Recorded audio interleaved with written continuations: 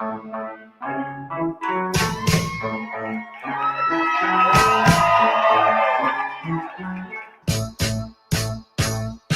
been working so hard lately. Every day we're getting nowhere. I always spend my paycheck getting tired of life out there. Dreaming of a day with no worries, but I wake up in a cold sweat. Barely keeping our hands off the water, drowning in an ocean all day. Oh, it's gonna be a long road, baby. But no matter where the road goes, baby, I got you. I got you. I got you. Yeah, I got you. Every time I take a step forward, turns out it's 2 steps back. If I hit a roadblock, baby, you're right there to get me on track. Gotta give you credit, baby, for every little thing that you do. When my weary legs start aching, you're the pill that gets me through. Oh, it's gonna be a long road, baby, and no matter where the road goes, baby, my God, there's been some heartache lately, but I can't take it all 'cause I got you. I got you. I got you. Yeah, I got you. I got you, baby. I got you, baby. I got you, baby. You.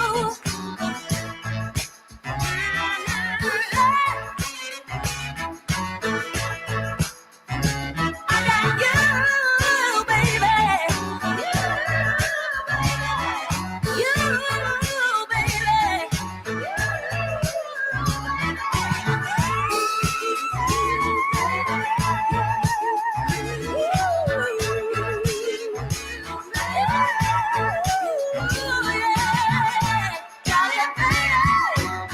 You got it, baby. Yeah, yeah,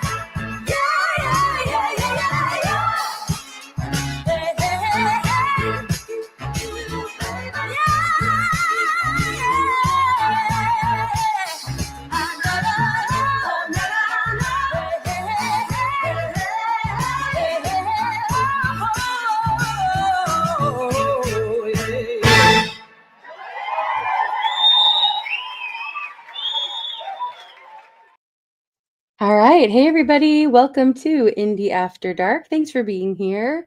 That was Wilson, a band I believe was introduced to me by Conspiracy Queen. Thank you very much.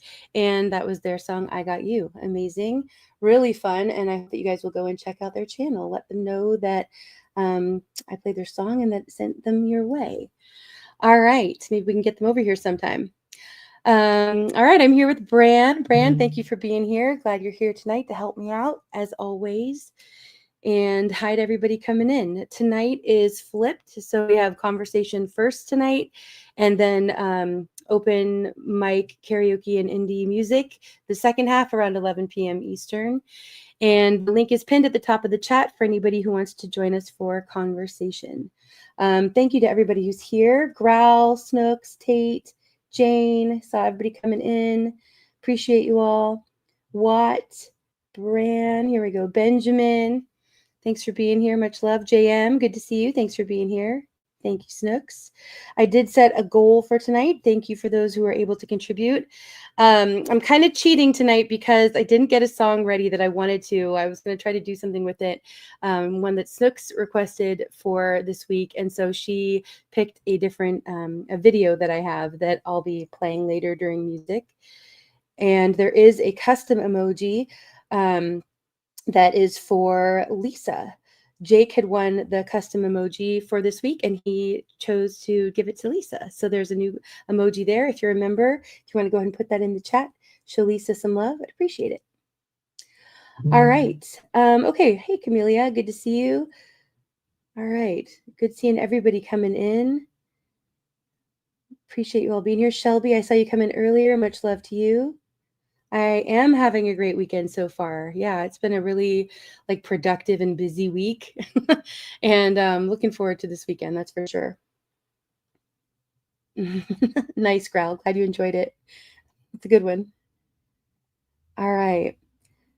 Just catching up here in chat a little bit. Good to see you, Gerald. Thanks for being here. Oh yeah, Labor Day weekend, you guys. Yeah, let us know in the chat what your plans are. We're not really doing anything specific for Labor Day, but my husband does have the day off, and we are planning to kind of get out into nature a little bit that day. So I guess that's something, but nothing with friends and family. We're not really a big Labor Day family, I guess. But I would love to hear what you guys are up to. Okay, thanks for sharing out links, all my mods. Tate, thank you so much. Appreciate the support as always. Thank you. I'll add your name to the wheel. And tonight I'm spinning the wheel twice. Once will be for a custom emoji for next week. And the second one will be for either choosing a song for me to sing or choosing an indie music video for me to share next week. Thought I'd change it up a little bit. All right, John, good to see you. Thanks for being here. Chris, much love to you. Just going to kind of catch up here in the chat a little bit. Watt, much love. Okay. Hey, Val. Good to see you here. All right, I'm going to go ahead and pull up a video. As you guys know, I've really been liking this channel, Forgotten History.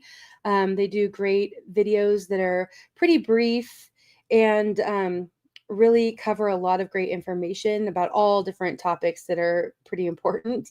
This one tonight that I'm going to share is about Bill Gates and some of the things that he's up to. And we'll play a couple other little videos after this that kind of tie into Bill Gates and his shenanigans. All right, here we go. Click the link if you want to come up and join for conversation.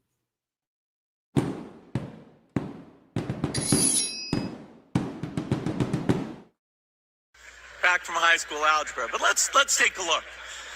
First, we've got population. The world today has 6.8 billion people. That's headed up to about 9 billion. Now, if we do a really great job on new vaccines, healthcare, reproductive health services, we could lower that by perhaps 10 or 15%. But there we see an increase of about 1.3. He started as the boy genius behind Microsoft, the man who put a computer in every home and software in every office. But after making his billions, Bill Gates didn't just retire. He rebranded himself as a global philanthropist. He poured his fortune into health, agriculture, education, climate, media, even population control. But philanthropy was only half the story. Somehow, the man who gave us Microsoft now funds the World Health Organization, owns more US farmland than anyone alive, pushes synthetic meat and insects for food, bankrolls global media outlets, and wants to vaccinate the entire planet. This isn't about health, it's about power. And the question isn't, what is Bill Gates doing? It's, who gave him this power? So how does one unelected man have more control of your health, your food, and your future than most world leaders? And is Bill Gates really saving the world or quietly redesigning it to serve his own vision? Let's try and find out. Hello, I'm Mike Droberg, Marine Corps veteran and filmmaker, and we will try to answer these questions on today's episode of Forgotten History.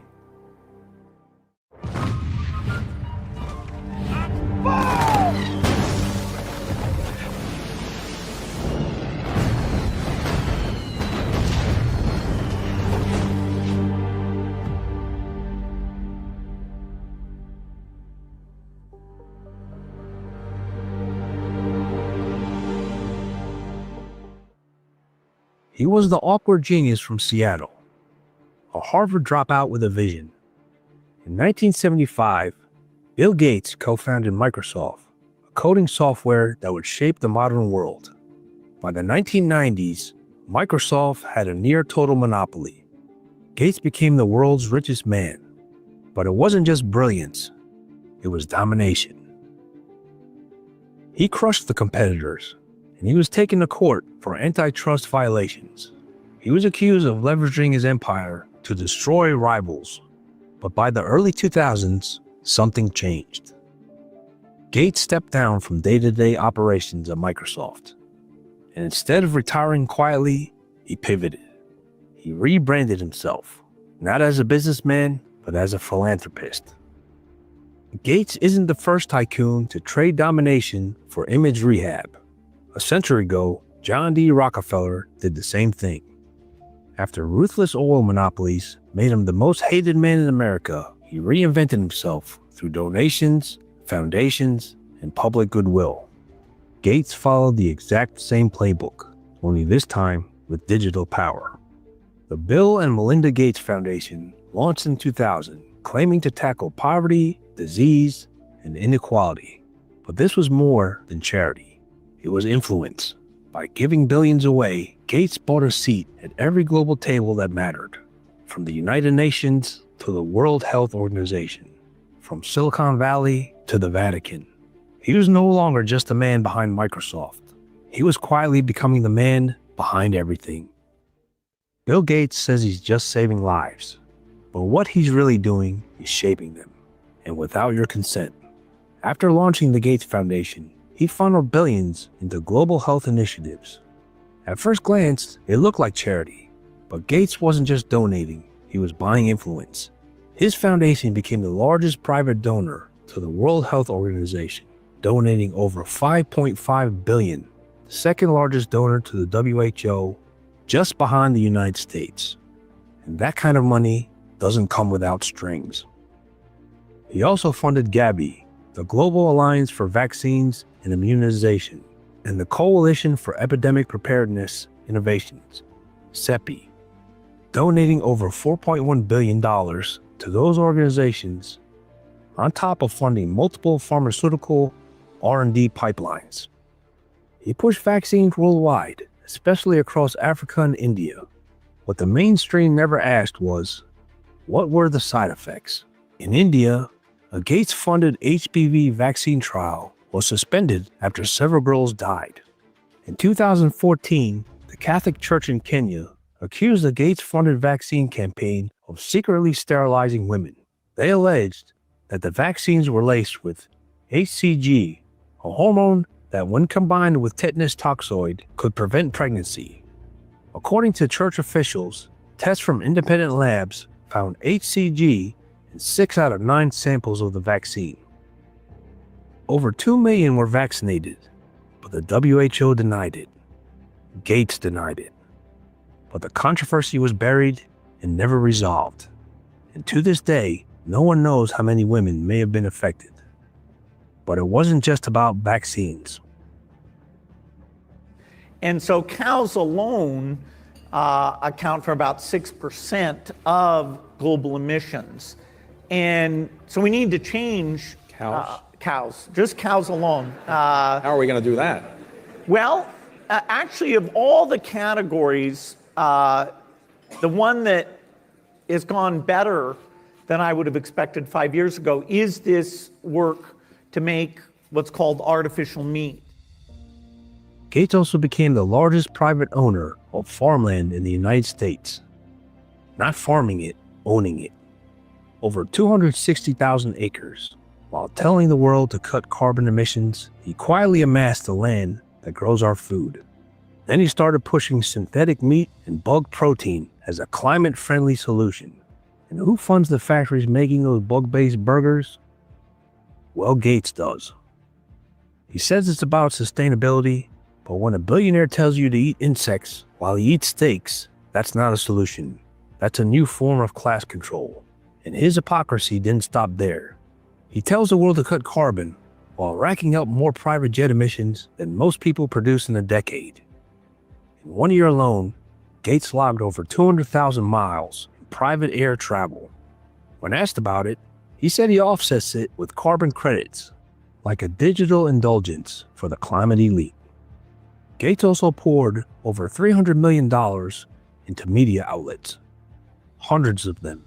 NPR, the BBC, The Guardian, even academic journals. They rarely criticize him because they're paid not to. He funds education initiatives, digital ID systems, even pandemic simulations. His reach is so vast, it's nearly impossible to track. From Microsoft to mosquitoes, from malaria to media, Bill Gates has positioned himself as the unelected architect of global policy, all under the mask of philanthropy. And through it all, no votes, no debates, no accountability. Just a quiet, coordinated expansion of control over the systems that decide who eats, who works, who travels, and who lives. The question isn't whether Gates is involved, it's how much of your life he already owns. If this was just about philanthropy, it would end here, but it doesn't, because the deeper you look into Bill Gates' global empire, the darker it gets. Starting with Jeffrey Epstein. It was reported at that time that you had a number of meetings with Jeffrey Epstein, who, when you met him 10 years ago, he was convicted of soliciting prostitution from minors. What did you know about him when you were meeting with him, as you've said yourself, in the hopes of raising money? Is there a lesson for you, for anyone else looking at this? Well, he's dead, so in general, you always have to be careful. I'm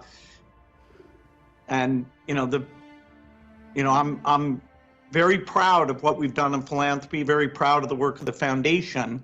That's what I get up every day and focus on. Gates met with Epstein multiple times. He claimed it was about philanthropy, but his own wife, Melinda Gates, later cited those meetings as a key reason for their divorce. Why would the world's richest man need advice from a convicted pedophile? Then there's the Vatican.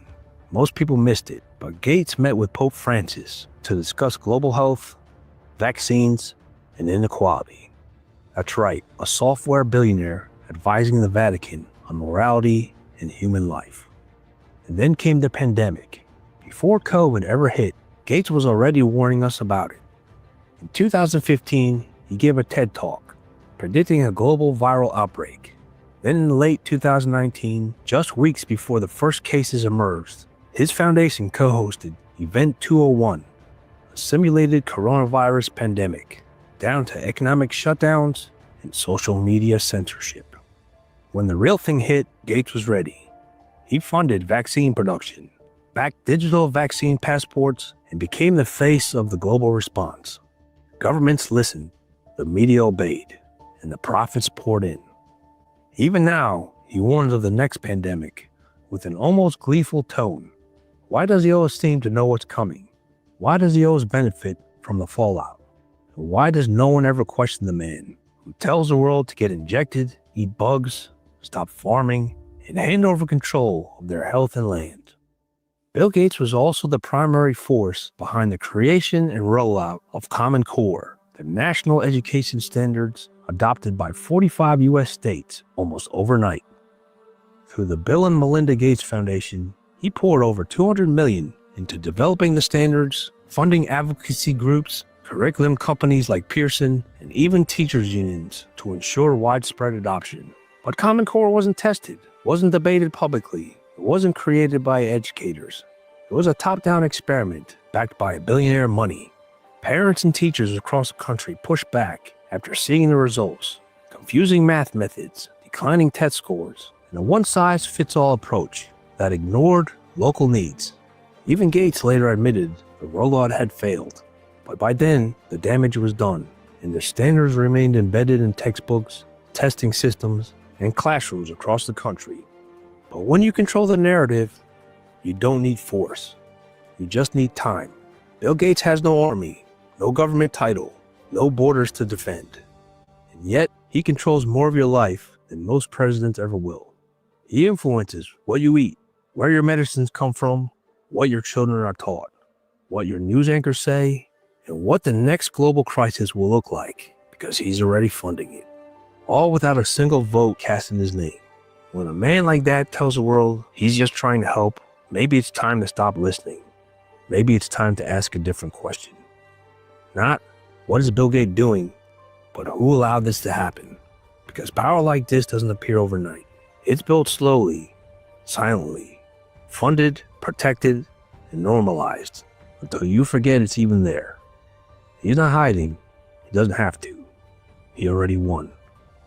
So now the question is yours to answer.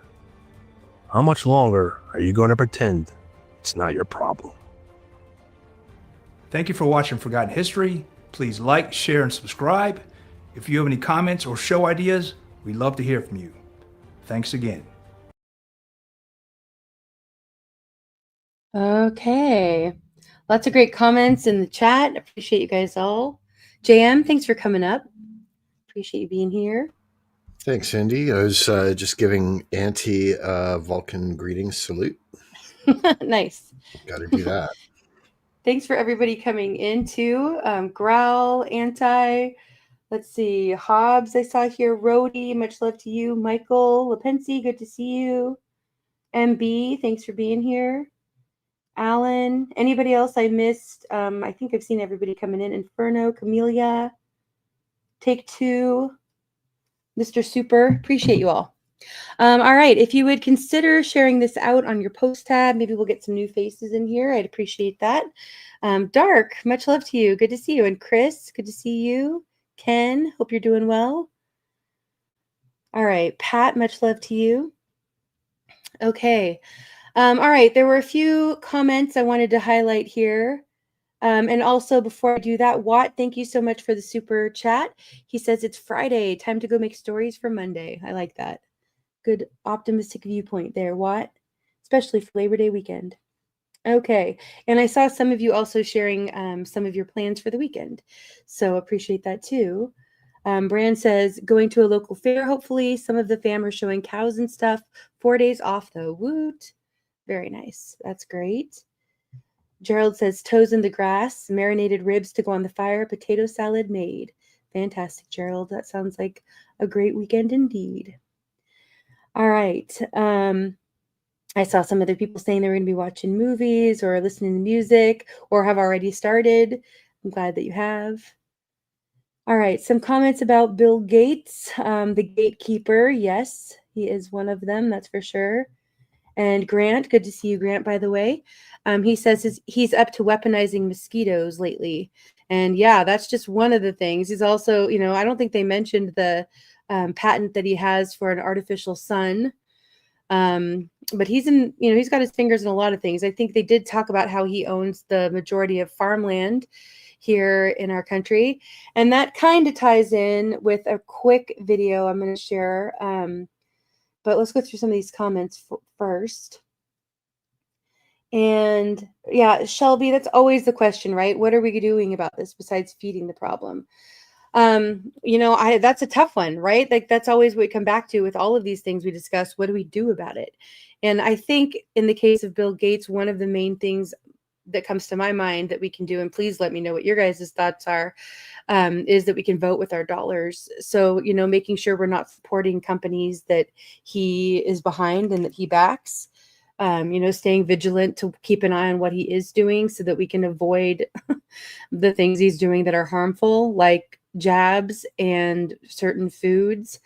I have a playlist. I'll share the link. I never remember to actually do that. Let me just actually do it while I'm talking about it. But I do have a few public playlists, and one of them is They're Actively Poisoning Us.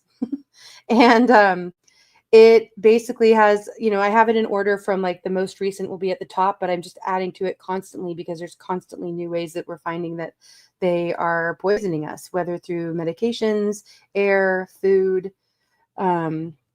But, be looking for anything GMO, anything that contains soy is GMO, because all soy in the United States, and I think globally, is GMO. You can also look for bioengineered food ingredients and for foods that are labeled GMO. Appeal is another thing to be looking for on produce. There's mixed things I've heard about whether it's actually going to be used for organic produce, but they were planning to. I think they already were, but then some people said that they've had to dial that back and no longer use Appeal for organic. So I'm not sure about that, but definitely be washing your produce. That's a way to avoid all these toxins. Yeah, Yeah, Hobbs, hello again. Sorry if I missed you. I did see you come in earlier. Bon, much love to you, and I hope that you had a happy birthday. Mrs. High, good to see you. Thanks for being here. All right. Let's see. Oh, awesome, MB. Thanks for sharing this out. Appreciate the support. Dennis, good to see you. Okay. Cooking with Mike B, good to see you here. Firefly, much love. All right, just kind of going down the list. Uman, good to see you here. Okay. Hey, Growl, thanks for coming up. Hey, I promise I'll be quick. Okay, Actually, yeah. I have to leave after this. No, but I love it. Yeah, go ahead. You brought up Bill Gates. He's interesting. So just to let most of you know, I work in tech. I'm a coder nerd. Bill Gates has nothing to do with Microsoft anymore. Is Microsoft up to some bullshit? Hell yes. But Bill Gates just owns stock now. Like it's weird. You see what I'm saying, Indy? Like a lot of the stuff Microsoft is doing as far as like the Web3, stop charging for your software if you want people to use it, right? They've done a lot of open source efforts. They've done a lot of server purchasing, and they've done a lot of Wi-Fi expansion and giving like internet to places that don't have it. Cool, great. Microsoft still giant corporation that gobbles up competitors just like Google. Does Bill Gates have a hand in it? He sure does. He's still a board member and he still owns stock, but he's not running Microsoft anymore. And that's why he's creepy. Yeah, and he's probably not the majority. That's like wait. You handed over your multi-billion-dollar computer chip software to do what? To do what? Vaccines and school lunch programs? Bro, what the? Well, I think it's all about global control. I mean, really, it's like, Microsoft served its purpose for him, in a sense, is how I take it.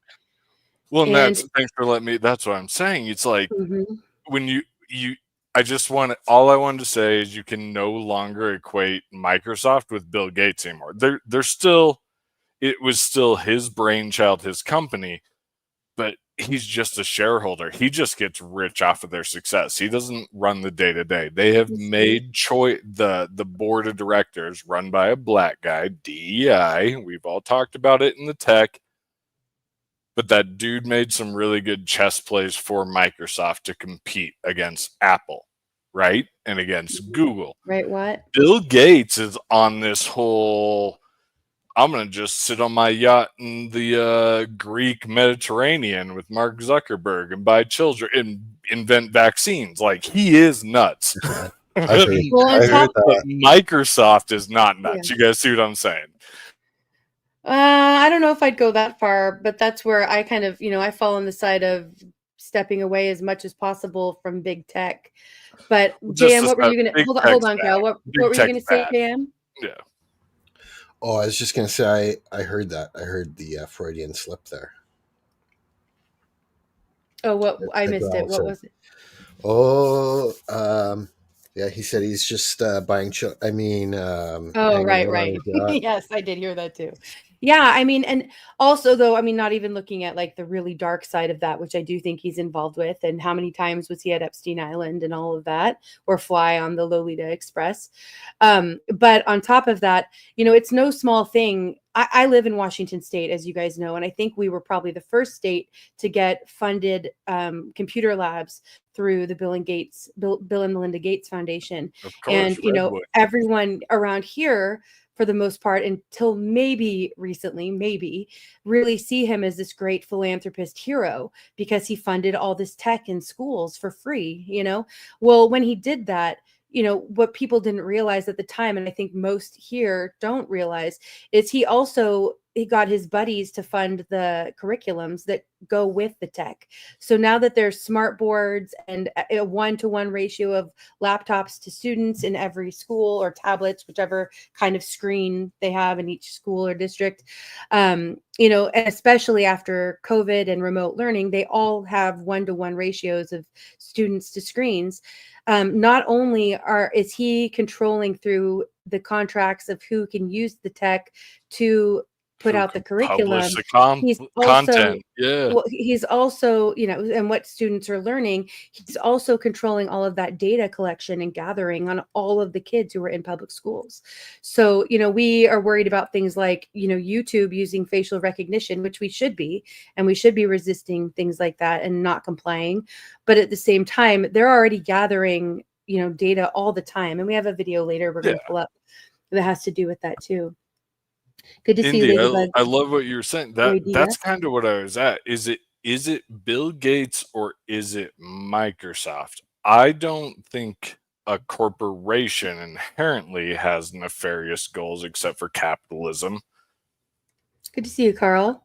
I think Bill Gates has ulterior motives, like you just said. If I buy a computer lab for people, then they'll allow me to do what?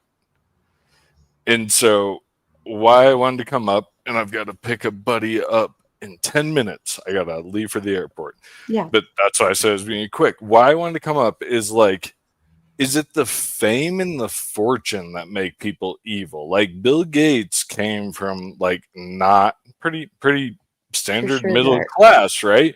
Was he corrupted? And I think we need to start having that conversation. You see what I'm saying? Microsoft is not bad. They built computers and they donate. Okay, but Grau, if you look at it, this is a kind of a different conversation than we can have in 10 minutes. But first of all, we have talked about Gates. If you look at in the past too, if you look at Gates and his family ties, he comes from a eugenicist family. His dad was involved in IBM, which is the computing systems and tabulators that were used to create the lists that were used for World War II. What I'm saying. It's personal. Yeah, his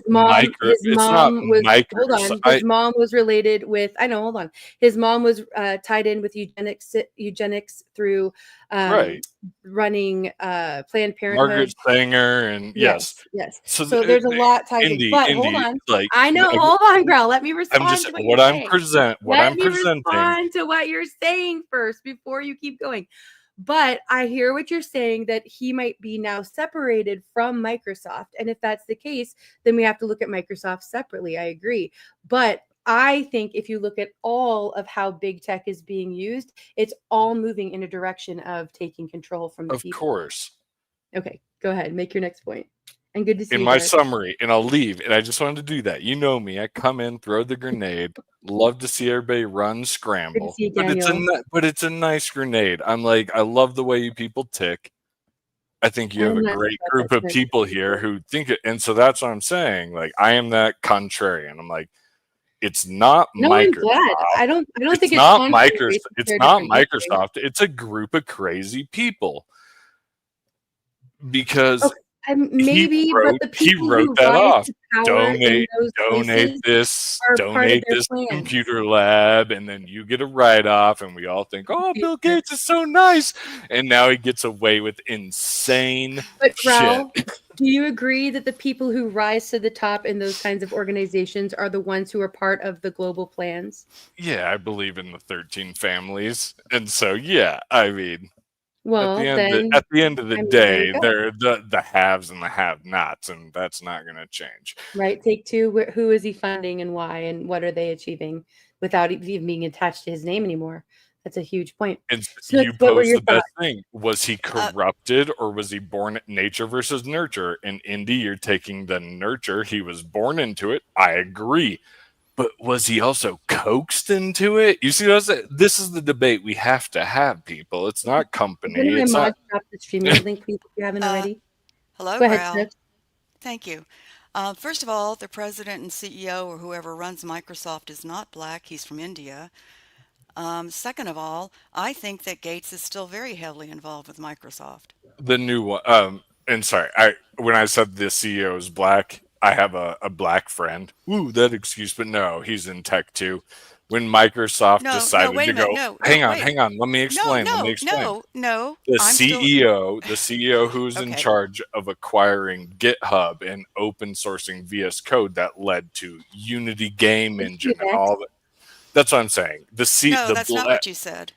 I said they had a black CEO who made a lot of really good decisions to open No, source a lot that's of not what you Microsoft. said. You All right. said the man who was Well, okay, running maybe he's Microsoft is amending. black. Is Maybe right, black. maybe you're He's not. amending it. He's from Go ahead. India. That's exactly Yeah, and what I you have no said. ideas. I have no input on this. Now, I okay, would- and I also want to point out, I don't always like to focus on the race of any person I unless don't it's either. relevant, but I do understand, Growl, why you It brought that up. wasn't I about think that. Yeah. because you mentioned that it was about DEI. And in my opinion, DEI is actually making race more of a focus in America again than it should be. So, while I don't tend to bring up the race of people when I'm talking about them unless it's relevant, I think I understand, Growl, why you did. I just wanted to clarify that. And Bex, I'll make it really quick because I have to go. And please go. That is important. It's No, you important won't. what you're saying. My intent. I might have said it dumb. My intent.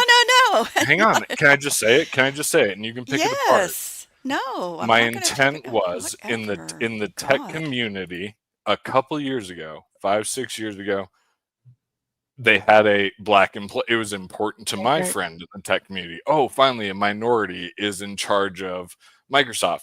They did a lot of smart moves as a company. They open source. They were more welcoming. They bought platforms and offered them for free as long as people coded on them. VS Code, Unity Engine, all that. Microsoft as a company did a lot of humanitarian goals, as I would say. Good to see you, Anthony. But were they really humanitarian goals? Were or they? just Yeah. Can I finish my thought? Go ahead. Yeah, Thank you. please I'm done. Oh, thank you, Indy. Anyway, it doesn't matter the race. You're right. I don't think Microsoft goes with DEI. I think as far as running Microsoft, they're going to go with whoever's the smartest and can run it the best. The race is never going to matter. Do I think they're humane? No, I don't. Capitalism, baby. Yep, exactly. But anyway, that's what I wanted to say. I Who's miss the D you person up people. here? They did. They That's gobbled up Daniel. a Thank you for lot. coming Oh, up. hi, Daniel. Their current CEO is Indian. The CEO that we all praised as nerds were like, this dude is making wakes. Holy cow, you see what I'm saying? The resurgence of the PC. No, I don't due to have this any one idea what guy. you're saying. The Yeah, dude that's who's running it now is from India. That's just the I bottom wasn't. line. I was just saying they made a right bunch of moves, and it was because they Tate, picked it's all Bill of Gates them. out. They said, "Bill Gates, you're not in charge Yeah, I of don't know about that, Microsoft Mike. I'll look anymore." into her. Oh, I think he's still very much in charge of it. He is. It's his Good to see you, Maria. brainchild, but he But you keep can't. saying he's not in charge of it. He is in charge of I it. think He Ral can't is trying to I'm so play affect devil's confused. shareholder advocate. value. Do you know how boards I'm work, confused. like C-class, like boards and shareholders? Bill Gates has still a controlling share of Microsoft. He still owns 51%, Okay, well, I was going meaning to actually ask that, but I didn't know 49% the can be answer. sold. So at the end of the day, whatever Bill Gates says goes. He's not But even going to give he- money to his kids. No, don't support Disney, G-Mom. 'cause Anyways, they I'm done. will I go gotta roll, y'all. I got 3 minutes. I'll let y'all allegedly in speak. Minecraft. Sorry for throwing the grenade, Indy. Growl, I don't mind you throwing grenades, as you say. I just wish you would do a little bit more listening to people's responses when you're doing it. And I understand time's an issue, but come on back if you can later. Have a good night. It's good to see you, girl. We can continue the conversation after he leaves too.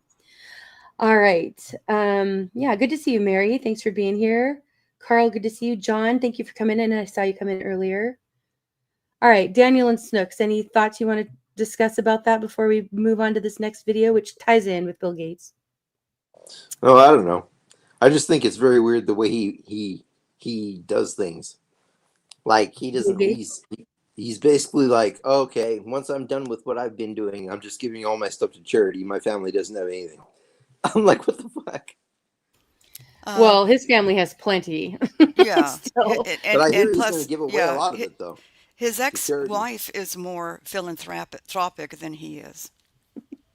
Nice watch. Yeah, She does all I heard the a rumor that philanthropy. he cuts his own hair. Probably. I wouldn't be surprised. Look at how bad If it he's looks. that cheap, I'm like, damn, dude. Keep in mind, folks, that Look at like, how bad. Like, just put a bowl on his head and trim it. I know, right? in some circles, like if you talk about philanthropy, they're actually talking about money laundering and like not good stuff. Like the traditional meaning of philanthropy is, oh, you're giving money away and you're supporting charities and all this sort of thing. But I can guarantee you that a lot of it is financial engineering so it qualifies as philanthropy for their tax savings. But Yeah, like, it's yeah. like, look Or at the their money Haiti. laundering.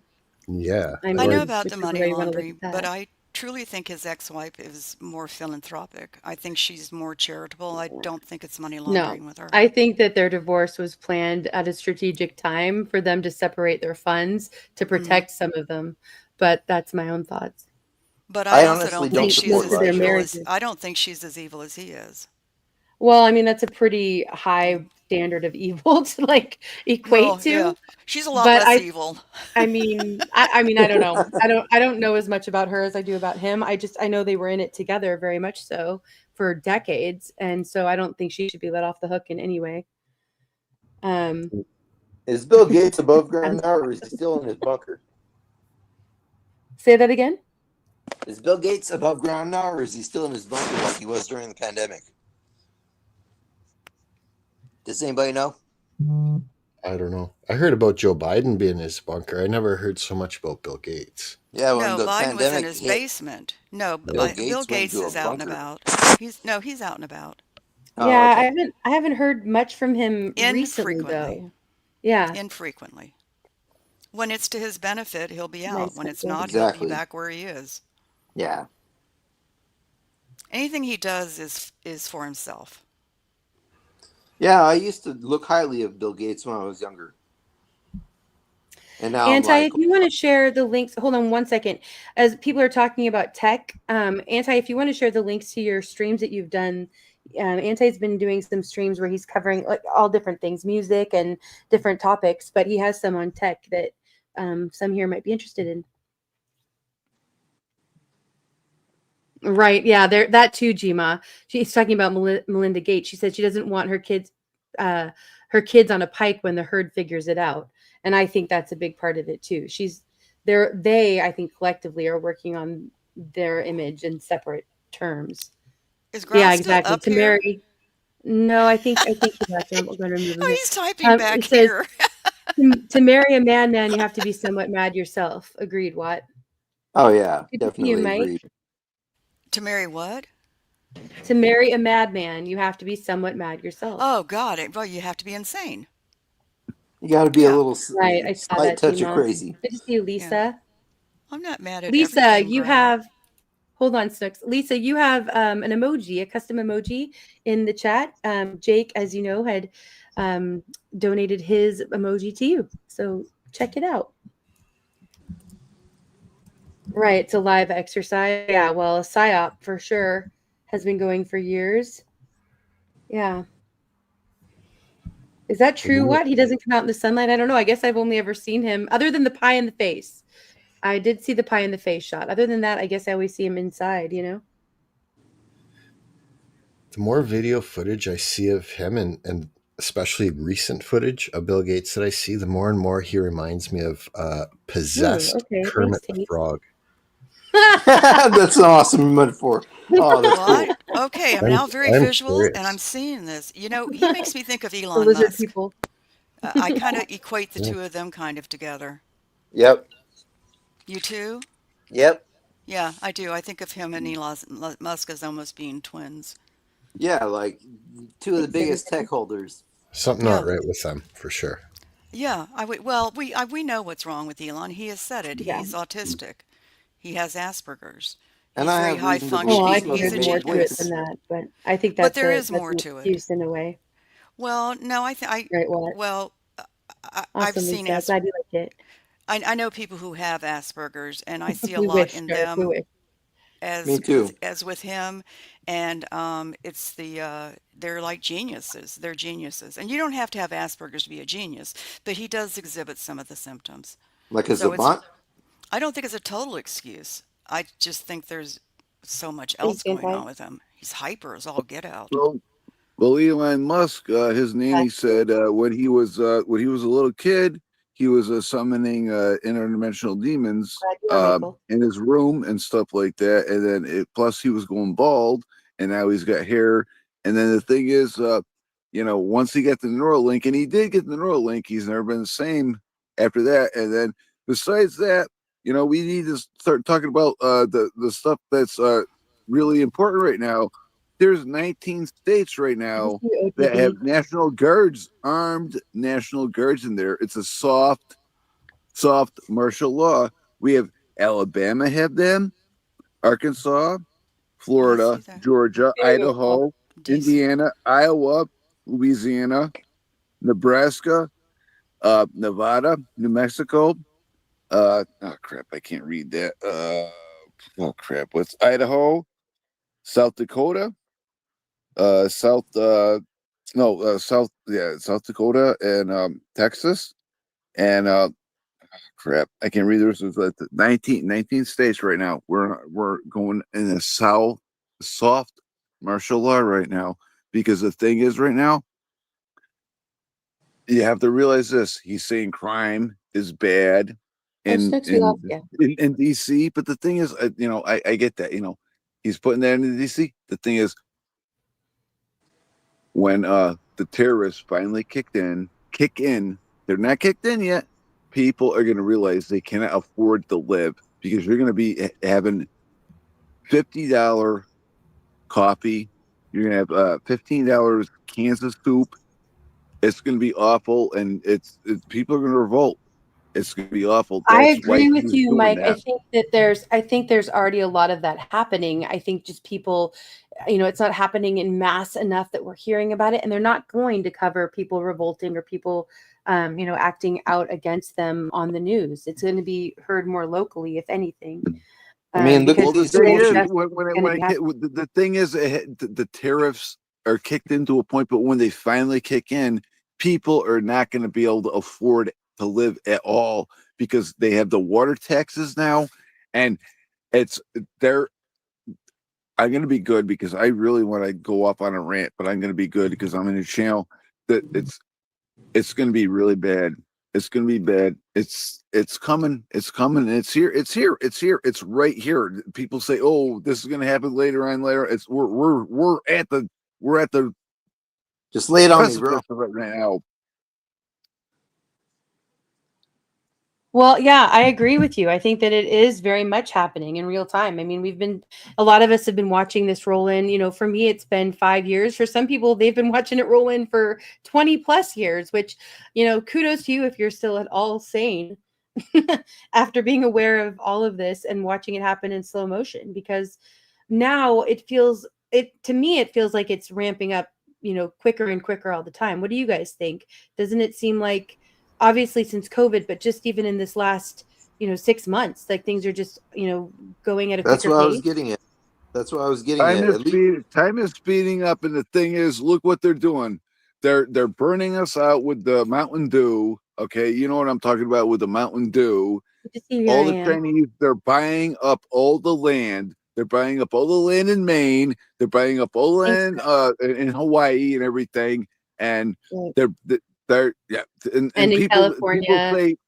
People say, oh, there's going to be World War III and they're going to use nukes. And the thing is, no, you know what? No, they're not. There's no way they're not going to use nukes, because the thing is, right, they Carl. want our property. They need the land. They're not going to nukes. They're not going to contaminate it, so they can't a use it. break thing.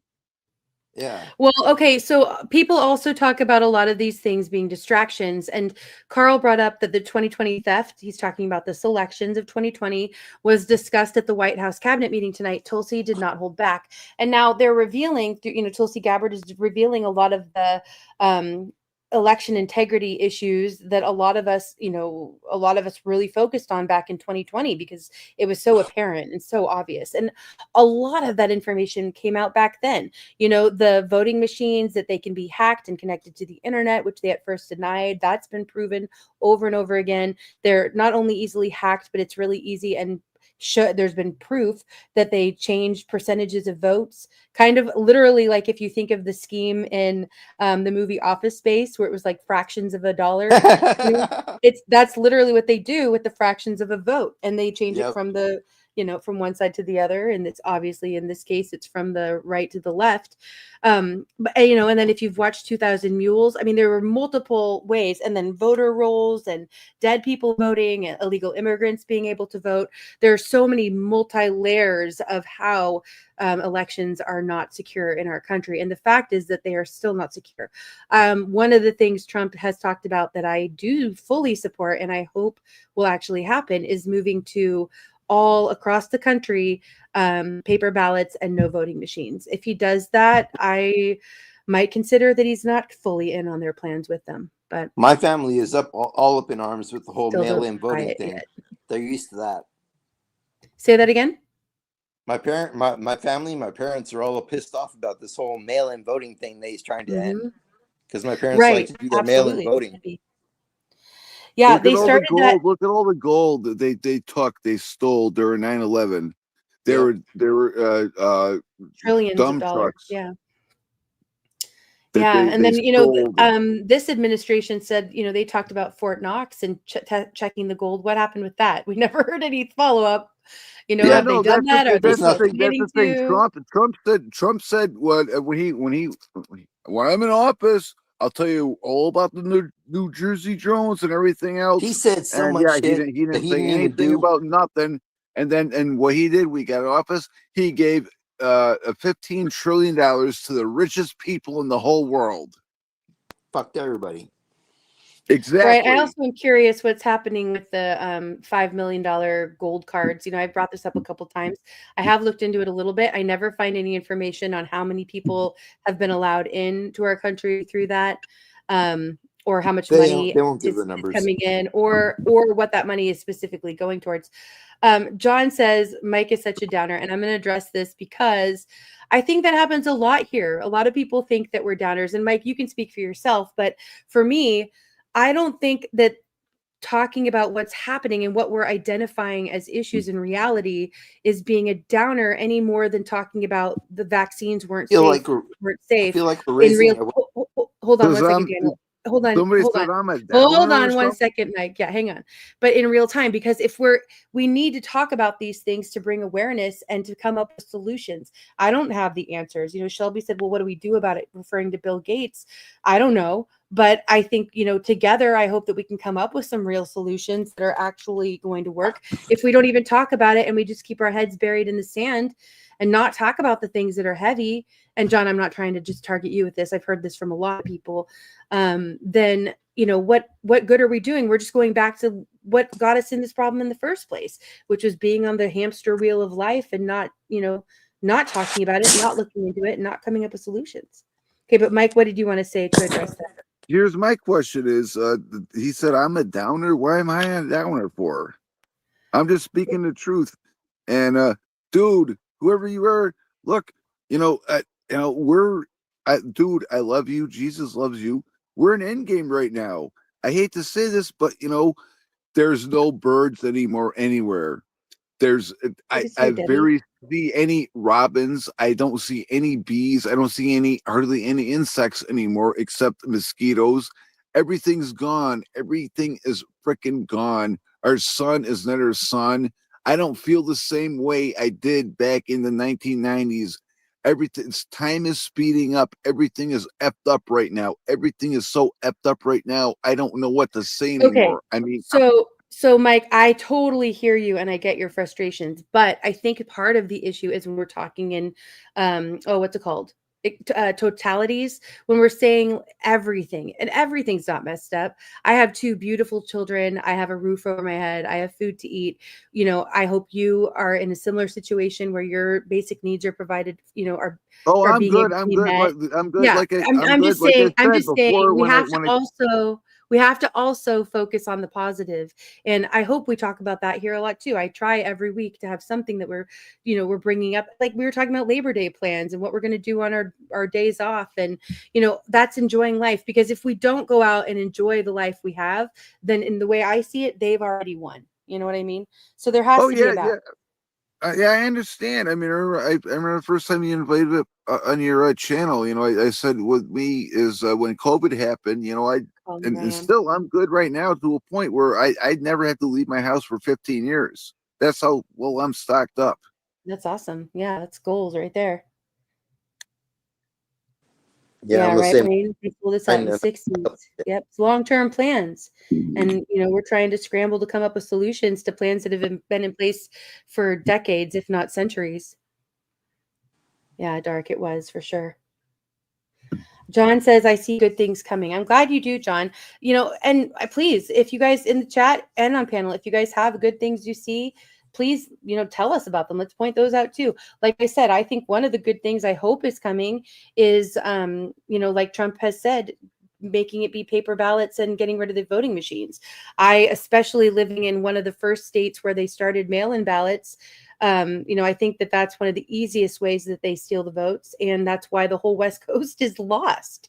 Our votes don't matter. There's no accountability for our elected representatives because our votes aren't counted accurately at all. I think we're forgetting the rest of the world, though. The rest of the world has some really fucked up presidencies and stuff that are totally scandalous. Political scandals. You know what I mean? Oh, of course, yeah. Right, the like data in other center. countries, like it's so rigged up.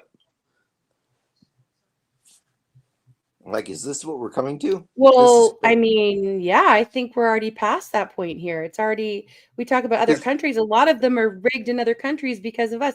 We've all, I remember learning in school, even in the indoctrination systems of universities, about puppet presidents, you know what I mean, in other countries. And we didn't consider, I didn't until more recently, having puppet presidents here. But look at Biden's entire term with auto pen and his mental decline, if that was even real, all of that, I think, sidebar, I still, as I have said for years, think that he always made me think of Hyman Roth from The Godfather. I think that a lot of that was faked. And even when Trump, because I do think they're still all in on it together. I'm sorry. That's the way I see it still. Everything adds up to that. It's all singing my bird. Yes, two wings of the same bird for sure. But I think even Trump is involved in that. And that's, I know some people can't see that long term of plans, but that is how I see it. But anyway, when Trump is saying that there should be no accountability for Biden, which he is saying now because Biden didn't know what he was doing, that to me is a huge red flag. There should be accountability for him and for Jill, for that matter, and for anyone else involved in his administration.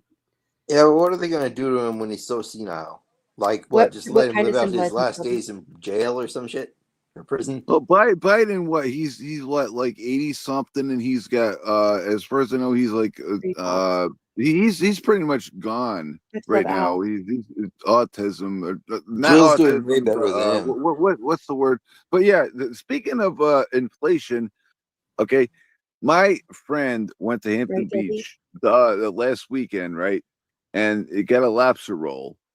A little lobster roll, just with just a pathetic hamburger bun, hot dog bun with a little bit of lobster in it. Take a guess how much that costs. Just take a guess. I'm not even gonna guess, dude, because it's way overpriced. It's inflated. I know they always do like the Labor Day meals or the Memorial Day meals or the Thanksgiving dinners, and they're saying inflation is at like 2.something%, but we all know that that is bullshit. You can go to the store and see that obviously our inflation is way higher than that. Really quickly, I want to read this. I want to read. It was for that one little lobster roll. It was $43 and change. You didn't get a drink, no fries, just one little lobster roll, $43 freaking dollars. Look at the other end of the spectrum, though, where you can look at like McDonald's. Isn't it like $12 for a meal now at McDonald's? It used to be like, back in the day, $2.99, $3.99. It's like $30 for two meals. It's almost $20. It's almost $20 for a Big Mac and fries and that. Yeah, it's expensive. You're walking out of there paying $40 if you got 2 combo meals. Exactly. Yeah. Okay, I want to read this super chat from Jake, and thank you very much, Jake. Jake says, stopping by to support one of my favorite people. Thank you. Hope everyone is having a nice Friday. Hope you are too, Jake. Thank you. Yeah, G-Ma Merkel makes a good point, and this ties into kind of the positivity and negativity side of it. Hold on, Mike. Friday, Jake. Hold on, Mike. She says, no one can control anything but your own life. And I think that's a good thing to keep in mind. We can think of how, that's why I'm trying to think of ways we can collectively, work together to control our own lives, but still be making a difference in the greater scheme of things. Well, And for I me, got that's these voting brownies with if you our guys want to think more seriously. yeah, well, that's a fair point. Brownies. Right? Especially It's special only brownies. 100 milligrams per brownie. It's Did okay. they, Dark? Dark says, all I know about the gold cards is they sold out fast. See, now I didn't hear if there was ever a limit. That was one of the questions I've tried to find out, is if there was a limit on how many of those gold cards they were offering. Because See, to me, it I just didn't seems like even look another into it. way for us to be infiltrated. Okay, really quickly, I'm going to go ahead and pull up. This is a really short video. This is just about a little bit more about Bill Gates and lab grown meat, which came up in the conversation. Here we go. Texas just became the 7th state in America to officially ban lab-grown meat. Why does Bill Gates still exist? Now, only Texas, Alabama, Mississippi, Florida, Montana, Nebraska, and Indiana have banned lab-grown meat. Like, you trying to eat this shit? I know I'm not! Now, you can call me a conspiracy theorist all you want, but I don't trust this shit any more than I trusted the COVID vaccine, which was not at all. But what do y'all think? Let me know down in the comments. Oh yeah, you want me to get on the COVID vaccine again? Because I'm so pissed off Good, about that. Brian. Because my family I didn't get it. To make a long story longer, my sister and my other family members got all that shit. My sister was fine, but after she got all the boosters, she just immediately came down with COPD. She looked like the Walking Dead all over and everything, and and the thing is, everyone, they got rid of I'm still gonna say this. They got rid of the Georgia Guidestones because they got rid of so many people. They didn't have to do the crap in Germany where they rounded them up. They scared the crap out of people, had them go there willingly get the shit, and it killed them. They murdered them. They freaking committed genocide. They murdered the people. They murdered them. And now my sister's all effed up. She's on so many medications because of that crap. And I tried to tell her, don't get it. Don't want to listen to me. Don't want to listen to me. And yeah. Right. And I'm really And sorry to all hear these that. other And people, unfortunately, other people now, they're just dying. They're just dying right now. The ones yeah, that they got it, are. they're regretting it, getting it. They're dying. A For lot some of them are. reason, they're getting stage 4 cancer. Whoop, right away. And it makes me sick what these nefarious people are doing. And yes, And it should. And that's part of why, every week I try to talk about Epstein and I try to talk about the jabs, because those two things to me are two of the main focuses of the roots of the problems and what they're doing. I mean, there needs to be accountability, and I haven't seen accountability for either. The only accountability for Epstein I've seen at all was for Ghislaine Maxwell, and that's going out the window because she's making some kind of plea deal, So but I agree with you. And don't forget. Fauci was when the AIDS epidemic happened too. He was there too with that. Involved. Think about that. Yeah, no, we've talked about that a lot, and it's a good thing to keep talking about because I know there's new people coming in all the time too. Merc, it's good to see you. Debbie, thanks for being here. Mo says, and Mo, much love, says no bats, no pollinators, mosquitoes, plenty of them, but they do not buzz anymore. Have you noticed mosquitoes don't buzz to warn you that they're there? I'll be honest, I've moved around, and so it's hard for me to kind of tell a big difference in birds and insects. And I've been paying attention a little more because I've had this brought to my attention that some people are saying they're seeing a huge decline. Because I've moved to different areas, it's hard for bees are definitely a problem. Yeah, I mean, I know they've talked about bees being an issue for a long time. I haven't been around mosquitoes in a really long time. And I feel like, I'm, like I said, Labor Day, we're going out into the woods. Maybe I'll pay attention and see if I, what I notice. The last place I lived, it was fairly, not untouched, but not as developed. It wasn't as busy. And, I was near a beach and the woods, and we had plenty of birds and bugs. And so I didn't notice it there.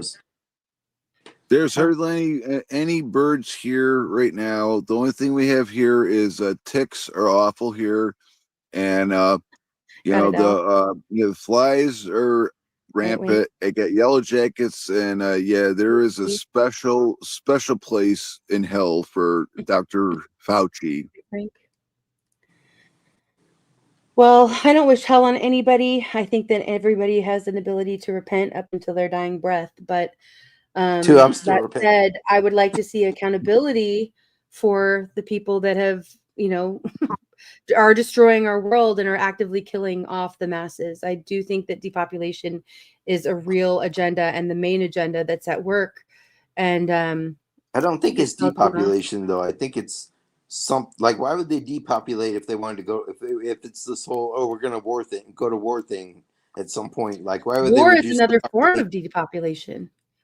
No, see, the thing is with that is, okay, with it's not, it has nothing to do with that. It has to do with it has to do with your souls. Okay, it has nothing to do with anything else, with work or anything. They want your souls. That's why they're normalizing everything. They're doing everything like that, and they want your souls. You willingly do this and do that, and you with the mark of the beast, and I could go on a big rant about this shit. Well, hold that thought for just a second, Mike. Synthworks says every day you wake up to a new sunrise is a good day. Thank you very much for the super chat, Synthworks, and I agree.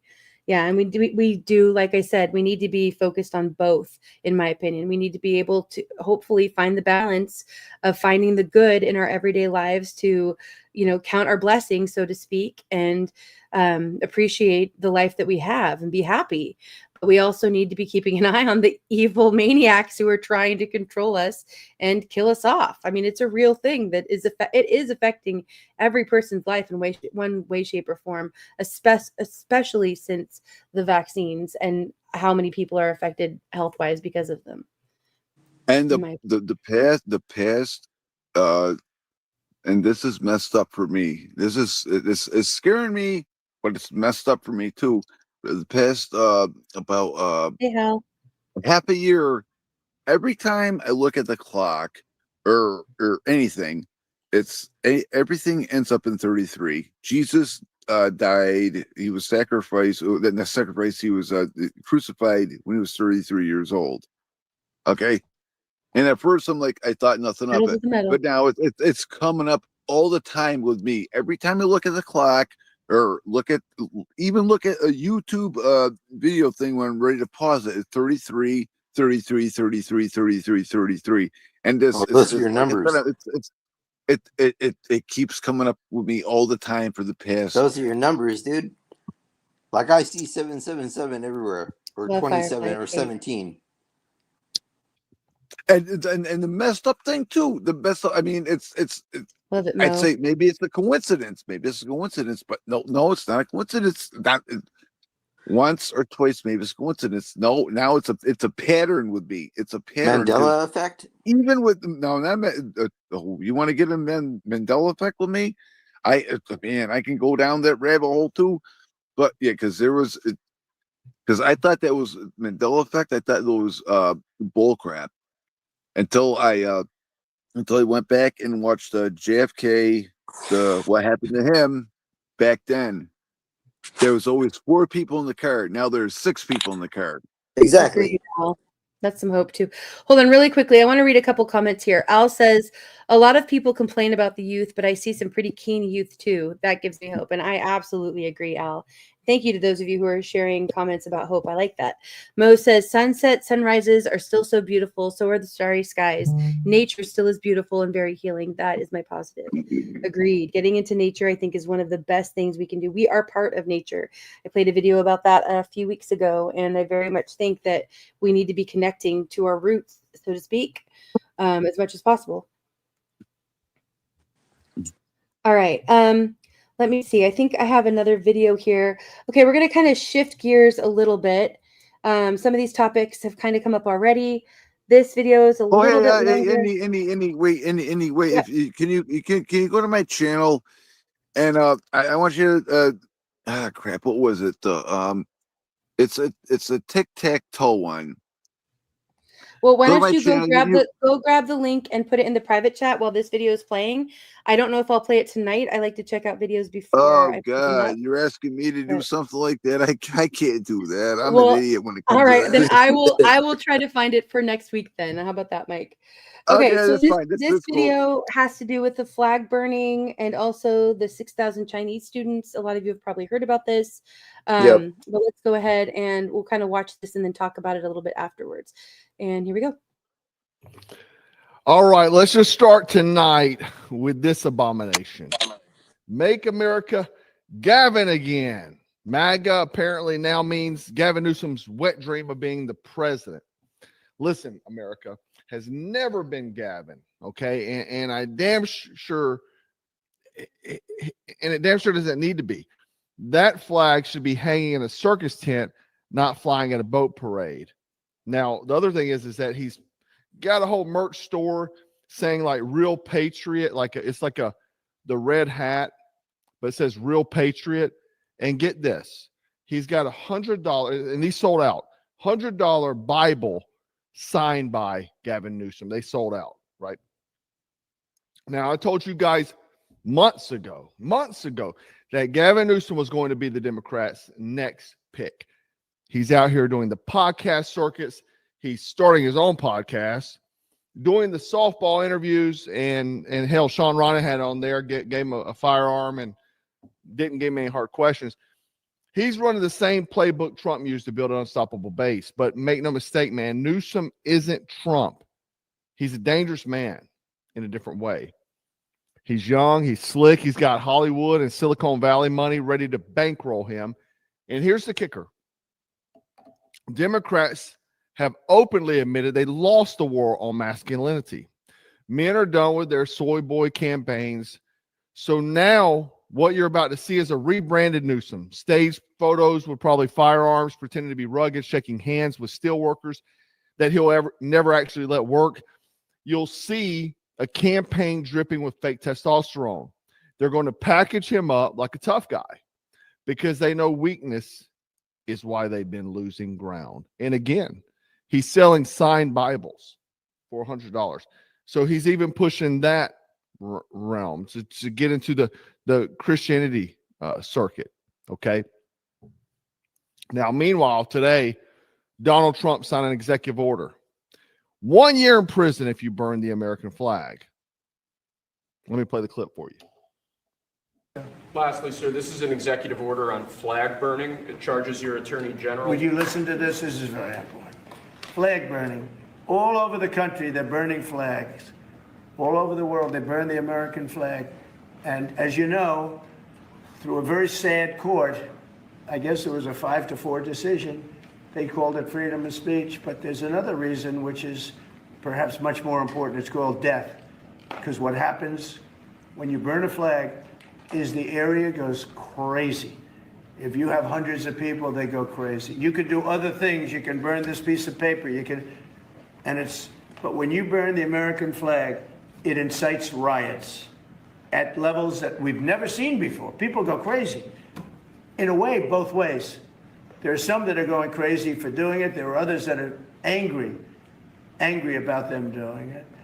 Do you want to discuss that? Sure. So what the executive order charges your Department of Justice with investigating instances of flag burning, and then where there's evidence of criminal activity, where prosecution wouldn't fall afoul of the First Amendment, and instructs the Department of Justice to prosecute those who are engaged in these instances of flag burning. And what the penalty is going to be, if you burn a flag, you get 1 year in jail, no early exits, no nothing. You get 1 year in jail. If you burn a flag, you get, and what it does is incite to riot. I hope they use that language, by the way. Did they? Yeah, incite to riot. And you burn a flag, you get 1 year in jail. You don't get 10 years, you don't get 1 month. You get 1 year in jail, and it goes on your record. And you will see flag burning stopping immediately, just like when I signed the Statute and Monument Act. 10 years in jail if you hurt any of our beautiful monuments. Everybody left town. They were gone. Never had a problem after that. It's pretty amazing. Now, some people are screaming, freedom of speech is dead. Others cheer it like it's the second coming of Christ.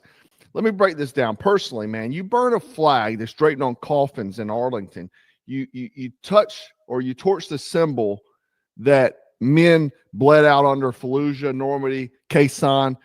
Prison is the least you deserve. The flag isn't just fabric, man. It's blood, sacrifice, and history.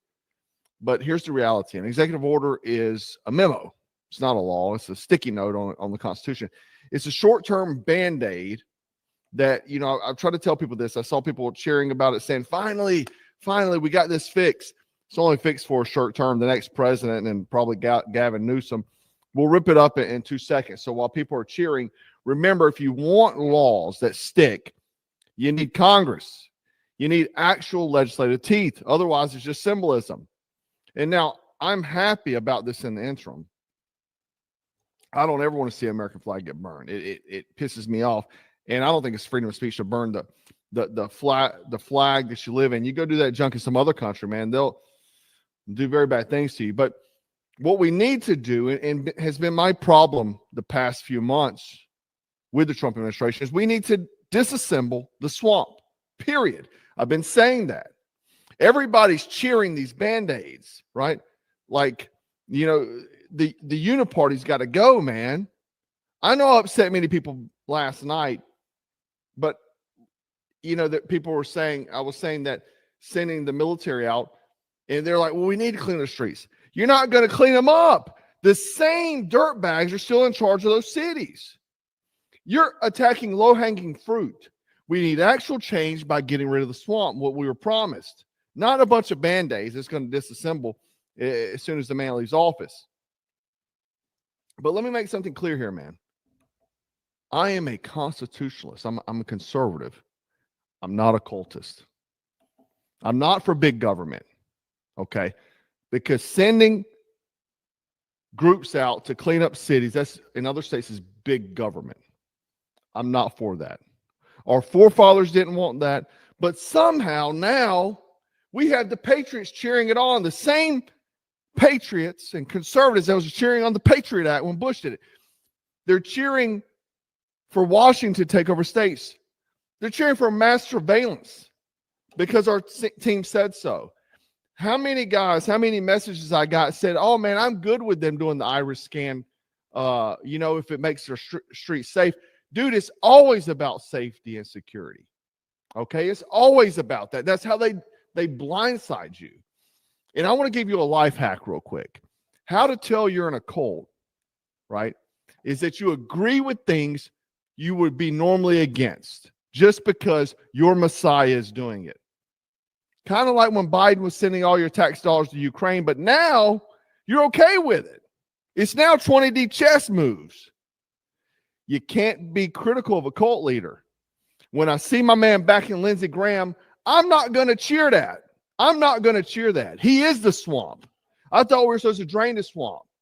We're pushing to help him get reelected. When I see the Epstein thing called a hoax, dude, sorry, I got to call balls and strikes. I'm not going to cheer on things just because my team is doing it. And speaking of that, let's get into the part. The flag burning memo took the internet by storm today. Look, I don't want a flag ever burn at all. I'm happy.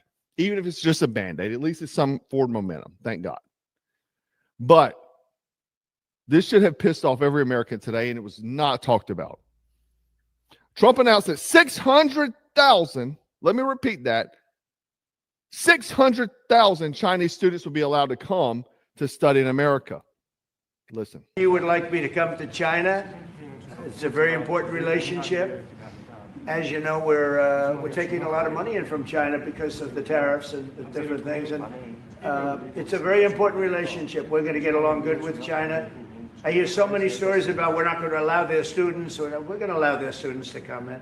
We're going to allow, it's very important, 600,000 students. It's very important. But we're going to get along with China. But it's a different relationship that we have now with China. It's a much better relationship economically than it was before. Relationship, we're going to get along good with China. I hear so many stories about we're not going to allow their students, or we're going to allow their students to come in. We're going to allow, it's very important, 600,000 students. It's very important. But all this money is being made on tariffs. all the money that Doge supposedly uncovered that was wasteful spending. The big, beautiful bill increased the deficit. When have you got a break? Because the big corporations got 14% tax break. Last week's grocery bills, how much were they? They were probably more than usual because they have been. They've been still climbing. 600,000 Chinese people clap.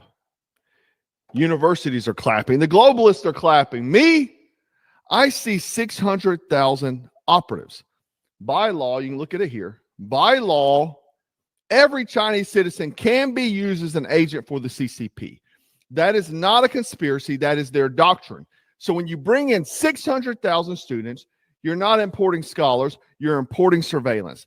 They'll flood our universities, sit in our tech labs, gather intel, funnel it straight back to Beijing.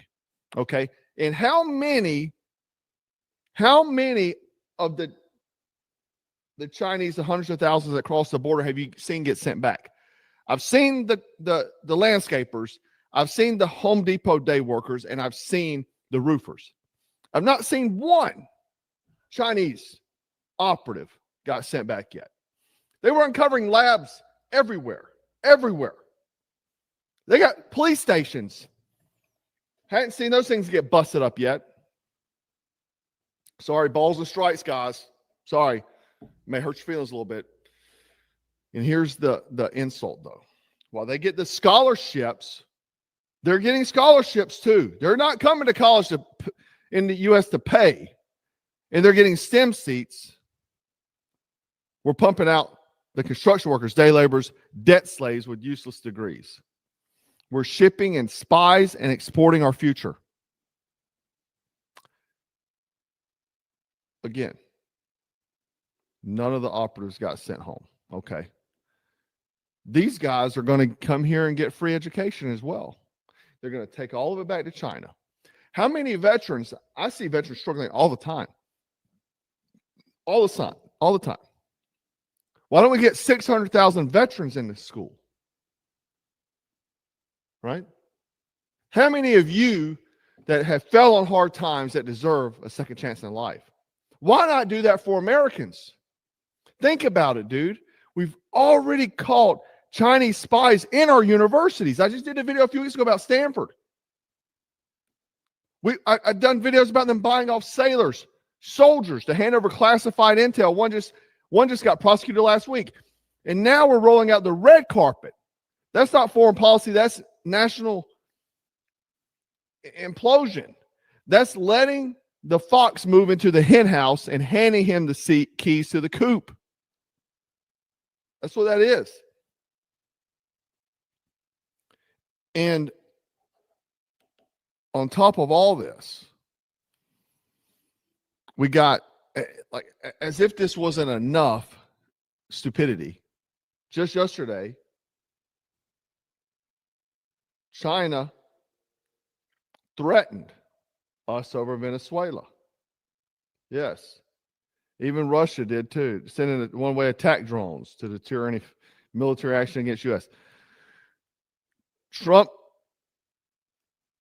sent 3 guided missile destroyers, surveillance aircraft, a nuclear-powered submarine, and about 2,000 some odd Marines, a few Navy SEALs, into the Caribbean waters. Officially, it's a counter-narcotics mission aimed at dismantling drug cartels tied to Maduro.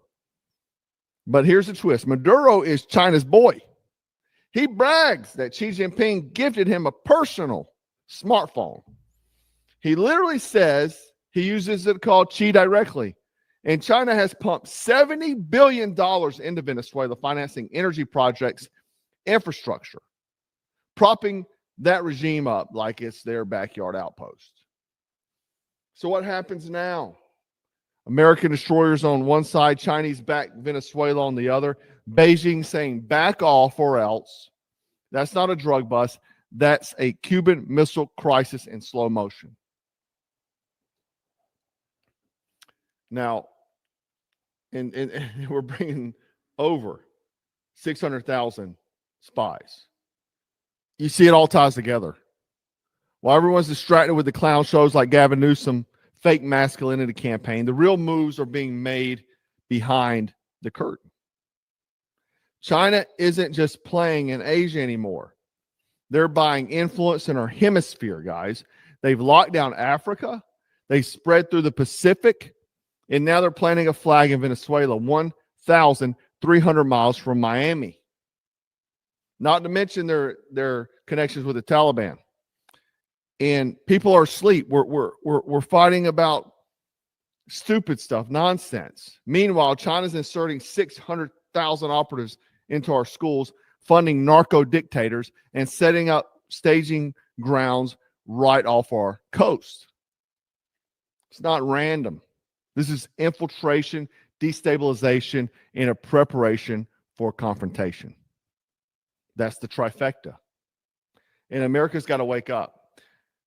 The go team, go. Whatever you do, I'm behind you. You want to take my AR-15s? Yes, Patriot USA. So let me leave you with this. Newsom's coming. Hollywood's ready to annoy him. Silicon Valley's ready to annoy him. They'll put him in flannels, make him shoot guns probably, slap a manly coat of paint on a tyrant. Meanwhile, Trump's signing memos that will vanish the next election, and people are acting like it's permanent. And China's playing a 50-year game while everybody else is scrolling TikTok. The battlefield isn't just overseas, guys. It is here in our schools, in our politics, and in our culture.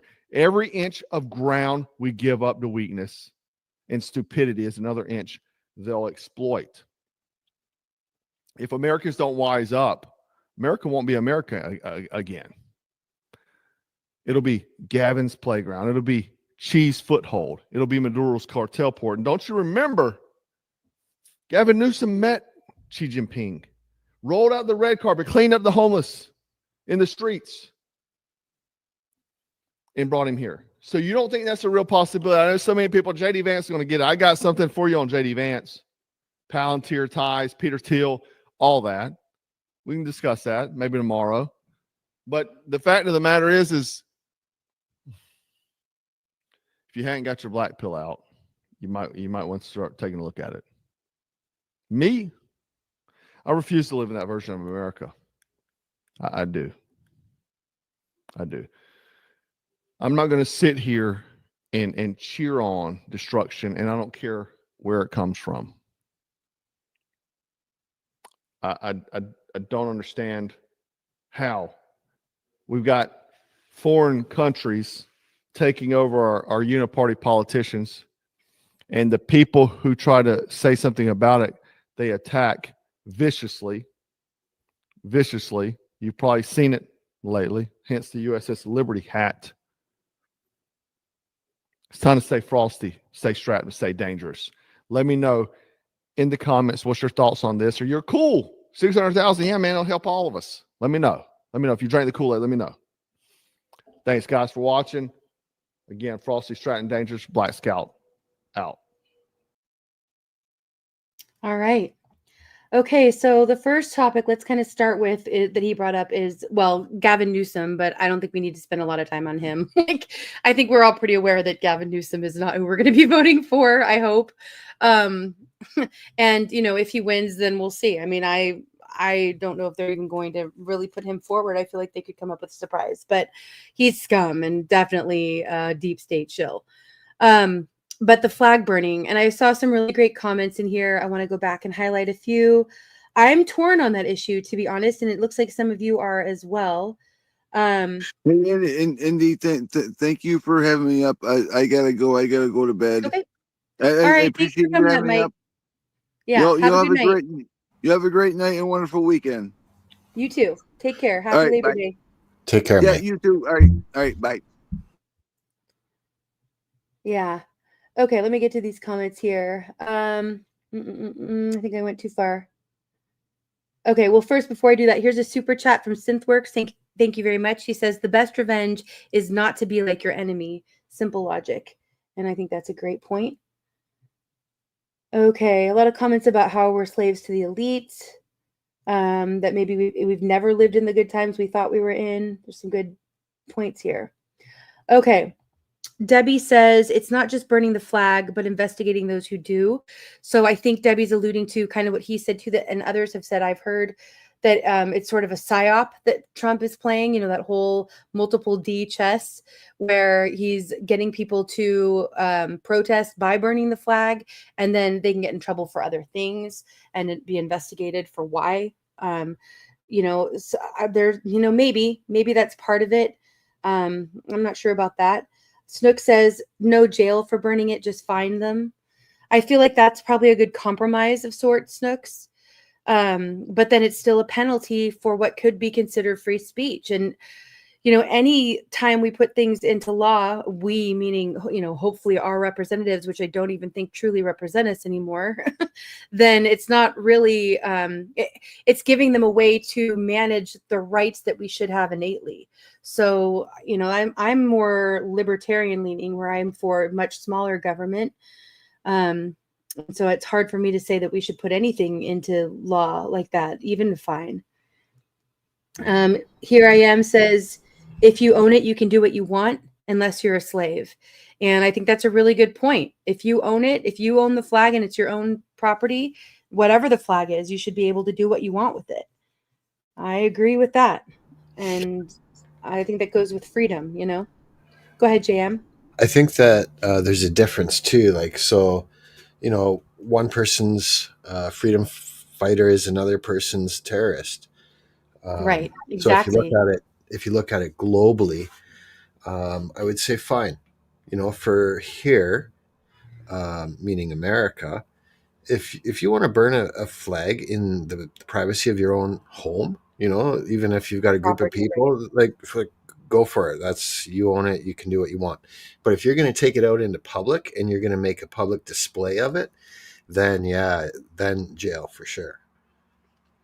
Interesting. I mean, like I said, I'm torn about it. I know. Okay, I could be mistaken. You guys let me know. But from what I understand, there are people who have been imprisoned for burning the rainbow flag, the LGBTQ plus flag, and for burning the Israel flag here in the United States.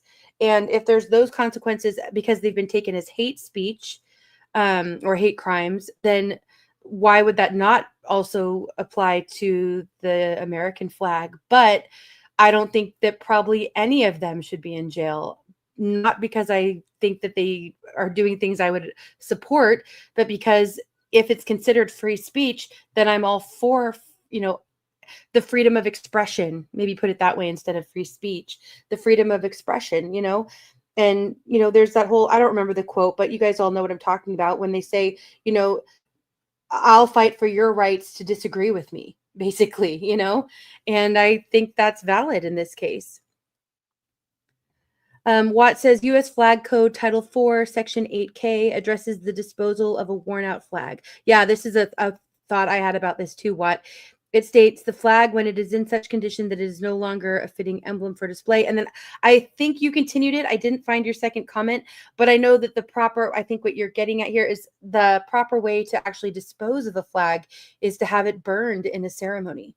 And so I did wonder how this would all apply to that. I mean, I obviously would assume there'd be in Sanity Land an exception, but, we don't really live in the most sane of times. I agree. He says, I'm in a catch-22. Of course, I want to put anyone burning our flag out of the universe. But if it's not damaging property or others, it's hypocritical about 100% free speech. So catch-22. And I agree. I think that it's much more complicated than I think it at first seems. And like Snooks and Pat and others have said, we have family members or ourselves or our loved ones who fought for the flag. And so, that's part of what like Black Scout was saying too, there's blood that's been shed and sacrificed for those flags, for that flag. And people don't often think of it in those terms anymore, but maybe we should, and then in that case, yeah, maybe it should be criminal. It's a tricky one. Freedom is total, not selective, right? Which goes the other side. So if if we think that the people should have the freedom of expression and speech, which is so paramount to so many of the rights that are supposedly protected in our Constitution, then we need to allow people who don't agree to express themselves how they want to. And burning a flag isn't the same as, if there's other crimes involved, like burning it in a place that's not safe, starting a forest fire with it, doing it in a public place where it's not lawful anyway to light a fire, or it's, throwing a Molotov cocktail along with it, or whatever the cases may be, where there's other crimes, obviously those crimes should still be punishable. But if it's just strictly about the burning of the flag, I feel like it should be allowed. And I don't think any of us have brought this up, but as far as I understand, there's been 2 Supreme Court decisions already made in the past that say that, yes, it is protected under free speech. So it seems like it's pushing it to try to do an executive order to the contrary that goes against decisions that have already set precedent. Funny thing, though, is that it's actually not speech. And, the flag, as many people have said, is very, very symbolic. It represents a lot of things. And Yeah.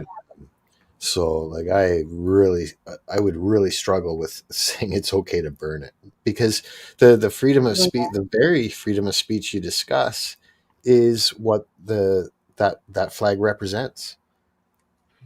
Right. It represents that freedom. So to burn it, the person that's burning it is obviously mentally, challenged. I seen somebody doing that, and a couple of veterans actually went off on her. Right, of course. They're obviously What the hell are you doing? Do you even know what this flag stands for? Do you know what we did? I've seen that too. And I totally understand where they're coming. I mean, I can't say totally because I haven't served, but I can understand where they're coming from. And I agree. The level of disrespect in burning the flag is something else. Why are you even in this country if you don't support this country to the point that you're willing to burn the flag that, like you said, JM, is a representation of the freedoms that we have here and the liberty that we have here, which is a little bit I different. can totally understand if you wanted to do it in your own household, but don't bring that shit out to the public. Yeah, you better not. That's the thing. Nobody's going to do it in their own home. I mean, that's not the So point. They're that way doing it do to it send a your own house. message. Yeah. Watt says, vote for the man who promises the least. He'll be the least disappointing. It's a good point. Thank you for the support, Watt. Kind of true. Okay, let me get to some. I'm sure there's some current comments. I don't want to skip all of those. Wingnet, good to see you. I think you're actually about 10 minutes behind, to be honest. Yeah, I am about that far behind. Well, right now I was going back and doing some of the comments that I'd highlighted, so I'm not actually that far behind. But I'm close. Gotcha. Okay. I was just going back further. You're doing good. Thank you. It's a lot. I'm glad for all of the great conversation, though. I'm glad that people are involved in this conversation in chat. I predict in the next 2 years, Right, Indy is #1 on the live stream. Yeah, right. Thank you, but I don't. No, seriously, my stream does not get shared out. You put so much stuff up. Hey, thanks to everybody that Maybe shared. Wayne. Yeah, thank you. Thanks, Jam. And thank you, Daniel. I appreciate that. Wayne says Trump's just informing a law that's in the books, and maybe that's the 5D chess. Maybe that's the, the psyop that he's playing. And I do think, even though he can speak like an idiot, I think that's by design too. I think he is a very intelligent person, and I really don't think there's much he says, that's not intentional, even when it seems like maybe it's not. So. Right. That's what kills me the most, though, is he sounds like an idiot when he's saying something fucking like real. Well, there's an interesting thought too about like the blue line flag. Some people see even adding the blue line or the red line to a flag as desecration of the flag in and of itself, or the rainbow version of the flag that, there's the rainbow flag, but then there's also like the rainbow version of the American flag. You know what I mean? I've seen the black flag too, where it's white and black. Chris. Yeah, or there's a difference for a black flag. Black flag is a flag that's a sign of distress. That's an actual flag. All government is communist, maybe. Yeah, those who served took an oath to the flag, right, Pat? Yeah, there's that too. Oh, of course. And that oath isn't something that ends with your term of service, from my understanding. You don't take it lightly. Bruce. Right. Yeah, and that's true too. Wayne says I won't put up with it. And if I assume you're talking about the flag burning. And I mean, whether something's lawful or not, that doesn't mean there won't be consequences for the actions. I would lose it if I saw somebody. Okay, Snooks said, oh, Daniel, you cut out there for a second. Snooks says you can get fined and go to jail for burning the BLM flag because they're a private entity. Oh, that seems so backwards, doesn't it? Sure does. Larry says that guy who burned that flag that day the president signed that executive order looked too muscular to be a flag burner. I think it was a false flag, literally. I think it's possible, Larry. I think that things like this, though, bring people out of the woodworks, you know? Here I am says, Pat, you took an oath to the Constitution, not the flag. But Christ says, don't take oaths or make promises. May your days be yeas and nays be nays. May your yeas be yeas and your nays be nays. Okay, good point there. All right. Hey, 15th. Good to see you. Much love. Thanks for being here. The song of yours coming up later during music. It's called Respect, period. Yeah, I hear that, Pat. But, you know, I mean, that's the tricky thing, though. You know, some people think it's respectful to protest openly and to try to reach people for what they believe is true, you know? So that's where we have to protect that freedom of speech. It's really tricky. Jima says, I think it's stupid to burn the flag, but I think we have a right to do it. Yeah, agreed, Jima. I think that's where I land overall, too. Maybe I'm okay with fines, but I just don't see jail time. I mean, one of the things I always come back to, too, is, I mean, I told you guys, my husband's coworker, you know, he was convicted and confessed to molesting and raping children, 2 children, over years of time, and he served 6 months in prison. But we're going to throw somebody in jail for a year for burning a piece of fabric. I mean, the priorities are way out of whack on that. And that's just one example. I'm sure a lot of us have examples that are similar, and it's disgusting. Yeah, there's another good point, Watt. More separation and more division. Agreed. I think that's what their plans are always. So it's just another way to reach that end, possibly. Yeah. Okay. All right. Snook says that flag represents those service people who fought for our freedom and keep it free. Yes, agreed. Speech shouldn't include destruction of property, Debbie says. And that is, I think, a fine line, but I think it's already been determined in the Supreme Court. Like I said, in those 2 cases, they said that the burning of the flag was included and protected under our First Amendment. So it seems like that decision's already been made. Okay, here I am makes a good point. I don't worship any flag. I see them all as false idols of corporations that violate the laws of God. Yeah, I mean, I don't worship the flag, but that doesn't mean that I don't assign a level of respect to it and also a significance to it for what it represents because of those who have fought and died for it and for what it represents. So I definitely don't worship it, but I see what you mean. Okay, Silver Patriot, it's good to see you. I saw you come in earlier. Says it depends what state you are in and what the local laws are. Some states do not follow the Constitution, just like the federal government. Well put. I live in one of those states. And like I said, I think a lot of that comes down to lack of accountability because our elections are not secure. So if Trump does actually follow through with making it paper ballots and getting rid of the voting machines, I will have to reassess my, you know, what I see of Trump and what I think of him and how he plays a role in all of this. Okay, getting back to some other conversations here. All right. Well, Dark, I mean, I think I'm not going to read that one out loud, but you guys can look and see it. There's a lot of things that are pointing to them being behind a lot of this. I don't know about this in, you know, this specifically, but there's a lot to point to them sowing division in a lot of ways and having more power in our country, including in our elected officials, than they should. Yeah, good call, chessboard. Indy, he says, Indy, LGBTQ, fight and die for your freedoms under a flag. If you're talking about under the United States flag, I agree. Yes, absolutely. I have nothing against the LGBTQ community. I have family members that I love dearly. I have friends that I love dearly who are part of that community. I don't agree with pushing it on children, and I don't think that it should be in our schools. It has to do with sexual orientation and sexual preferences, I don't think that there should be anything about that in the public schools or aimed at children. But if it's what happens between two consenting adults, it means, nothing to me specifically. So that's my own opinion on it. And also, as far as biblically, whether it's sinful or not, we all struggle with sin and none of us are sinless. So the Bible also says not to judge others. But like I said, where I have a problem, and I think a lot of people, even within that community, have an issue, is when it's being pushed on children. And especially in recent years, I don't even think that that's a natural thing that's happened. I think it's been orchestrated. But good point, Chess. I have as much respect for anybody in the LGBTQ plus community who have fought for our flag as I do for anyone else who has. The political machine triumphs because it is a united minority acting against a divided majority. Will Durant. I don't know who that is, but that's a great quote.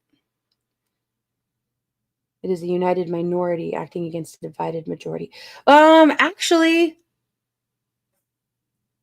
no. Okay, sorry. I had to think about that one again. I agree, which is why I have the name I have. I think that those of us in the vast middle, the actual majority, whatever, spectrum you call yourself on the political side of things, I think the vast majority of us have more in common, but we're divided, and they are acting in lockstep. Catch-22 is a book, Bran. Good one.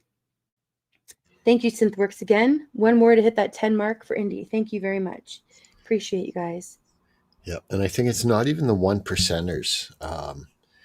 It's like a vast decimal point. That's it's good, like Larry. the 0.0000001%ers that really are running it.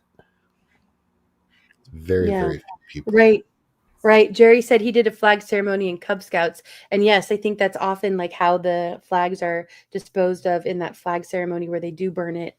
And it's to show, it's actually the proper way to burn it. So there'd have to be some exception, I would think, for that if this law were to go into effect.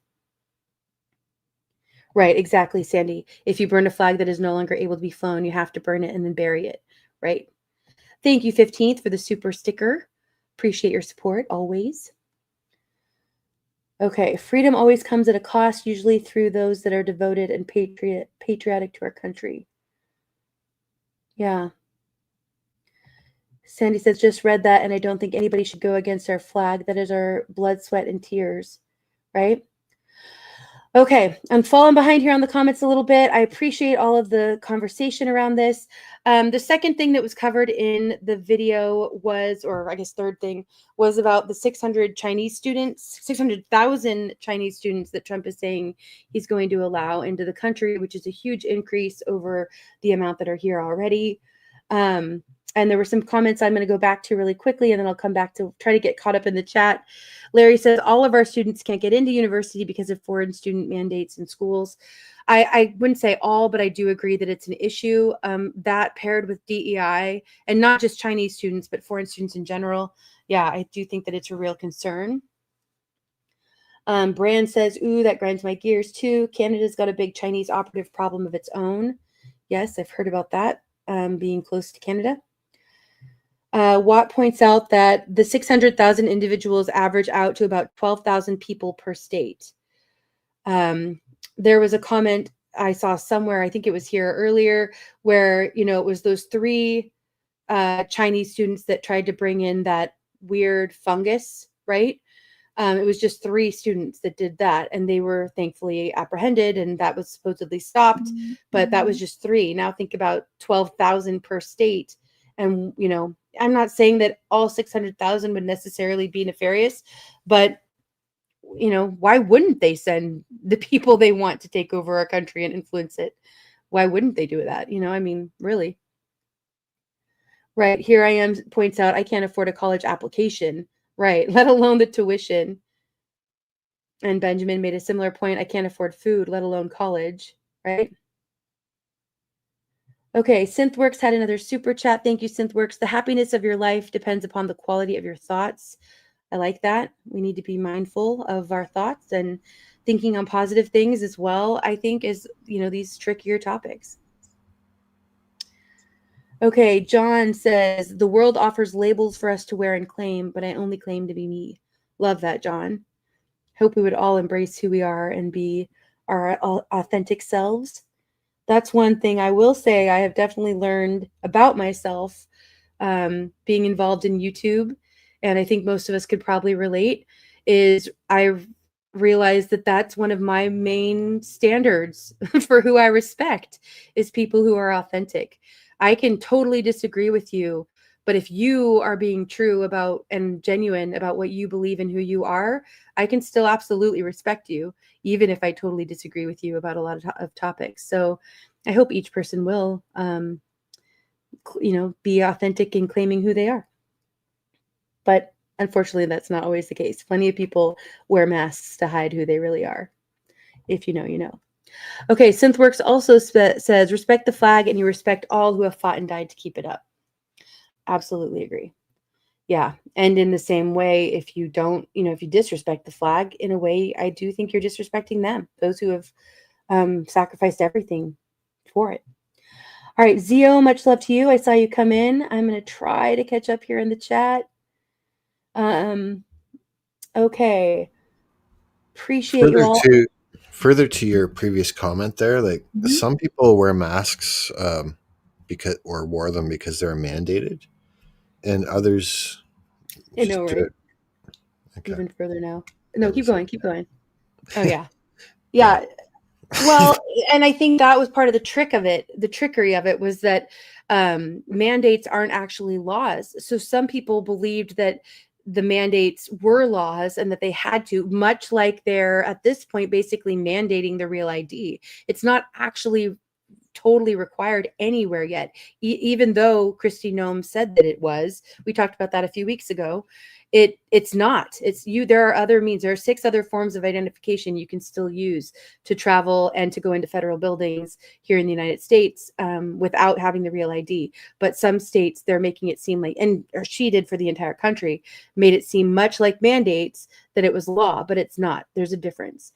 And, it's tricky because people get tricked into believing that they have to and then complying out of a feeling of need. But no one was actually, well, I can't say no one. There were some exceptions, children and people who were given the jab supposedly by mistake. And there were instances where people were forced. But for the most part, people weren't actually forced to get that jab. They chose it. It was still a choice. Okay, Mary says, why is the story from 2013 resurfacing about the cell towers? Saw one caught on fire, and who were the workers? No one knows what else is on these towers. Yeah, we're actually going to talk a little bit, not about the cell towers, but about flock cameras if we get to it tonight. We'll see if we're able to get there. But yeah, I mean, I think a lot of news is being recycled, Mary, and I think that it's because some of us were paying attention way back then. Some of us had access to that or found the critical information 5-6 years ago. You were saying 2013. That was well before I was paying attention. But then there's people that are kind of waking up to different truths along the way.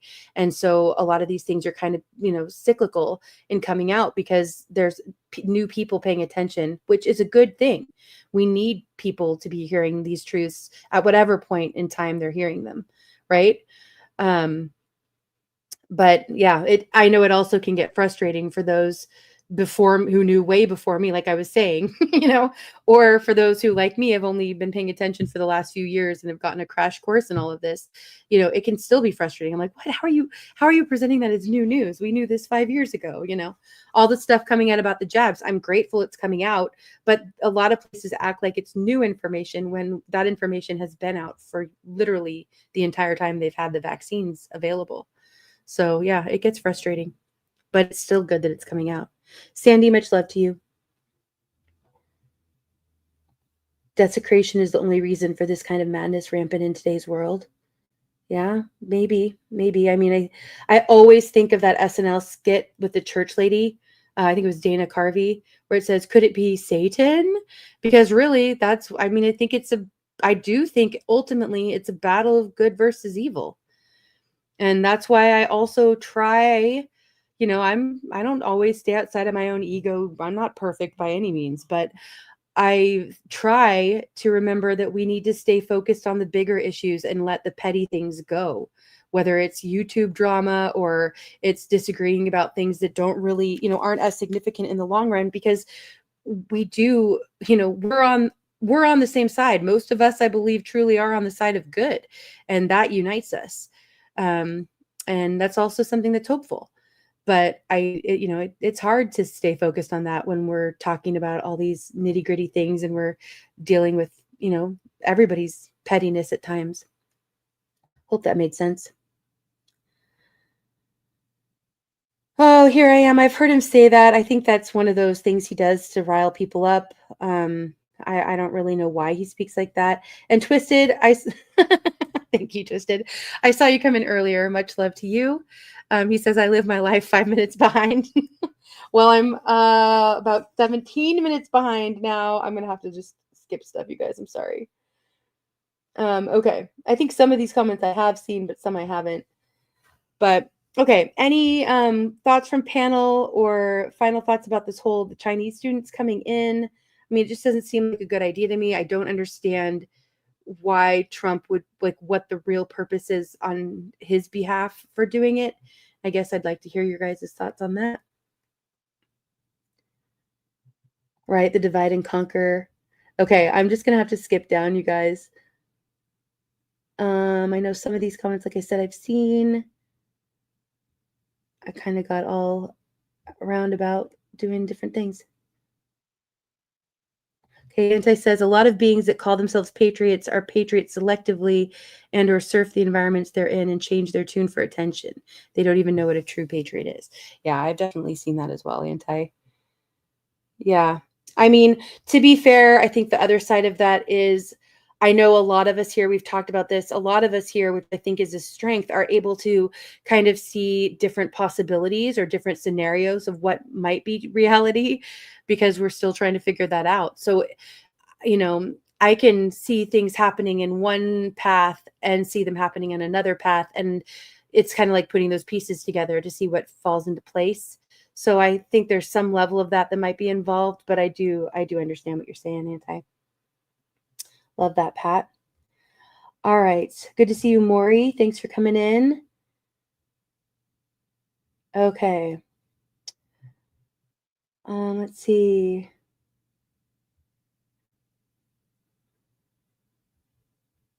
I don't know what that means, Sandy.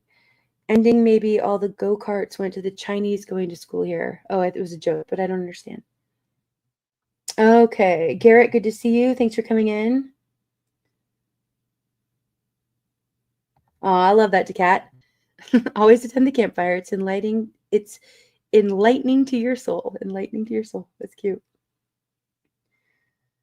All right. Good to see everybody coming in. Appreciate you all. Daniel, thanks for coming up. Appreciate you were here. Glad I said something while synth works, even though it was like 10 minutes ago and I don't know what it was. No, it's only 5 minutes ago. Right. Jerry says you can't believe anything you watch. I do think we have to be really critically thinking about it. And, I have 2 young kids, and I know I've talked with a lot of other moms of just moms in general, but moms especially of young children at this time. And it is really tricky to know what to teach them, but I am definitely teaching them to think critically, because I'm not even sure what the truth is about a lot of history. Math, reading, writing, those things are easy, but when you get into things that are more subjective, it's hard to know, So I'm teaching them to think critically and ask questions and not assume that the things they're being told by anyone are true. For some people, they do, Daniel. The masks help with anxiety. I know people, I've talked about this too. I know some teenagers who wear the masks still, even though they're not at all required in their schools. They wear them because they're used to it. They're comfortable with it. It's what they've been doing now for years. And to me, that's really a depressing thought, honestly. I think every person is wonderfully and beautifully made, and it hurts my heart to think it's that like people, it's like them sucking their thumb when they're still 5 years old. or 13, right? Yeah, absolutely. Well, and to be honest, I mean, a lot of people who do that, who suck their thumb for an extended period of time, I mean, I wouldn't say necessarily at 5, but into much older years, it's often a symptom of abuse of some kind. And I do think that the people who, a lot of these kids traumatized and in a sense definitely abused by having to wear those masks. I mean, in addition to the symbolism of it, I really struggled with air when I was wearing masks, when I had to. Can't say I was forced to, it was a choice, but when I would go here to get into any medical facility or to go to Costco, you had to wear a mask. And those were the two main places that I would wear masks. Because you literally couldn't get in. They would arrest you here. And that's in Washington State. For any who might not know, it was pretty bad here, as well as a few other states. And I do understand that there were places like Texas or Florida, South Carolina. There were places where, maybe things were questionable for a week or two, and then things went pretty much back to normal. That was not the case at all in a lot of the sanctuary cities and states. It was, years, and there were literally 4 months where I couldn't go into most public buildings with my family because I was not vaccinated. My husband did choose to get it. We both worked for this quick version here, but we both worked for the state in different ways. And he did choose to get the vaccine. Thankfully, he got the Johnson & Johnson, which is a non-mRNA. And he did not have any side effects from it as of yet.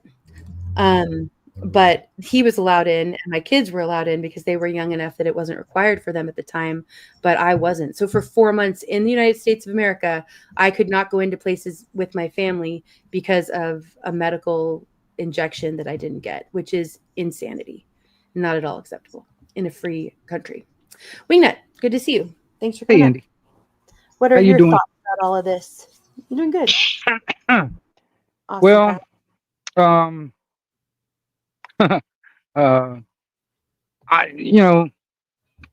for me right off the bat, like the flag, for instance, to me it's just a piece of fabric, and it's being looked at as a symbol, and symbology is a religion. So I'm gonna tell you something. If you actually look at it, majority of the flags are made in China anyway. So I mean, even if uh, First Amendment, burning the flag, First Amendment, all the way. And honestly, Biden tried to push that same mandate. Clinton tried to push the same mandate, and now Trump. For some reason, they want to push this mandate when it comes down to the flag. The powers that should not be. All right. They want to basically, go against the First Amendment because that's, they've gone against almost all the other amendments already. First Amendment is like the last one to go, it seems like, or the Second Amendment actually, but they've been attacking all of them. Right. The First Amendment, a lot of us know, the last few years, there was so much censorship online. That was a huge attack on the First Amendment. And they've eased up on that in a lot of ways. I mean, I'm amazed. I've always been amazed. I assumed my channel would be taken down from the beginning, which is why I wasn't extremely careful about it. Because I was like, well, I'll probably never get monetized. I'll probably never be able to grow because we talk about these things pretty openly. I mean, we'll say jabs sometimes, but for the most part, we don't censor our speech here and we say what we're thinking about, So I don't know, but I'm not a big channel. I do think I'm very much shadow banned. I've, heard people say they can't even find my channel when I'm live, it won't even show that I'm live if they go to my channel. And I've seen that myself for a couple channels too. But anyway, I think that we've all seen that the First Amendment's been under attack for a long time. And this just seems like one more way. It's either under attack or that Trump is trying to raise awareness about it. Whichever way you think that goes. Well, I'll tell you this: the defiant little deviant that's inside me wants to get a flag from every freaking country and every rainbow flag and every goddamn flag I can find, and put them on a pile and set them all on fire in protest. You know what I'm saying? Because honestly, like I said, it's just a piece of fabric, and it's the symbology that you put along with that fabric that puts it in reverence in some people's eyes. I mean, I still somewhat complain, if I want to put a symbology to it, about the Confederate flag, the Confederate battle flag being, destroyed, or the Confederate statues being destroyed. You know, Right. stuff like that. You know, it's like destroying history and all together. But Yeah. Cheryl and Wild Dragon. you know, I'll even throw a mask on top of that burning pile of flags. There's another symbol that can be See, burned. I hear what you're saying about symbology and religion, but to me, like believing in symbolism isn't the same as believing in having a religious belief or holding a religious belief. To me, they're not the same because I don't think all flags are false idols, but I know there's people that disagree. It is close though. I think it's pretty close. It's a very narrow line because you can pledge allegiance to a symbol, right? Right. Right. And you know, see, that's where I'm coming from on that end of it. You know, because if we aren't if I our like that, Brian, exactly. if our natural rights are not being protected by the very organization or the very thing that's supposed to protect it, and the very thing that's supposed to be protecting it is the very thing that we got to fight against. It's a good point you're bringing up. Tate says, quoting Marcus Aurelius, "You have power over your mind, not outside events. Realize this and you will find strength." I like that. And to me, when I think of power over my mind, I think about, my perspective and being able to see things in different perspectives. I think that's one of the things we can control. And like we were talking about earlier, one aspect of that is being able to still identify the blessings and the positive things in my life and in my day to day, while still seeing that there truly is a global elite that is out to kill us. I mean, that's the reality of the life we live. But I'm not going to bury my head and pretend that one doesn't exist, because I can also, I can have the perspective of both. I also think there's some people that really maybe can't handle that. I've come to terms with that. I think I know a lot of people in my in-person life that whether you want to call it cognitive dissonance, or they're behind a spiritual veil, or, they're choosing to just keep their heads buried in the sand, whatever you want to say. I think there are people who they're not awake yet, but they're not there. They're not able to identify it, or they choose not to, and maybe it's not healthy for them to be asking all these questions, but this is how I am, and this is how I think, and a lot of you, thankfully, are on the same page.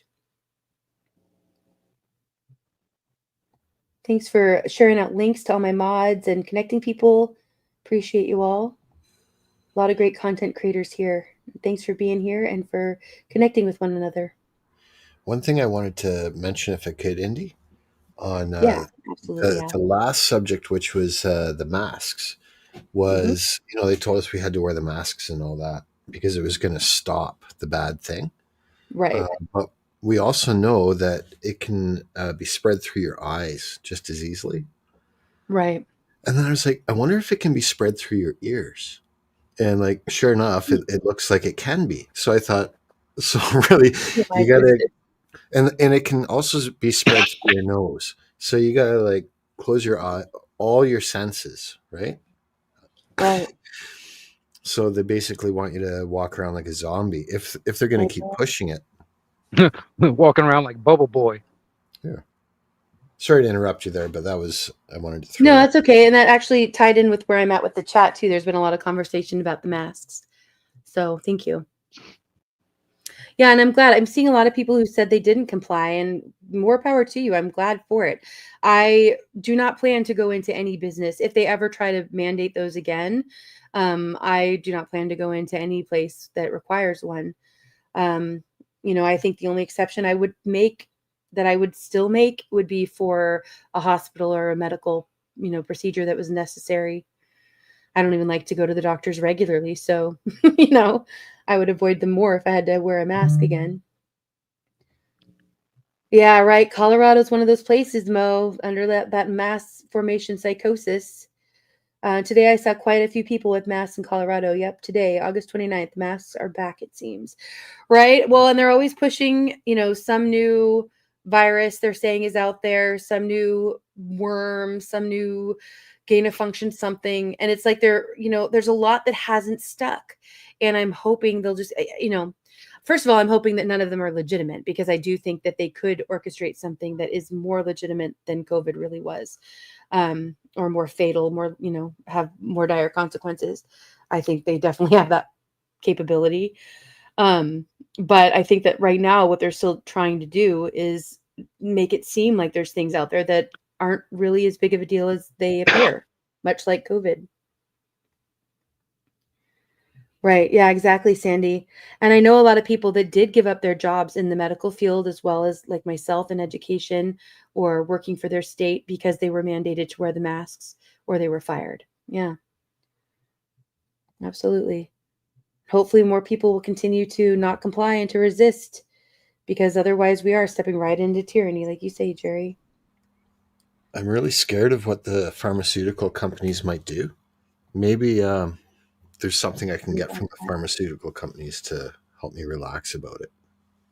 Right. Yeah, that's the way of the world. You'd be in good company, JM.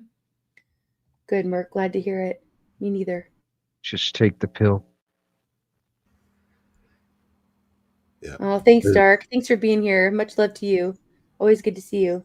So long as it's synthetic. Right, I don't want it to be natural, please. Right. Nothing natural. Sarcasm. That just doesn't seem right. Yeah. Merck says the flag burning debate is nothing new. And that's a good point. Like we said, there's already been 2 Supreme Court cases that have determined that flag burning is covered under the First Amendment. So it's interesting that it's coming back up again. Yeah, Silver Shelby says we're not free. It's all a delusion. I tend to lean that way more and more, but it's about that perspective. We're free if you think you're free and you don't live under their rules or mandates or laws that are unconstitutional, or more importantly, truthfully, go against our God-given rights as human beings, then you're still pretty free. You're still free. But it's a matter of perspective. I definitely do think our freedoms are under attack. Well, I guess that would be under are you free mentally or are you free physically? Right. Or, Right. I mean, there's also like the financially. I mean, there's a lot of how they control us is through money. Well, that is a physical act. That is a physical Right. thing. Right. Yeah. Yeah, I agree. Or like, are you free Agreed. for the It's really moment? twisted.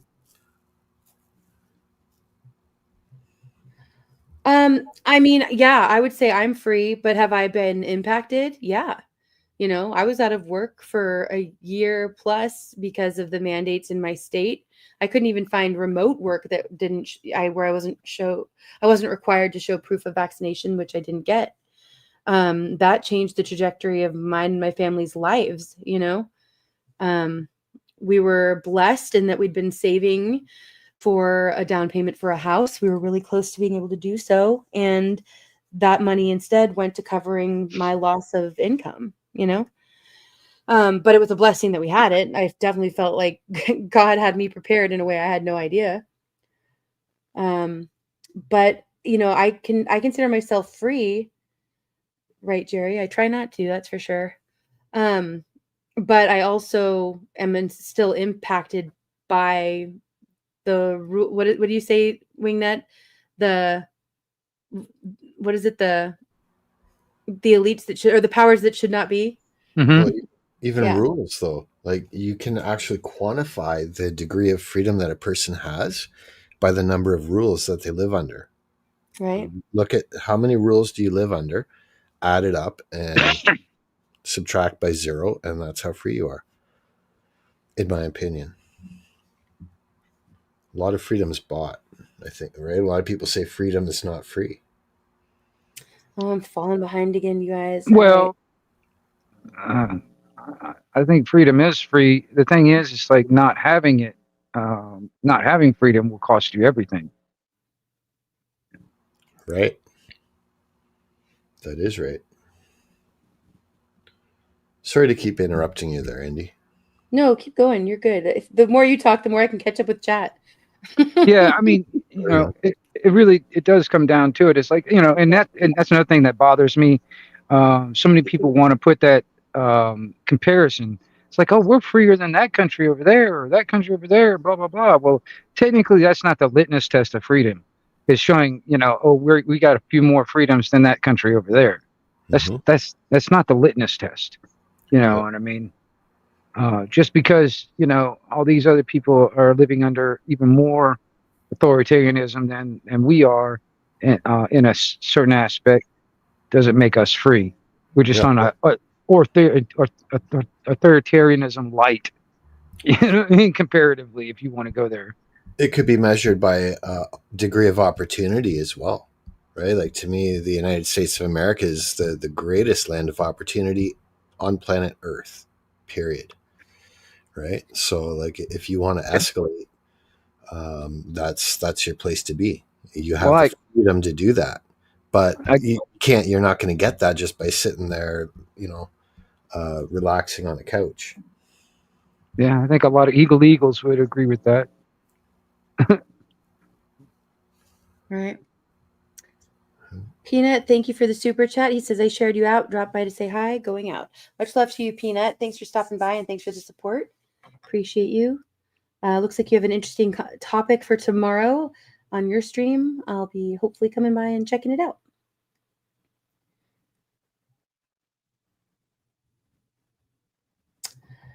Pat says, thinking the flu shot and the jab are the same thing. Pat, if it was the traditional flu shots that were actually being given out, they're definitely not the same as the COVID jabs. But I don't trust anything injected at this point. I'm not getting any kind of shot for anything because I think they're really pushing that mRNA. And I don't trust them to tell me what's in it or not. The mRNA is the main concern that I have. But even beyond that, though, there's mercury and aluminum that have, Maha, Make America Healthy Again, and Kendra Kennedy, they've been showing a lot of the ingredients in a lot of the vaccines, and they're not healthy. Mercury should never be injected. Aluminum should never be injected. So, they're clearly not regulated to the point of keeping us safe. AC/DC warned us, right, with Inject the Venom song. Right. Mm-hmm. Yeah, a lot of musicians and artists warned us. Siegel, I've always wanted to try one of those. The sensory deprivation tanks. I have not done so, but I've heard they're pretty amazing. Yeah, you have to do it on LSD. That's what I've heard. John says, I don't worry about the cause as much as I do the cure. I really think it's a balance of both. I think we need to be concentrating on the cure, but if we're not looking at the cause, then we're never going to solve the problem, in whatever the case may be. I think both are kind of equally important. Maybe the cure needs to be looked at in most cases first, but then looking at the cause, I don't know. Well, and cure is a lot different than treatment. Yeah. Right.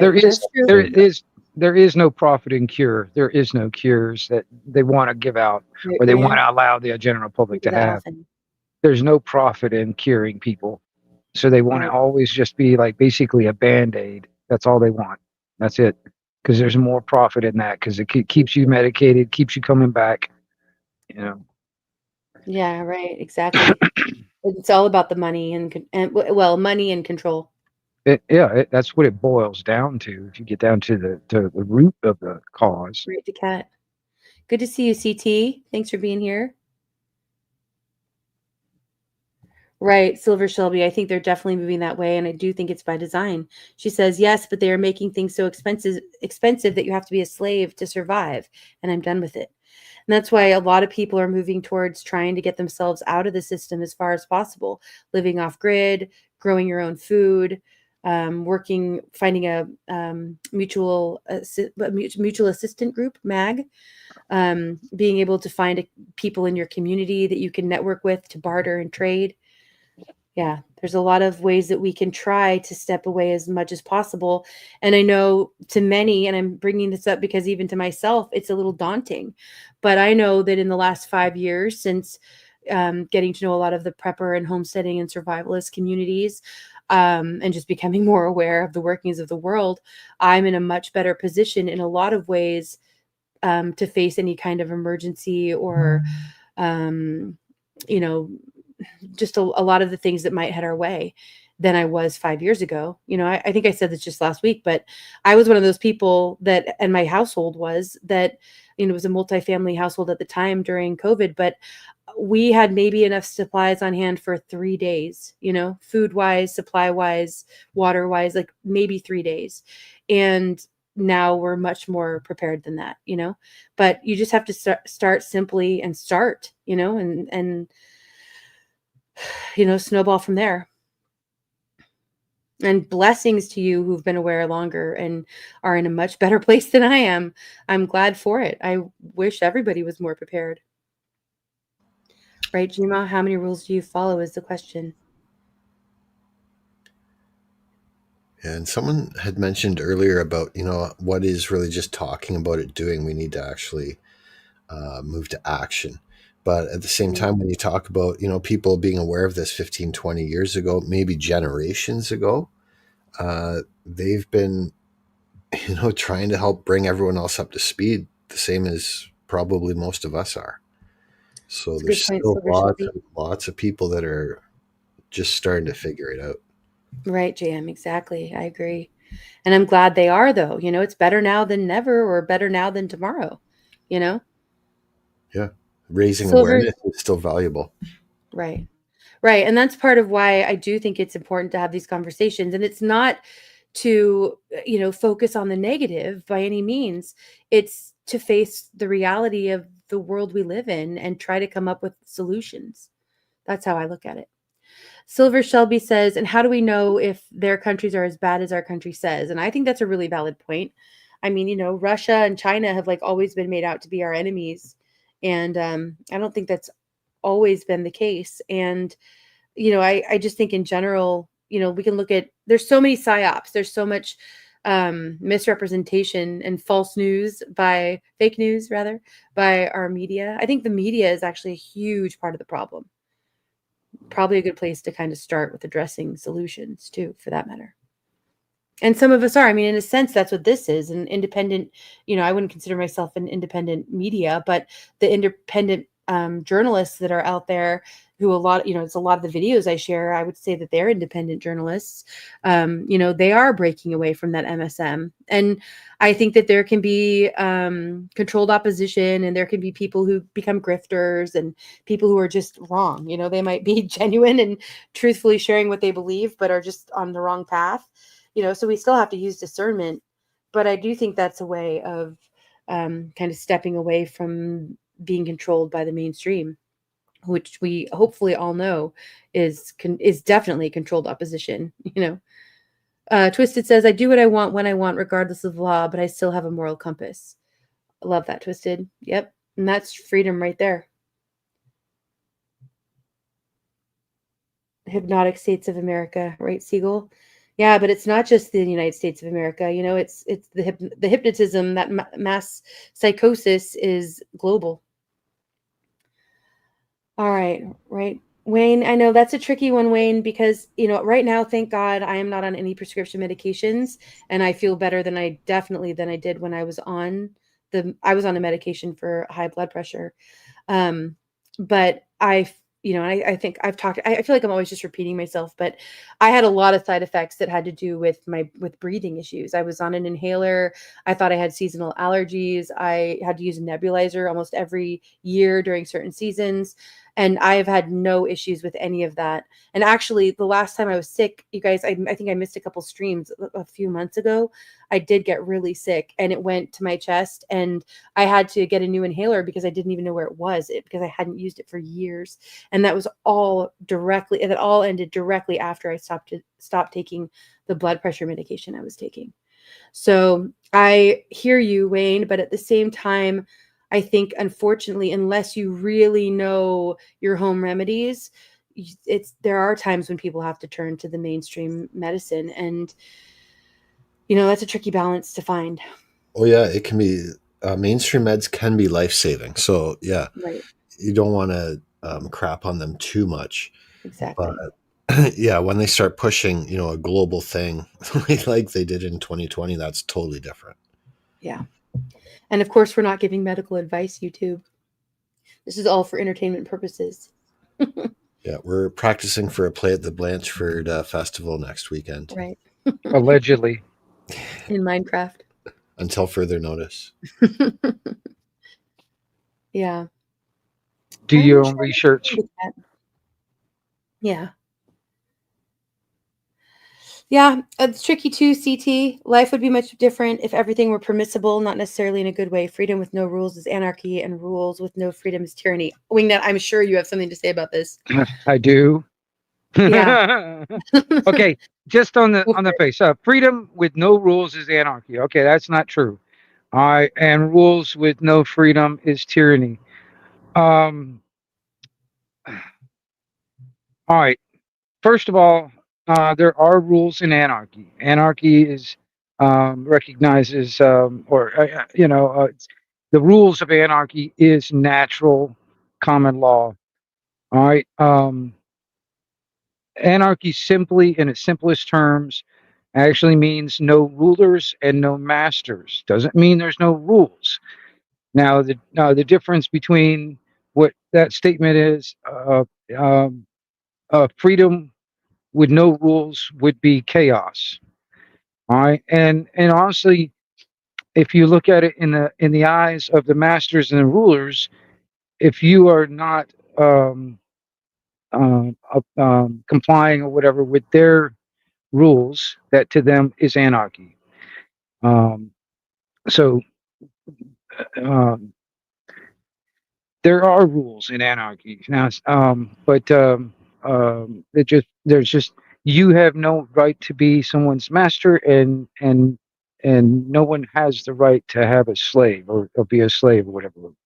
That's the thing. But and that's the thing too. I really. To me, freedom means there's no rules. That's it. As soon as there's one rule, your freedom is actually infringed. Well, okay, put it this way. The reason why I say that is because, like, for instance, a true, actual crime leaves a victim. Like, you stole something from somebody, you defrauded somebody, you lied to somebody, or something like that. These type of things leave a victim, and that is what a true, actual crime is. And just because we have freedom doesn't mean that you can go out and murder somebody or steal their stuff. A repercussion is different than a rule. Well, like I said, it's a consequence of the actions. All right, and like I said, if it leaves a victim, that is what a true crime is. Under natural common law, that's basically, that's it. It's not, the non-aggression question. You do not initiate aggression, and then on top of that, any aggression that is done is in self-defense. But and then on top of that, it's like, if you stole something from somebody, you damaged somebody's stuff, or or you frauded somebody or something like that. These actions leaves a victim. All right, and that's still, and there's also a consequence, because there has to be what do you call it, reimbursement. Like, for instance, you bumped into somebody's truck or whatever, and you damaged their property. Well, there has to be some kind of reimbursement for that damage that you caused. It's, what really is been floating around for the past couple of 100 years in this country is all this statutes, codes, regulations, rules, edicts. These are a lot of these things don't leave a victim. The state claims to be the victim, and the state is a legal fictions. It's not a flesh and blood. So you cannot be a victim if you're not flesh and blood, for one. And when all these things that create this, what they call victimless crimes, which, that's an oxymoron in itself. This is what really gets everything. If you can't travel down the road and not wear a seatbelt, you're not really free, are you? You know what I'm saying? TV, thanks for coming up. I mean, I know I don't really wear a seatbelt all the time. You know what I mean? But there's also a consequence in the state claiming to be the victim if I don't wear that seatbelt. Well, we not. The state has to protect you from yourself, honey. You know this. Yeah, but that technically that's not true. You know, even I'm just saying, you know, even the Supreme Court has ruled in their opinions that even the cops have no legal obligation to protect any of us. But yet they had that protect and serve written, you know. They used to. They used to actually. I mean, you know, there's this. I've seen it where they've actually taken it off cars and it says a nationally accredited union instead. I was like, okay, nationally accredited union. But I have a hard time thinking about the world or even just our country without any government. So I don't believe that full anarchy can work. But I do like I said, I lean more towards the libertarian side of things, where I think the smaller the government, the better. And I definitely think we have an inflated government now, you know, that we're living under. Hell yeah. Okay, you know, 3 anarchists on our city council in Eureka. Literally, there are 3 anarchists on the city council of Eureka. Nice. That's crazy. Well, I mean, I think that's a good thing, you know. Well, I'm not an anarchist. I want laws. I want to be protected by laws. I want proper laws, natural laws, our natural rights. That is what this nation started. This is how it started, was under natural common law. All right, it's been subverted since then. Since 1913, basically. You know, from now, you know, it's been subverted into this statutory administrative shit. Also, when the federal government went to bankrupt, and then put all of us as collateral for the debt. You know, without our knowledge, without our consent. You know what I'm saying? Yeah. Right. Really quickly, I want to read this comment. It's a kind of off topic with panel, you know, as happens, especially when I'm behind. But Silver Shelby says, yes, people can honestly say you hate a Russian or a Chinese people. I don't at all. I distrust all government and ours too. But the people, I love them because they are my brothers and sisters. And I absolutely agree. I think that we have been conditioned, and that's what I was trying to say in a sense.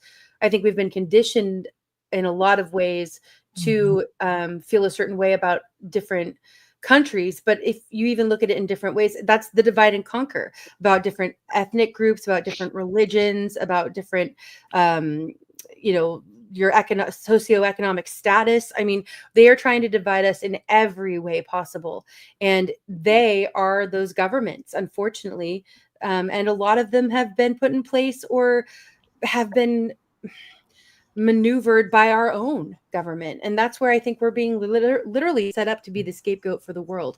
And by we, unfortunately, I'm talking about our government, which is not representative of we the people. Just like I'm sure the Chinese government is not representative of the Chinese people, and the Russian government is probably not representative of the Russian people, you know, and so on. Good point, Silver Shelby. Thank you. I agree with that. Yeah. Yes. I think that's. Go ahead. Go. I might have to come back. I just realized my husband's almost home. He's been gone for a couple days, and I had wanted to share something really quick if I could before I head out. If you want. Please do. Okay. This is a product that a friend of mine, I just picked up from a friend of mine who makes medicine. I've heard of this. Okay, so that's microdose honey. And the story I want to tell you about is that the reason why I got this, well, I got a whole bunch of stuff from her tonight for a friend who I've shared with you guys about my friend Anna, and I've shared her whole apothecary before. Well, she's moving in a couple weeks, but I had to call her today and tell her that I had a friend that was up yesterday. Exactly, Jerry. Daughter's getting off of fentanyl pills. And so anyway, she put together a kit for me, and I just wanted to tell you guys really quick, like like in Minecraft, what they do for trying to get off stuff. Mhm. Yep. Yeah. High dose CBD, CBN, microdosing, passion flower, wild lettuce. And what I love about my friend is that she said to me, oh, well, let me know, what her budget is, and I'll put together a kit for her. And that's what I do too, So anyway, Humboldt County does have a lot of really good medicine, and we do know true medicine around here. If somebody needed anything like that, they could always get in touch with me, and I could get in touch too. Yeah, thank you, Dee. Yeah, you're welcome, you guys. Yeah, if one of my mods can drop Dee's link, that would be great. And Dee, do you have your email or anything like that on your page, or a link to your sales site?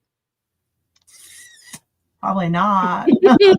I don't have anything for sale, but I'll drop my email in here if anyone. There's a lot of people that do have my email. If anybody needs it, I'll put it in. You can reach out to me as well, and I can get you in touch with Dee also. Yeah. Thanks, Dee. Right. Appreciate you coming on. Let me share that. Yeah. Yep. Bye, Yep, you guys. have fun with your hubs. Yep, you betcha. All right. I like what DeCat says here. No victim is a person who chooses to live with their own consequences. Well said.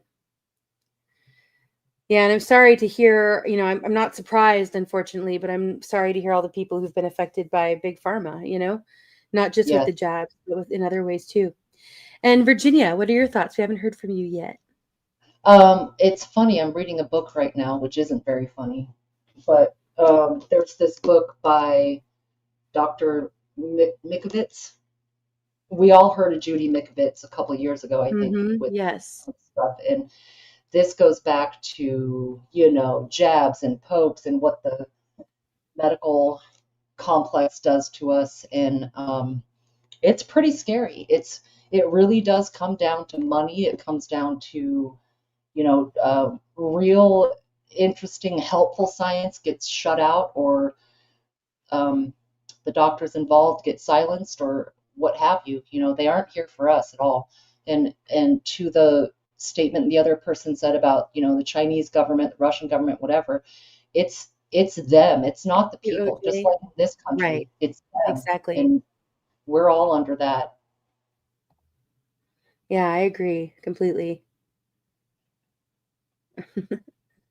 OJ, it's good to see you. Thanks for being here. Appreciate you coming in. Good to see you, Laura. Thanks to everybody who's here and part of the conversation tonight. Appreciate you all. Oh, thanks, Twisted. It's because you guys are all here. Appreciate it. Yeah, right, Jerry? It's one big corporation. Yep. Yes. Right? And you ain't in it.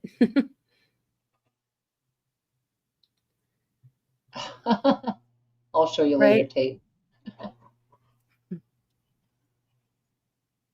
Awesome, Anti. Thank you for sharing that out. Yeah, cannabis is medicine, allegedly in Minecraft. Especially in the form of RSO. Right, JM? Yeah, me neither. Thank you, Dee, for sharing out your email. You can reach out directly. Good one, Al.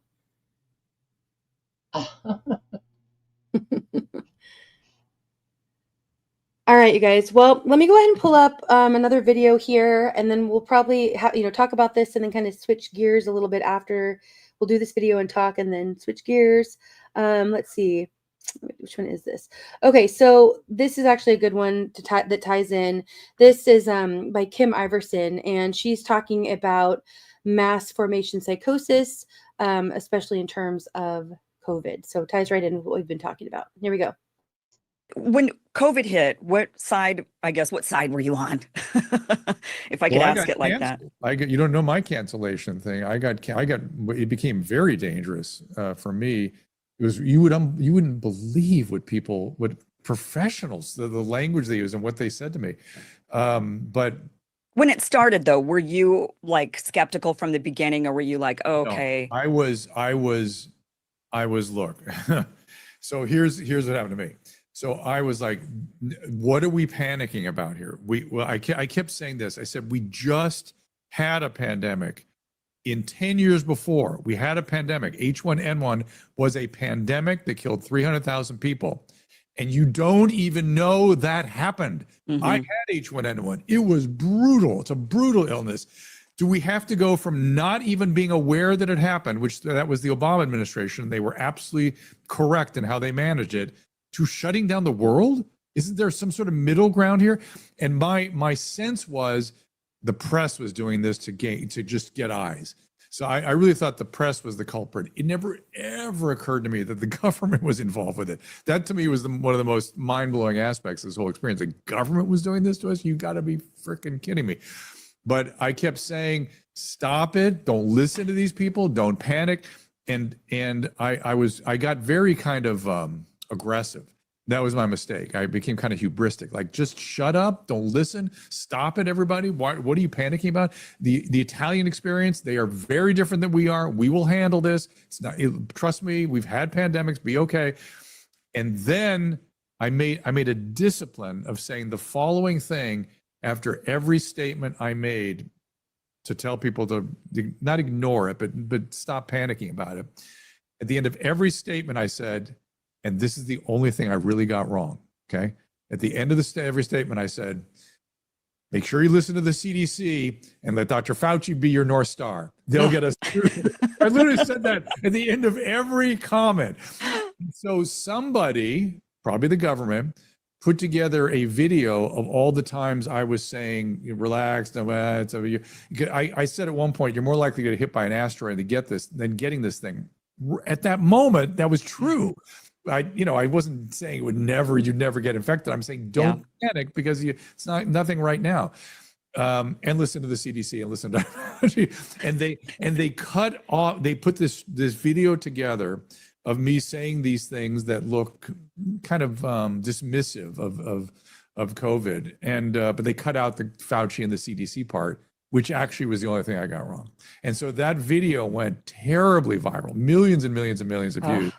And then attacked to the point where my children felt endangered. Like my family was endangered by what was bleeding over to them. And they were anxious that I should apologize, which was also the next wrong move I made. And I said, I don't have a problem apologizing. I got some stuff wrong, and and the sorry I really didn't get wrong. I didn't quite appreciate the infectivity of this thing, the R naught, so to speak. Yeah. And I didn't know the virulence in certain populations. I didn't appreciate that, and so I apologized at him. And I said, I'm going to make it right. I'm going to apply for the physician corps in New York City and go take care of COVID patients. I'm happy to do that. I had zero fear of COVID, but I had a bad case of it finally about a year later, really bad.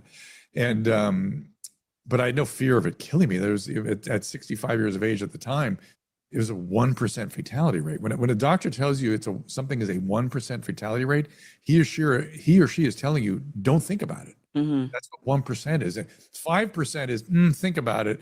10% is I'm a little worried. But 1% is don't even think about it. So anyway. So was all this happening when you launched this show, Ask Dr. Drew? No, I was excommunicated from all my relationships in Southern California. Like I was radioactive, so nobody would talk to me. Nobody. But I mean, so what were you doing at the time that then you became radioactive?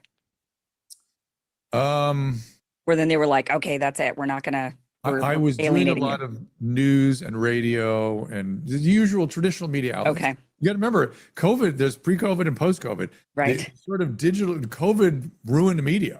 It really did, because it forced people to go do other things because of this kind of weird, marginalizing of voices. They went elsewhere and they just started talking. Yeah. And people wanted to hear them. Guess what? But I was doing news and radio and things I'd always done, different, CNN and MSNBC and Fox News. I would do all of them. I was on CNN for 10 years. Now all of a sudden I'm not to be spoken to, cannot be spoken to. And I think if I remember right, I was in development for a few things, and no, everything stopped. All communication stopped, which I found really, I lost my agent. Agent was a publicist, everything was like, you're kidding. Yeah, everything. And And it was scary and it was weird. And I just thought, you just keep moving forward. I keep speaking the truth. I thought for the first time, I thought, I didn't understand that free speech in this country could be attacked so thoroughly. Yeah. Didn't know where it was coming from, but I could see, what became clear to me was that, I have a new job to do, which is to stand up and defend speech, which is why I went for people who've been canceled. Their speech was being suppressed, which is what Alexis de Tocqueville talked about back in 1820 when he wrote Democracy in America. He said, America is the greatest sort of formal construct for free speech, and yet they have the least practiced of it because of the effect of the times of the public square, he called it. That the public square would silence people for being too far outside of what could be tolerated as normative expression. And so the words like courage and freedom were entering my daily conversation. I never imagined that. That wasn't what I was. I always kind of go towards what I think is the problem of the day, but I've sort of always been focused on the medical stuff and the psychiatric stuff. And now all of a sudden, words like freedom and courage are coming onto my lips 10 times a day, which is the oddest thing. I talked to Jay Bhattacharya about exactly that. And he goes, I know, it's the weirdest thing. We were so naive. He kept saying, I was so naive to think that just having an opinion about how to approach a pandemic would get you canceled. Yeah. Limit your First Amendment. The First Amendment privileges would be in question in the United States of America. I hope to God the history books are terrible to this chapter. I hope so too. Not sure if they will be, because I'm not sure how many people have changed their minds. Speaking of, now it's 2025. I mean, now you've been vindicated. So have you had any resurgence of any of these, the mainstream? Have they come back around and are they like, Drew, we love you. Okay, yes. Welcome back to the fold. Yes. There's a lot of, we didn't know. We were,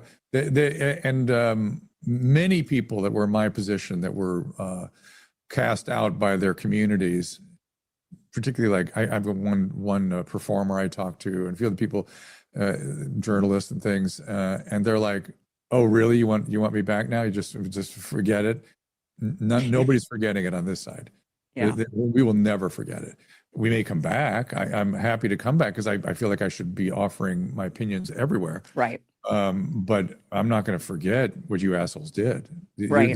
This is prison guard shit in the 1939. That's what you did. And this is what I keep saying. If you were yelling at your neighbor for having a barbecue during a lockdown, or you were yelling at somebody at the Walmart for, their mask being below their nose, you would not have been the person to fight Hitler. You would have been the prison guard. And you need to know that about yourself. Yeah. And social ill, this is another thing I learned during COVID, social ill is always done in the name of good. I'm doing good because I care so much. We're going to make it better for everybody. Massively, that is the worst words, worse than I'm from the government, I'm here to help you. We have a new set of horrible words. Right. I'm doing it because I care so much. That was, I think, the most shocking part and what I got really wrong. I mean, I got quite a bit wrong during the pandemic, but one thing I really got wrong was thinking that my fellow Americans would fight back against tyranny. People would message me and say, Kim, you don't understand what's happening. Once they make this vaccine, they're going to push it on everybody. There's going to be mandates. And I thought, there's no way in the United States of America that people are going to be mandated to take this vaccine, or that people will go along with it. No way will Americans go along with this. And wow, I was really wrong about that. And that was extremely shocking to discover that a solid 2/3 went along with it. And even if, 1/3 were, just full on board with the whole thing and they were tyrannical themselves and they were trying to enforce it on everybody, another maybe 1/3 just went along and didn't really question. And then there was about 1/3 of us that said, hey, wait a minute, maybe we should stop and think about this. So here's the data on mass formation. This is the guy that sort of studied the concept, studied the psychology of totalitarianism.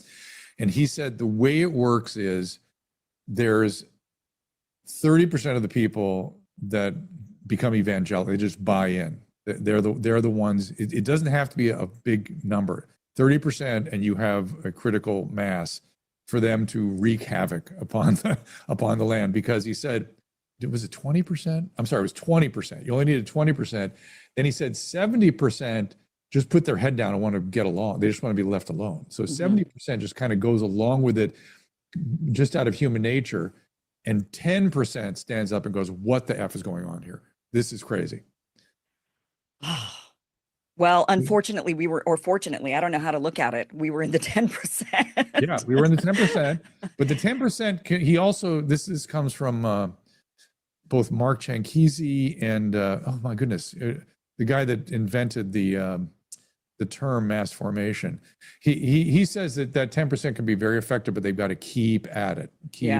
And you've got to get that 70% to kind of hear you.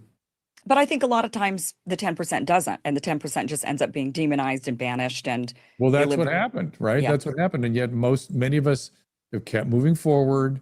There have been some extraordinary backlashes that nobody could have predicted. And so we just keep moving and see if we can get this battleship turned around a little bit. Yeah. Do you think I saw Victor David Hansen on a TikTok, and he was saying this is the most extraordinary change in maybe in history, or certainly the last 150 years that is underway. So something's changing. What do you mean, like the mentality of people, the outlook? He was talking about what the current administration is doing to government, but he was hinting at that there was social, political changes underway that are just massive. Do you think they're going to be positive in the end? I worry about excess everywhere. I'm moderate, right, by nature, even though I came out hard for freedom of speech and hard for, standing up to tyranny. It's literally what it is. Can you believe that? What was all these words coming out of my mouth? What it is.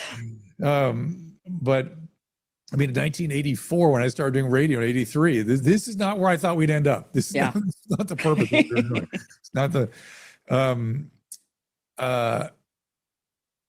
I'm starting to hear things on the change, the 10%, they're saying, I'm like, what? Be careful. You don't want to be like them. That should be kryptonite. That should be a third rail. And some of it I'm seeing is on the medical side, because MAHA, which is a great movement, has potential to be excessive. And it actually came into focus a little bit for me this morning. I was talking to somebody and I said, I don't think they're making a clear distinction between the wonderful field of wellness and health maintenance and medical science. Medical science is a separate thing. I do something different as a physician, and you don't do that. You don't know what that is. You don't even know what it is that I do. They seem confused about what doctors do these days. But that's where the MAHA could go off the rail if we're not careful. I am noticing that. I mean, I feel a little bit, disheartened that the many people in the freedom movement, when we got started in that in COVID, and it just felt like, okay, there are some like-minded people here, and this is really great. Maybe this is going to, and I was surprised because I'm somebody who considered myself more of a progressive or a leftist. Now I'm me too. Yeah, and now here I am, like on the right or something. I don't know. I think we're sort of independent, really. We are.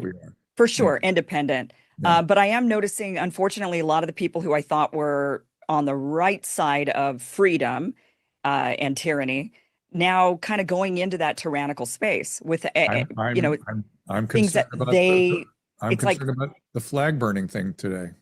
Right? Is there a flag burning thing that happened? There was an executive order. Oh, right.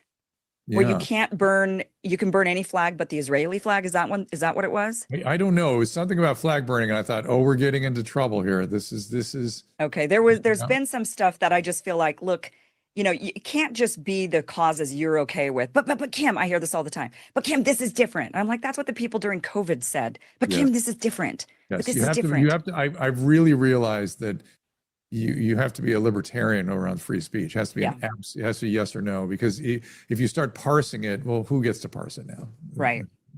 Yeah. You have to be neutral and just say, look, like, even if you're going to say things I don't agree with, you have to have the ability to say that. The problem is when people think, no, this is life and death. This is different. And that is when they start to say, we have to be tyrannical. We have to clamp down on this. We have to ban it. Let's think about that. This is a zone I don't have a clear notion about yet. which is, to some extent, when there is an existential crisis, we all do need to get on board and have things centralized and go with it. The problem is, that I'm seeing, is how do you know when you get to that place? Thank you for watching this clip from the full Kim Ivers. All right. A lot of good points made there. Dr. Drew is not somebody that I have followed in his journey, but I know others in our community who have. And I don't know, I saw some other people kind of commenting, you know, on him being a plant, or him, you know, being a moron for following along as long as he did. And I don't know, I'm not sure how to take it because I haven't followed along with him. But, you know, I mean, people make mistakes. Plenty of people did. And I hope that he has come to see the truth and isn't a plant and is being genuine. I don't know. What do you guys think? I think that in the beginning, a lot of people in the medical professions had an air of caution. And, you know, it wasn't clear right away how serious this might be or whatever. But I am a Dr. Drew fan, man, back from Loveline or Adam Carolla, which Adam Carolla has a podcast now, which Dr. Drew is on sometimes. His points of view are reasonable. I think that it's important for anyone in the medical field to throw a little bit of, I don't know if doubt is the right word, or just logic, or you know, sticking up for that First Amendment, or admitting that certain things are a slick slope. He's one of the few that does that, even if he's not always right, you know? Yeah. Good to see you, Ozark. Thanks for being here. Thank you, Pat, for being here. And I'm glad we still have this platform too. A few years back, I didn't think we'd be going this long, that's for sure. Even before I started streaming, really. But I'm glad we do. And let's use it while we've got it, you know? But just a reminder, I am also streaming on Rumble, and they do have less censorship there. So there are some things I might be able to share there in the future that I might not share here. And also, it's a good backup if this channel does ever go after streams like this. But yeah, I mean, I tend to be one. Hey, Jude, good to see you. Thanks for coming up. Show names here for a second. Howdy. You know, I think a lot of people woke up. I did, and I think a lot of other people did too during COVID, whether they right at the beginning or in the middle or now, you know, more power to each person. I'm not one who's going to judge people based on that. You know, we've got to keep moving forward. And that goes back to what John said earlier about focusing on the cure. You know, we do need to be moving in a positive way forward. I just think we also need to have accountability for the causes. Yep. Knowledge is power. Yep. Any other thoughts from panel? The next video it ties right in. It's a short video. And then this will probably be the last one for conversation side of things before we switch into music. But it's related, and it's just kind of it's somebody who's new to me, this streamer, but he is showing a kind of a compilation of the ridiculousness that we went through under COVID. So. Any thoughts before I share this one? I don't want to cut anybody off. Let's relive it. All right. Yeah, and this is just a small sampling.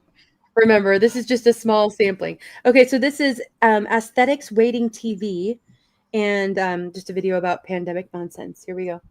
Remember how weird people were during the pandemic? This is something that I think has been kind of memory hold, but you know, just 5 years ago, people were nuts. It seemed like normies just had a total mental breakdown.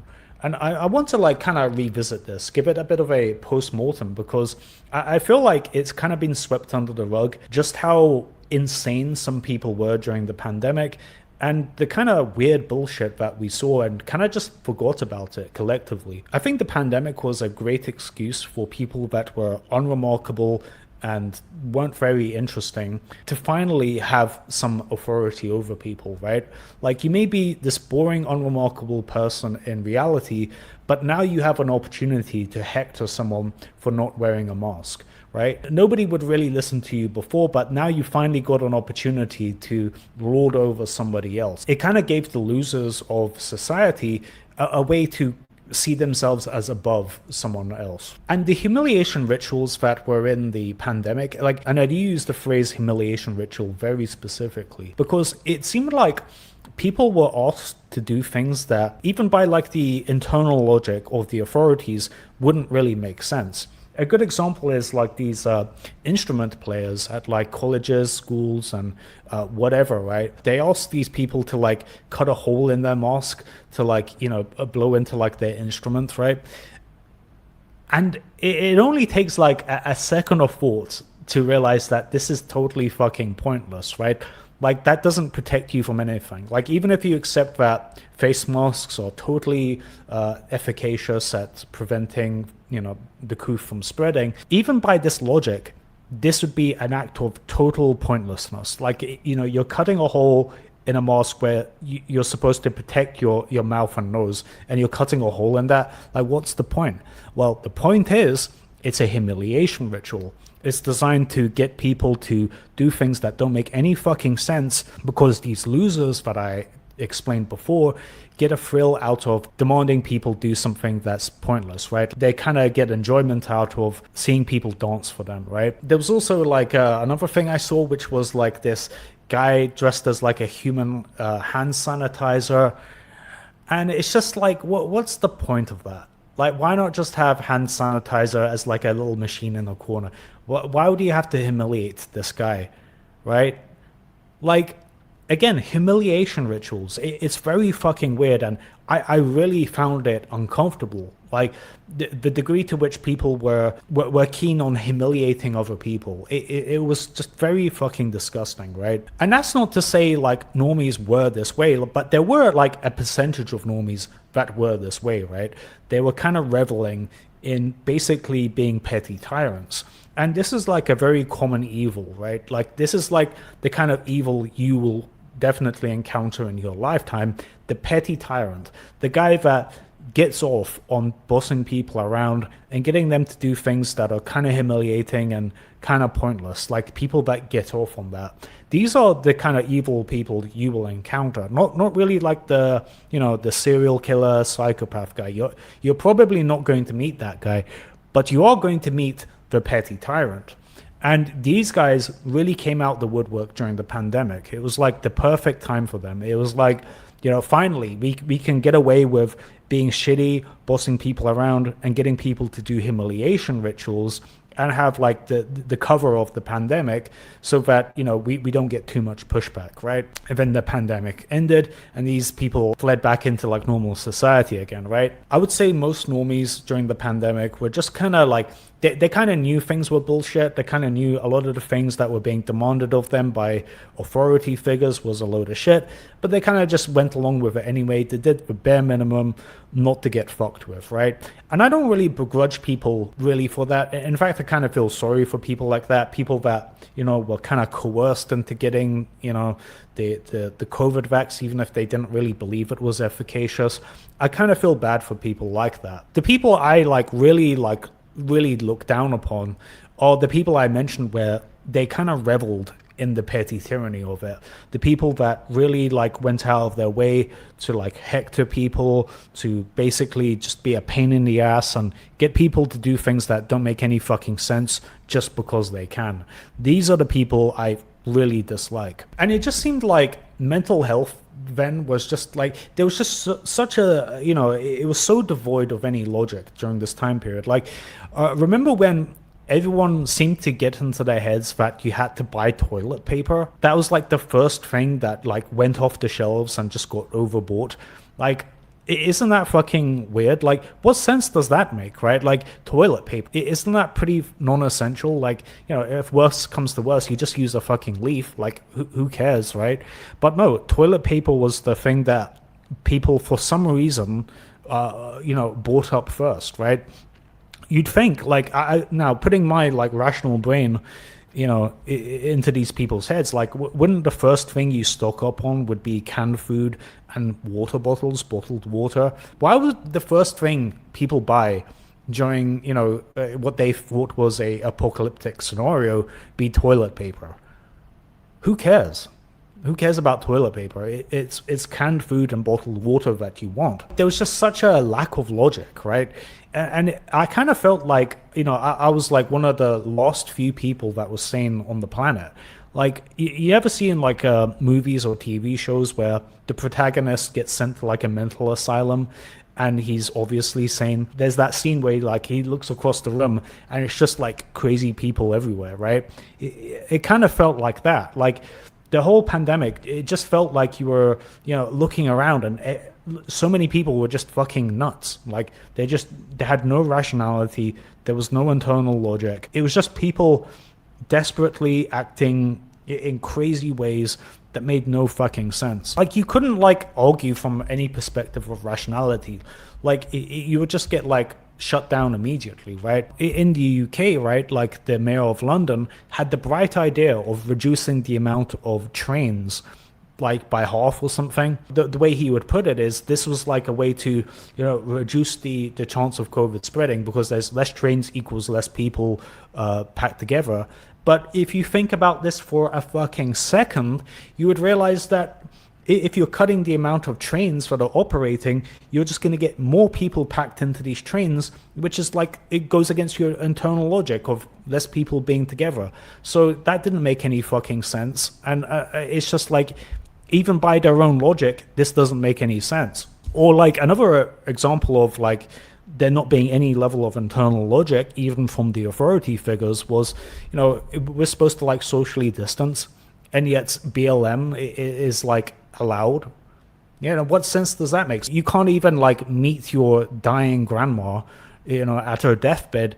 You can't like hug her, but you could have like thousands of people packed together complaining about police brutality. Like, what sense does that fucking make? What sense does that make? Suddenly that's okay, but everything else is bad. Like it makes no sense. It makes no sense. This is not the realm of rationality or logic. It's just feelings, people trying to avoid being coerced or scolded.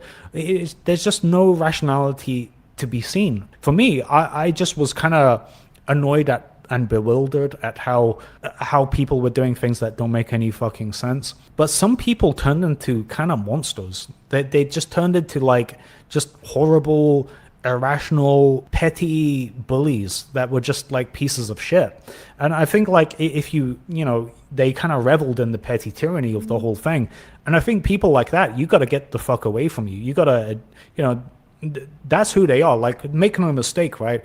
Next time there's a happening, these people will go right back to being that way, right? You can't really trust them. You can't really trust them. Anyway, I hope you guys enjoyed this video. If you did, please drop a like and subscribe for more.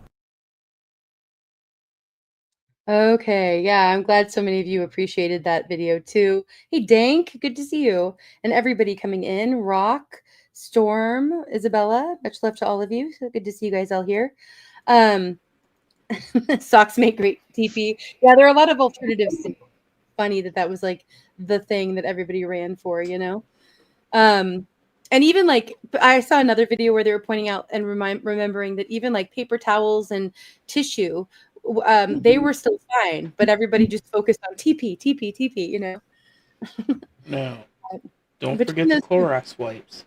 Right? Yeah, exactly. When very Exactly. early on, they said it was not a Yes, they can be. contact virus. Right. Yet everybody was going and flocking buying Clorox wipes. Yeah. Yeah. I mean, I think that there was a period of time where a lot of us were still trying to discern whether this was a manipulation or not, what was real, what wasn't. I mean, but like in some states like Florida, and I said this earlier, Florida, Texas, South Carolina are the ones that come to my mind. It was like it only lasted a couple weeks. And then there were states where they just, it became so apparent. Like even here in Washington State, they were still requiring masking at the November 2024, a few months ago, poll watchers. That was an issue we talked about here that I shared. And hey, Lowry, good to see you too. I don't think I said hi to you. But yeah, so, it's still something that's ongoing, and it's obviously about control and not really about any kind of health. I mean, it's now obvious. I mean, it's so obvious, but I think there was a period of time where a lot of us had some level of concern too. Yes. Yeah. Marshall, much love. Good to see you here. Saw you come in. Okay. All right. I know I said that was the last video, but there is one more short one. And thank you, John, for the reminder that I wanted to play. And it ties right in. It's really good. And so I'm going to pull that one up and then we'll kind of switch gears here. This is a channel, Jack Richards, and it's one of the best lectures in the world. Here we go. You there, second desk, blue jacket. What is your name? My name is Alexis. Alexis, please leave my lecture room. I don't want to see you, one of my lectures, ever again. I don't understand. I am not going to ask a second time. Thank you.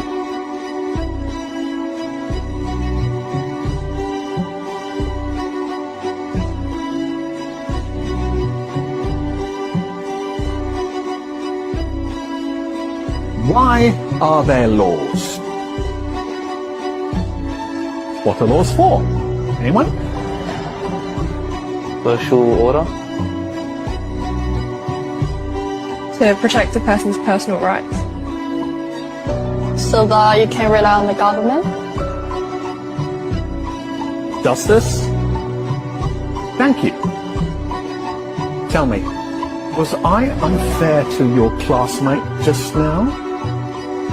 Indeed I was. So, why didn't any of you protest? Why didn't any of you try and stop me? Why didn't you want to prevent this injustice? You see, what you have just learned, you wouldn't have understood in 1,000 hours of lectures unless you lived it. You didn't say anything because you weren't affected yourself. And this attitude speaks against you and against life. You think it doesn't concern you, so it's none of your business. Well, I'm here to say, if you don't help bring about justice, then one day you too may experience injustice. And there will be nobody there to stand before you. All right. Short and sweet, but that's a good one. Thank you, John, for the reminder. Appreciate that. Right. Nice, Tate. You guys are cracking me up. Twisted, you made me laugh out loud. That's for sure. Yep. Yep. This what is this the I think somebody I can't remember the quote who said it, but it's like injustice happens to one man, it happens to Marshall? all men. Yeah. Yeah, I like that, Wingnut. Yeah, there's that whole quote I never can remember exactly, but you all have heard it and know it. But it's like, they came for this group and I didn't do anything because it didn't affect me. And they came for this other group and I didn't do anything because it didn't affect me. And then when they came for me, there was nobody left to stand up for me, Mhm. That's definitely not the quote, but that's the gist of it. Yeah, it was a mass psychosis and we're still in it. I mean, I think there's a couple things. I think we're literally, I don't like to throw around the term PTSD lightly. But I do think that a lot of us are probably dealing with that in some way, shape, or form. A lot of us had our lives very much changed and uprooted in a lot of different ways, in all different aspects, socially, just in how we spend our time, how much time is online versus in person, the loved ones we know who are affected medically. Like there's a lot that goes into all of this and the effects of it that I think a lot of us are still dealing with and trying to sort through. Yeah, it was so bad that people had to be tested to know if they had it, and they had to be tested with tests that the creator said not to use in that way, and that were run at so that they would show false positives. Exactly. If I didn't say hi to somebody that came in, know that I have seen you, and much love to you all, and I'm really glad that you're all here. Check out Jack Richards' channel, see what else he's sharing out. Okay. All right. SE, good to see you too. Yeah. And all right, some closing thoughts from anybody up on panel before we kind of shift gears into music?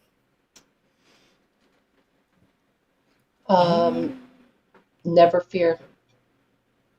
I like that. Yeah, we've talked about how the Bible says, "Do fear not," 365 times, one for each day of the year. Yes, that's one of their Mhm. greatest weapons against us. I think my final thought for the conversation part is when things get confusing and lots of labyrinths are thrown in front of us, your best fallback position, your best home base is the 10 Commandments, right? Like Love that. when in doubt, weigh it against that. Measure your decision against the 10 Commandments. I And like that. I know, like some people will say that's JM. That's lazy evangelism, and like I can see that, but at the same time, I think simplifying things is really Right, Shelby? important, and I do that. Thank you. Yeah. Thank you, Jam. Really quickly, before anybody else goes, I want to read this from Synthworks, and thank you, Synthworks. He said, I tried to put a mask on my dog. She bit me. Smart dog. And I do think it's to keep everyone in order, Wayne. And I like Shelby's comment here, too. Make sure that you're aware of Project Bluebeam and what it is. We have talked about that. Maybe we'll concentrate on that a little bit more next week. Because I think we all kind of anticipate it's incoming at some point sooner than later. If you know, you know. And if you don't know, you should check into it. The Y Files is a good place for information, just off the top of my head. Forgotten History is another. I'm sure we could all, and if you want to, go ahead and give the names of different channels that you guys follow and, you know, look to for kind of information on those types of topics.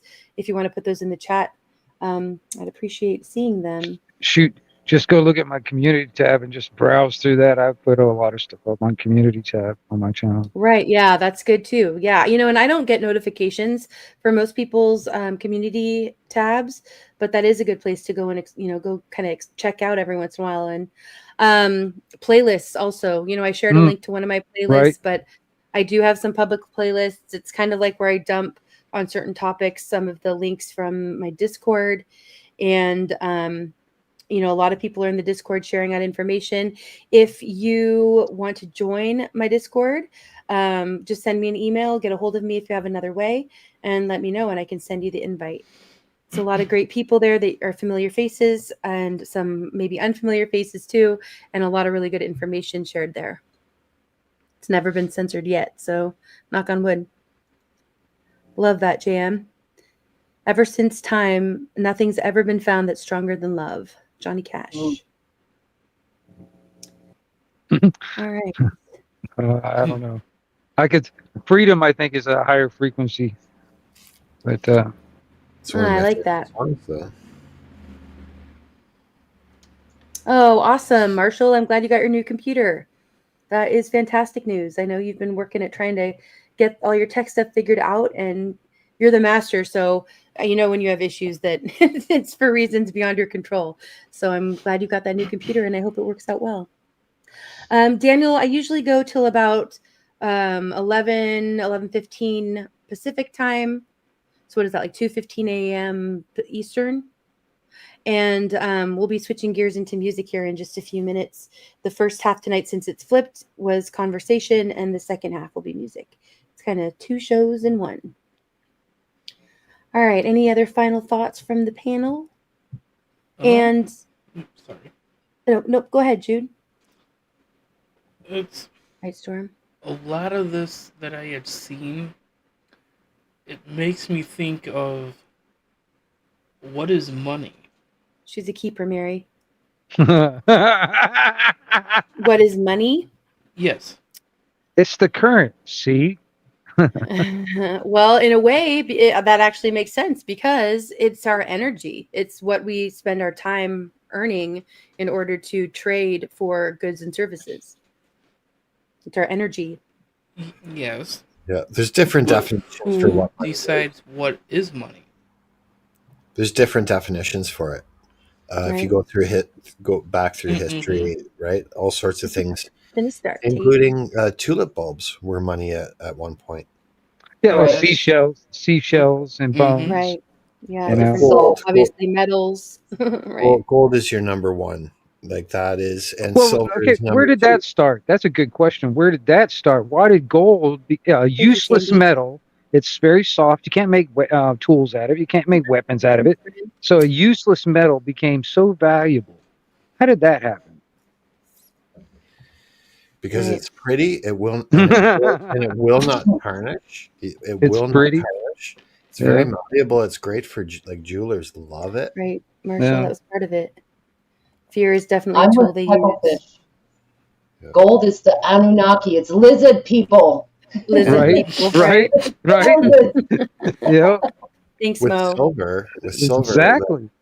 the word for silver, if you look that up, there's 7 or 8 different languages where the word silver is synonymous with money, which is why I keep interrupting because I wanted to Well, get to that. silver, Also, silver. So in the gold and silver type paradigm, I mean, silver was the commoner's cash, and the gold was more like the elite in a sense, quote unquote. You know what I mean? Type of cash, because we could afford gold. Was silver was the commoner's type of. Yep. Before digital, it was the ideal.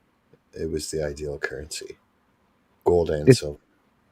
Digital is well, kind of crapping on it technically, now. according to the Constitution, that is the only true constitutional money. That's right, and it was that way up till 1965. In the United States of America, all your dimes, quarters, half dollars, and dollars were 90% silver up until 1965. Mm-hmm. That's very, very recent. Love that, Mo. Mo says, let your hair down, let your inner child run free, enjoy the now. As yesterday is gone and tomorrow is not guaranteed, enjoy now and be present. Well said, Mo. Agreed. Basically, what I was trying to do there was say, Yeah. what's to say in 2 weeks, all of a sudden, hey, Mary, like paper money is no longer money, and we're using flip flops. I have Shelby. It's and we're already using, say that again. Sorry, I lost that last part there, Jude. What's to say in 2 weeks we're not using flip flops? Well, I mean, I don't think it'll happen in 2 weeks, but I do think that we're going to be moving to probably more bartering happening. And I think in some places it already is happening more frequently, and that bartering can be, not for one specific thing, but for just in trading of goods and services, Okay. Before we switch gears, I almost forgot. I'm going to go ahead and pull this up and spin. Thank you to everybody who has shown support. I really, in all the ways, being here first and foremost, sending me links to songs and videos to play, and supporting me financially. I really do appreciate all of it in all the ways.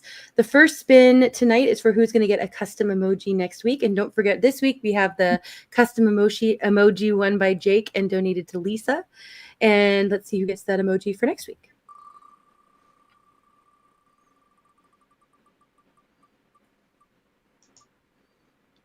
All right. It looks like Peanut. Peanut, I will be making you a custom emoji to use in the chat next week. And this next spin is for whoever wants to either pick a song for me to try to sing, which I'll also be making up for this week's, and singing one for Snooks, who won last week. And then, or you can pick a song by an indie artist, as long as it's cleared and I can play it without getting a block, then I can play it during the music part of things. Or actually, if there's something you specifically want for the conversation, as long as it's a reasonable amount of time and everything, then I can share that too. So this is for who gets to pick a song or a video. Here we go.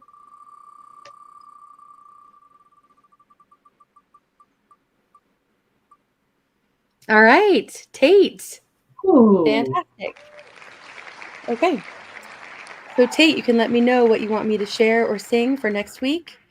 And looking forward to that, making that emoji for you, Peanut. All right. Thank you so much to everybody who has been here so far for the first half, who's come up on panel and been part of the conversation or been here in the chat as part of the conversation. Appreciate you all. And I hope you guys are going to stick around for hanging out for music. It's kind of, I like it both ways. I do like the music first and then the conversation. I like it this way too. I feel like the rest of the night we kind of just get to chill, which is kind of nice. All right. The first song I'm going to pull up here is by Rob Rainwater. Love him, love his voice and the music that he writes. This is Nobody Seems to Know. Here we go.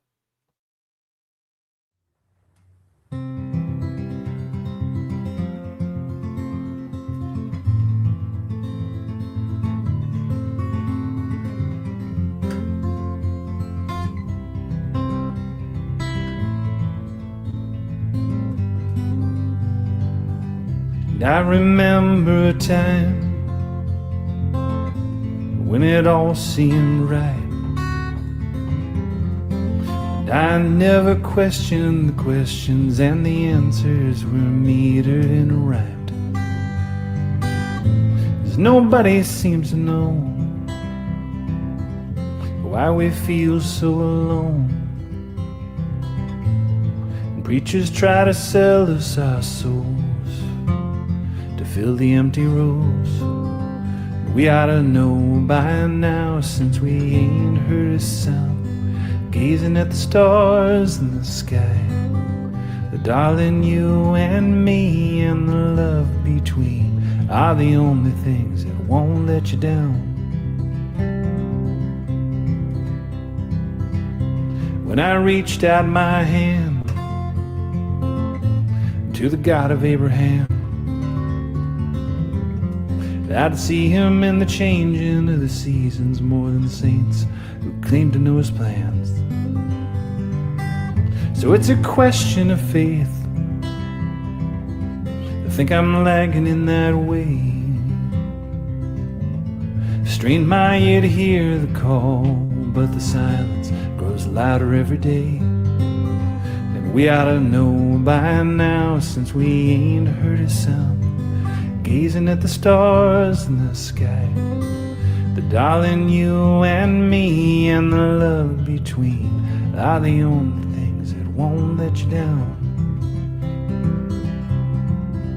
We ought to know by now, since we ain't heard a sound, gazing at the stars in the sky, that darling, you and me and the love between are the only things that won't let you down.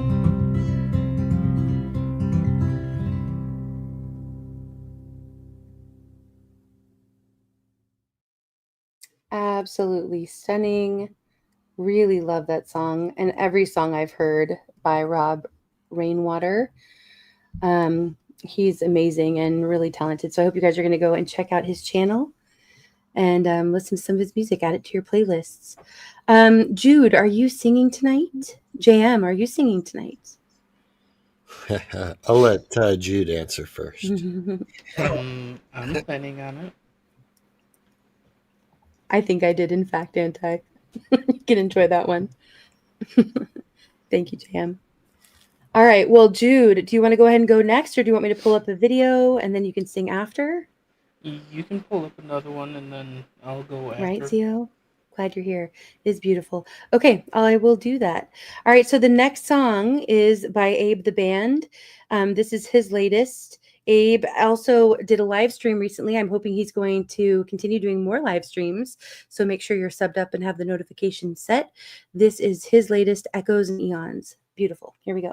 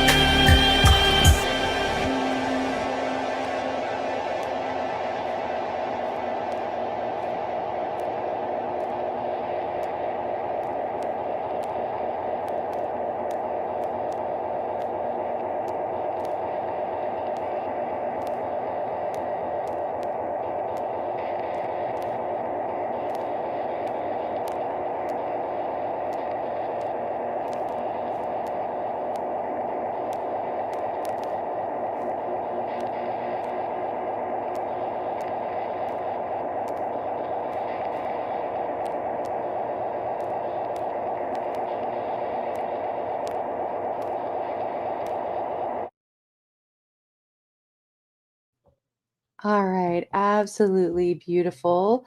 Well done, Abe. Always appreciate your music, and that was a stunner for sure. Very hypnotizing, I think, and apparently makes people who are high want to tiptoe around like a ninja in their own home, which I thought was pretty good too. Tony, much love to you. Thanks for being here.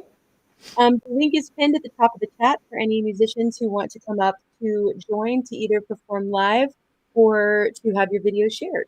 Everyone is welcome. The link is pinned. Much love to you, Laura. Have a good night. Sweet dreams to you. Lowry, thanks for coming up and joining us. I'm glad you're back. Thank you. Hi. Oh, it's good to see you. Is Nico with you tonight? Yeah, she's here. I think we're going to do a duet at some point. Oh, I love it. Fantastic. We're not on camera. Oh, I love the sounds of that, Tony. He said, Tony, how he says to Zio Fender, still working on that track for you. I see a collaboration happening. Very exciting. Love that. Okay. All right. Jude, did you want to go ahead and go next? I can do that. Fantastic.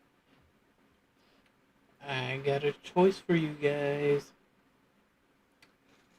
I got Tina Turner or Ronan Love that Keating. song. Who was the second one? Ronan Keating. Okay. All right. Let us know in the chat and on panel. What do you guys think? Tina Turner or Ronan Keating? While you guys are making that decision, John said, you searched the stars, the scriptures, the secret chambers of forgotten lore. You asked the elders, the algorithms, the echoes of ancient names, but the flame, it was always yours, not hidden. Amen. Love it. Makes me think of the movie The Road, where they're always asking people, do you carry the flame? And they all just know, what they mean. I like that. All right. I see Tina Turner. I'm not seeing many responses, so Tina Turner might win from Mo. Let's go with it, Jude. Sounds good to me. Okay. Thank you, Anti. Yeah, none of us can wait on that one, Zio and Tony. Fantastic. All right. Jude, do you need me to share your music, or do you share it through yours? I do it through mine. Okay. Good night, Synthworks. Much love to you. Have a great night, and I have a song of yours I'll be playing later tonight, too.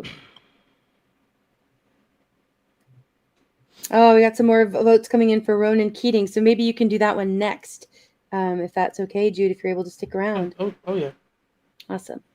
I was planning on doing both. I just didn't know which one to do first. That's all it is. Well, now you don't have to be a sore loser, Twisted.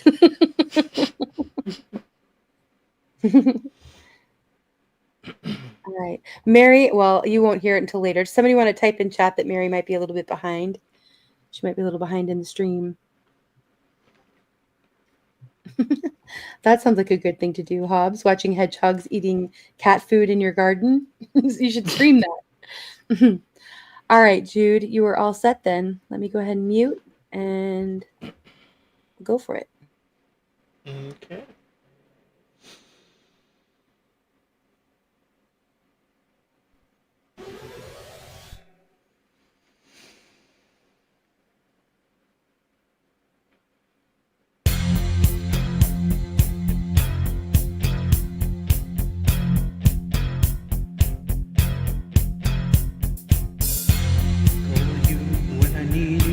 My heart's on fire.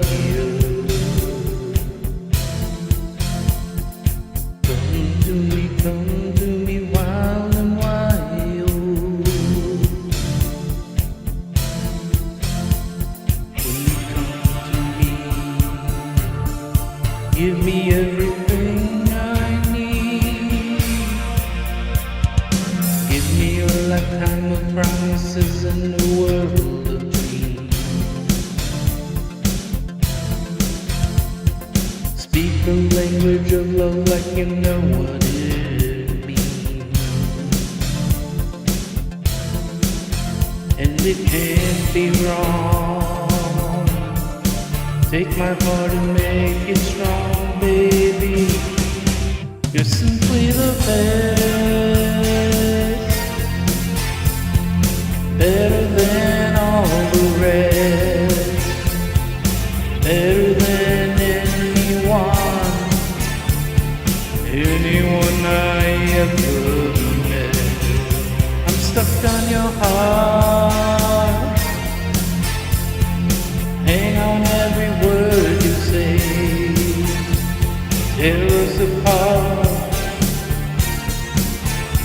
Baby, I would rather be dead. In your heart I see the start of every night and every day. In your eyes I get lost, I get washed away. Just as long as I'm here in your arms, I could be in no better place. You're simply the best, better than all the rest, better than anyone I ever met. Oh, I'm stuck on your heart, hang on every word you say.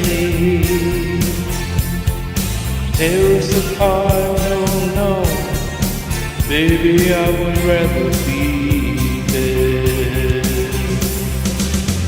Each time you leave me, I start losing control. You're walking away with my heart and my soul. I can feel you even when I'm alone. Oh baby, don't let go.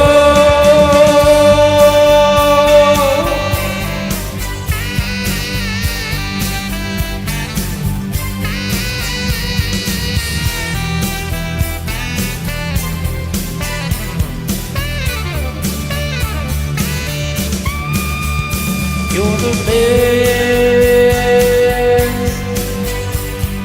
better than all the rest, better than anyone I ever met. I'm stuck on your heart, hang on every word you say. Tear us apart, no, no, baby, I would rather be dead. Oh, you're the best.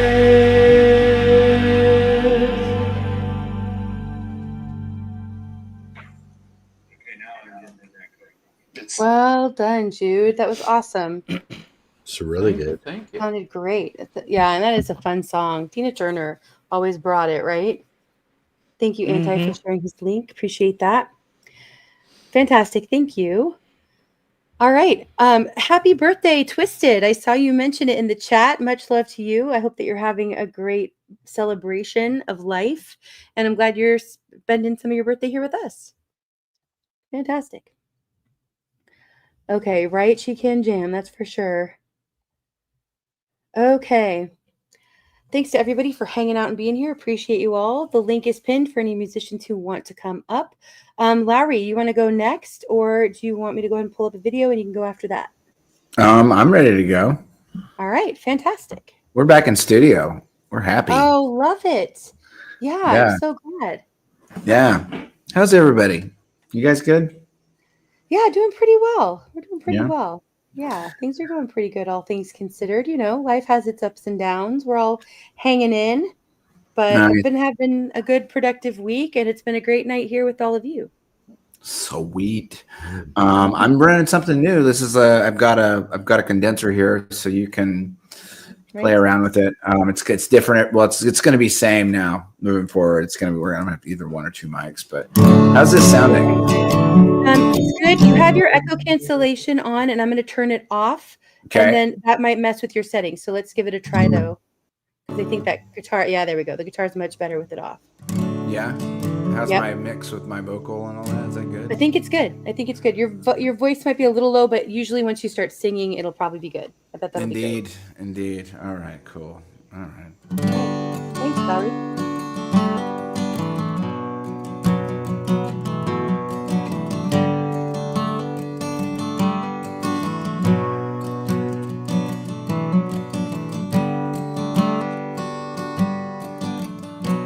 Love is the thing tonight. Walk with me.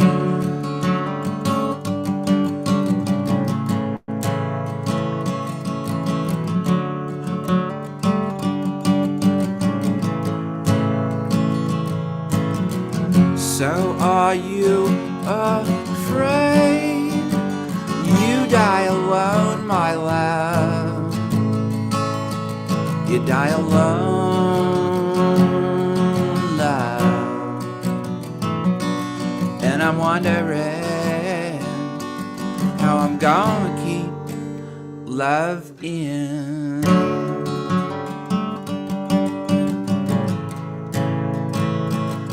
Whoa, here he comes.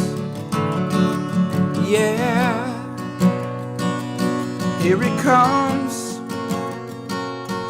What I meant to say is I'm doing okay.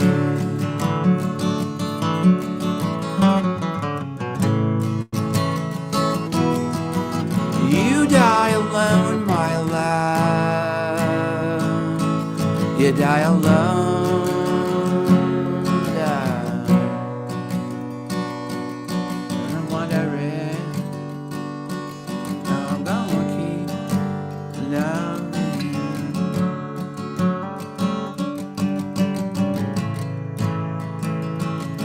Oh, here he comes. Yeah, here he comes. What I meant to say is I'm doing okay.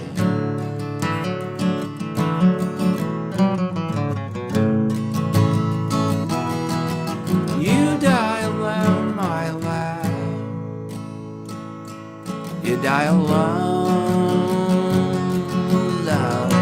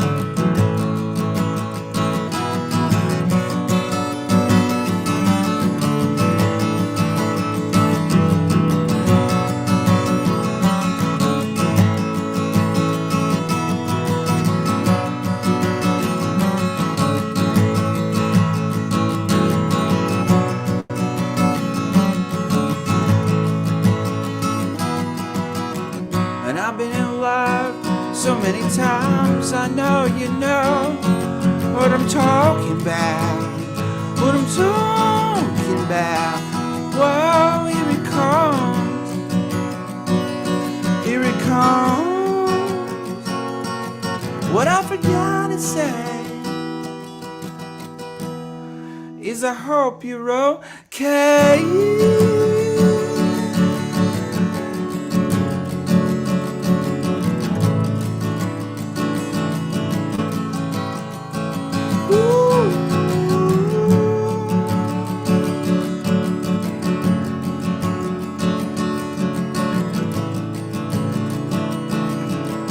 La da da da da da da da da da da. La da da da da da da da da da da. La da da da da da da da da da. La da da da da da da da da. La da da da da. You die alone, my love. You die alone, love. You die alone, my love. You die alone, love. You die alone, my love.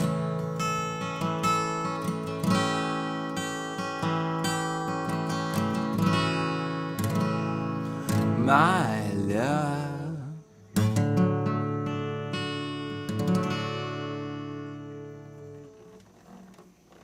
Absolutely beautiful. Thanks. Love that, Lowry. Yeah.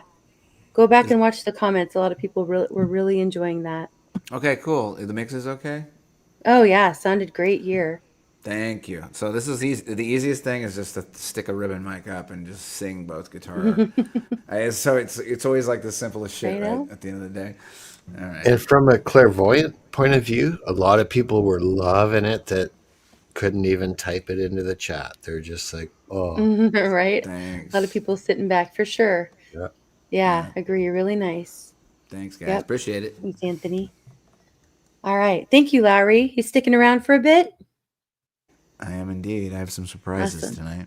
Oh, fantastic. That's right. We said a duet's coming up. I'm looking forward to that. It's thematic. You know when I used to do thematic like pieces like back in the winter and all that stuff. Love We're getting it. back to that because we have the studio now. So like, you know, we're You're kind of glowing, Lowry. I think you're feeling it having the studio back probably, dude, you know, you have just feels no right. idea. It's just it's so much easier than like doing this shit remote from various places. We've been homeless for 5 months, so like we're in the beach house now, so it's like wow. Right. For any here who might not know, when they were in the process of moving out of New York, which is a huge transition already, their U-Haul was stolen. With all of their, you know, all their belongings in it, including their guitars and studio equipment and everything. So, yeah, it's been quite the rough transition. You know, I was talking with somebody recently, Lowry, and anyway, we were saying how sometimes God like nudges you onto a gently, you know, you gently nudge onto another path. Other times you get like drop kicked. You guys kind of went through the drop kicking. It's like, here's your time. Here's your time where I'm going to push you. I'm pushing you now. And I'm like, you know, what's funny is like, it's the great thing about it is like all my musician friends started giving me guitars. And I'm like, I can't take this. Like I have it right now. My buddy Dave, I'll talk about him a little bit later, but my buddy Dave, he's like, this is an extra D28. And I just need you to have it. I don't need, like, he's got a collection of like 12 guitars. He's like, take this. And I got this other old Telly it needs to be restrung, but it's in good shape. And he gave me this old, like, beat up bass. It was like I don't remember what brand it was, but like all I need is electric, acoustic, and bass. And then I'm money, you know. I just have the drummer come over and we're money in the bank. So anyway, I don't want to take up too much time, but yeah, it's gonna be fun. I'm looking forward to it. I'm glad you're here. Nico too. Cheers. Thank you. All right, I'm going to go ahead and pull up a video. This is an artist I just heard last night at 15th Ben's Indie Music Roller Coaster, an amazing live stream. Make sure you're subbed up to 15th. If one of my mods would be so kind as to drop his link, that would be great. And this is an artist named Lindsay Stringer. She was there in the chat. She's amazing, and I'm looking forward to checking out more of her songs too. But the lyrics of this one I just really enjoyed. This is her song, Worth. Here we go. You have such a hold, and men come and go, but I hate sleeping alone. Oh, I've always worn the love and the scorn like tattoos burned into my arm. No taking it slow, ain't no touch you go. Mistakes are mine to make alone. Listen to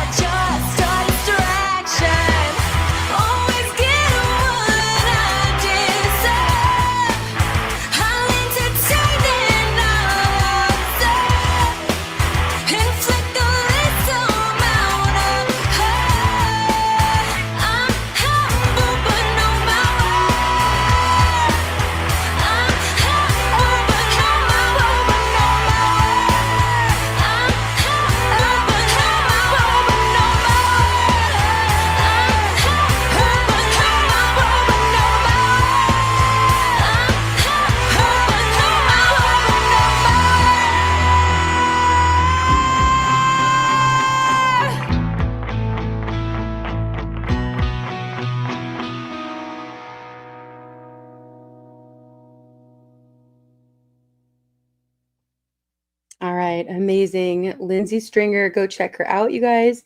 Great song. Glad you liked that one too, Mo, and others who commented. Fantastic. Great anti. Oh, right. A range. Yeah, she does have a great range and just a lot of oomph in that song. You know what I mean? Like it's like, you feel it. Really well done. I'm looking forward to checking out more of her songs and hopefully sharing some more of her songs here later, another time. Okay. Awesome, everybody. All right, JM, you want to tell us about this song before we pull it up? Oh, and a big shout out to 15th Bend. He's digging up some fantastic musicians, like just sprouting out, right? Just like little seedlings. Yes. And thank you, coming into Snooks, for sharing his link. Appreciate that. Yeah. So I shared the screen. Does Bran have it too? I'll delete mine if Bran's got it. He doesn't have it. If you want to share yours, whichever way works best for you. I'm sure he can pull it up. Okay, no, I got it. Okay, great. Yeah, no, this is great. This is God's Gonna Cut You Down, Johnny Great Cash song. cover song. And it's perfect for all these people that are trying to scam us and take advantage of us. I'll switch my audio settings and hit play. Okay. Looking forward to this. Thanks, Jam.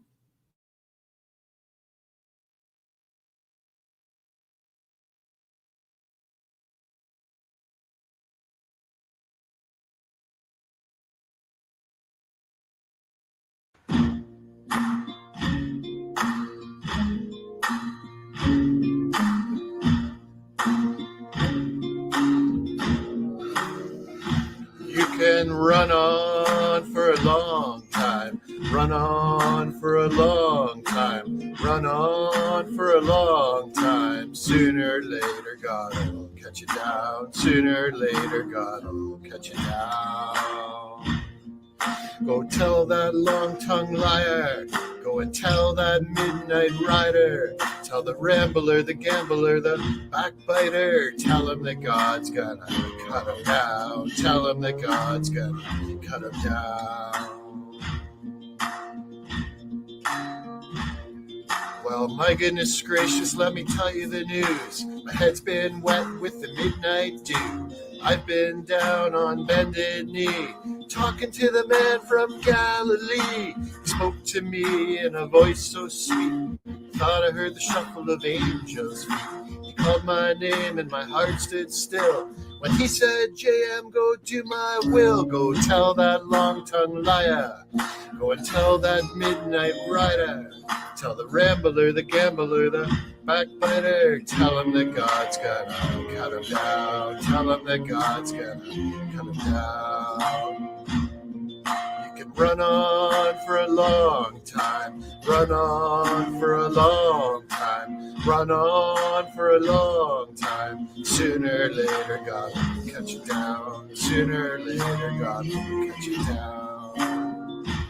Well, you may throw your rock, hide your hand, working in the dark against your fellow man. But as sure as God made black and white, what's done in the dark will be brought to the light. You can run on for a long time, run on for a long time, run on for a long time. Sooner or later, God will cut you down. Sooner or later, God will cut you down. Go tell that long-tongued liar, go and tell that midnight rider, tell the rambler, the gambler, the backbiter, tell him that God's gonna cut you down, tell him that God's gonna cut you down, tell him that God's gonna cut you down.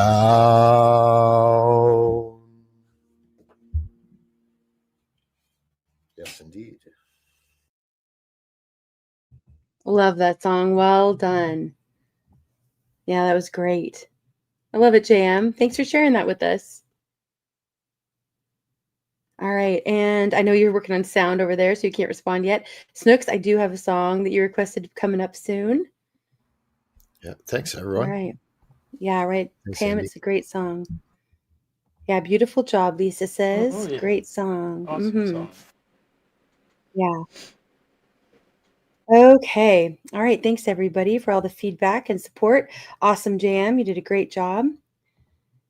I like when you sing live too. I have to say, I'm kind of with Snooks on this, but I like that you're putting out more videos with your voice in them. Well, and Joe Norman, who I see just showed up. Hey, Joe. Hey, Joe. Good to see you. Always encourages me. So, like, I might very well, if someone wants to put, I'm willing to sing almost any Johnny Cash song on the fly. Awesome. And I know most of them. All right.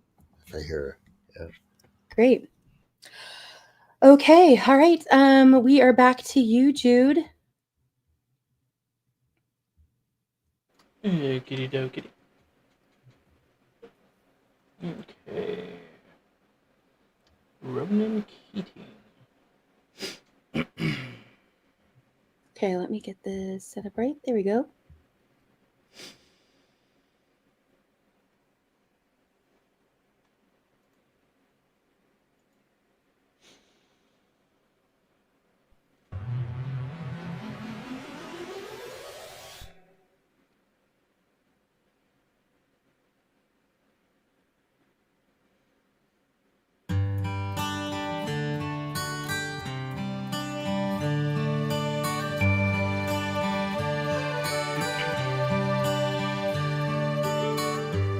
It's amazing how you can speak right to my heart.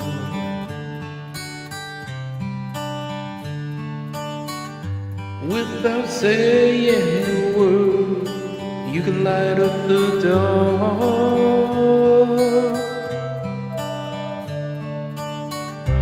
Try as I may, I can never explain what I hear when I don't say a thing. The smile on your face lets me know that you need me.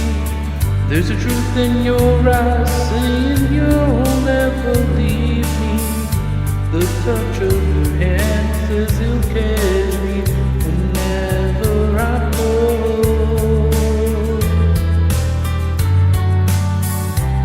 You say it best when you say nothing at all.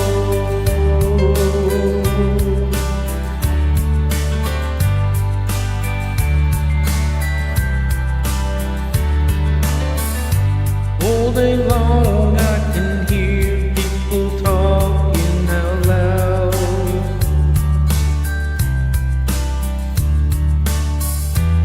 But when you hold me near, you drown out the crowd.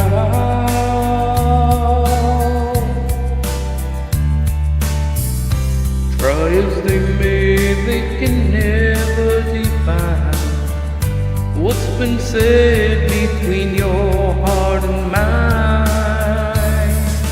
The smile on your face lets me know that you need me. There's a truth in your eyes saying you'll never leave me. The touch of your hand says you'll catch me wherever I go.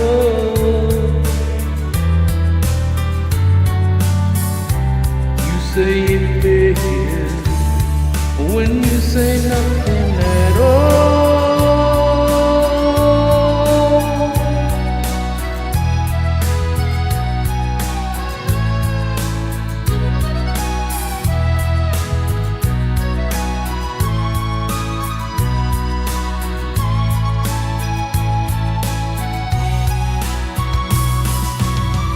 The smile on your face lets me know that you need me.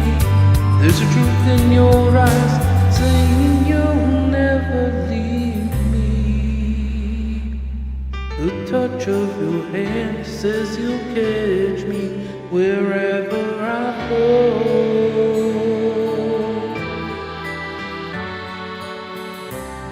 You say it best when you say nothing at all.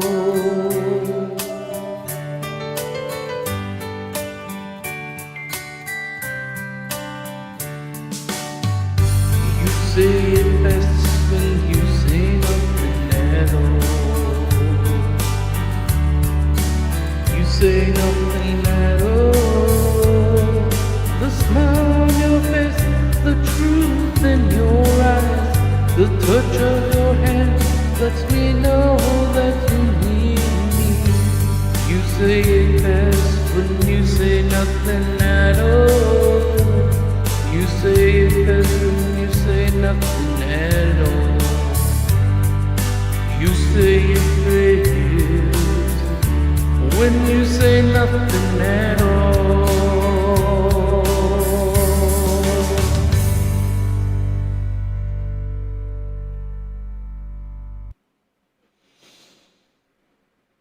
Beautiful, Jude.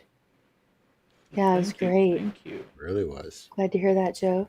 Yeah, sounds good for sure. Beautifully done. Jude, I really appreciate the quality of your voice. It's just, there's something very like subtle about it that hits, you know? Mm-hmm. Hope that makes sense. Glad you're Yeah. here.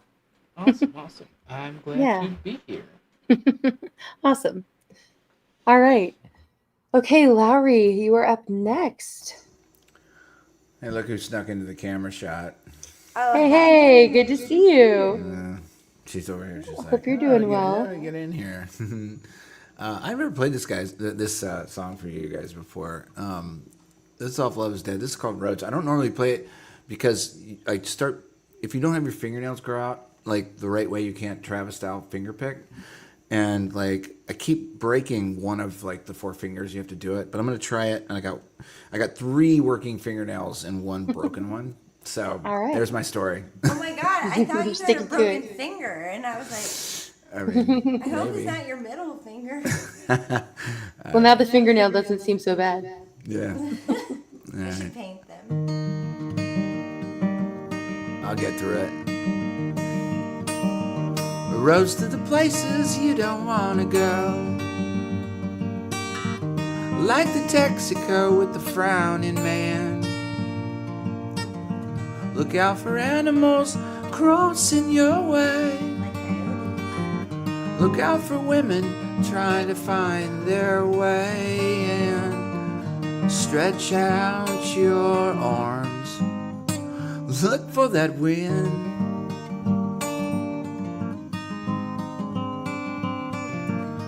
Magic clouds shaped like Mexico.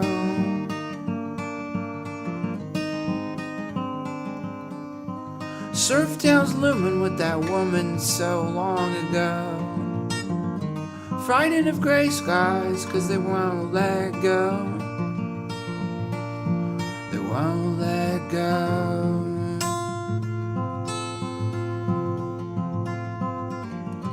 No memories, no more memories, no more.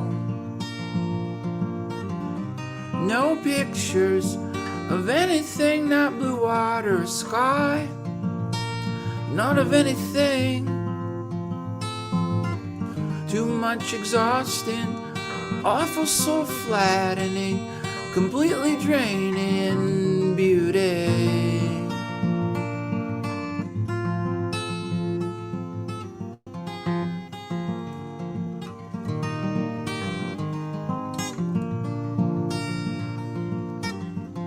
Peace of mind, heart is full of green and blue and purple. Flowered girls, sunset dance, the locals will never know. And I'm stuck to this goddamn chair, under the palm tree in the tequila air. No, it's a Boone's Farm day in high school. Now that's just beauty trying to get away from you. No memories, no more memories, no more. Orange silk, extravagant horizon draping my eyes. I tried to My turn up the lyrics. eyes. Why did it work? Too much exhausting, awful, so flattening, completely draining beauty.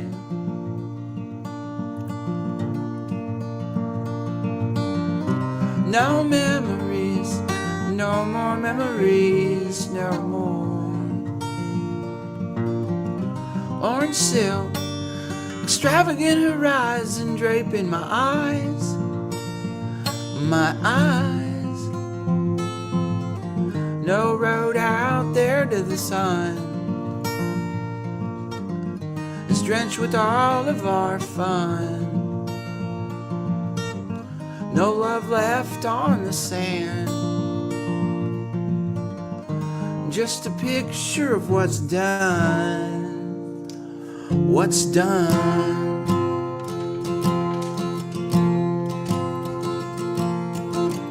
Too much painful, exasperating, death-defying, wonder-striking beauty. Too much maddening, heavyweight, back-breaking, awe-inspiring beauty. Too much strangling, love entangled, life affirming, vibrating beauty.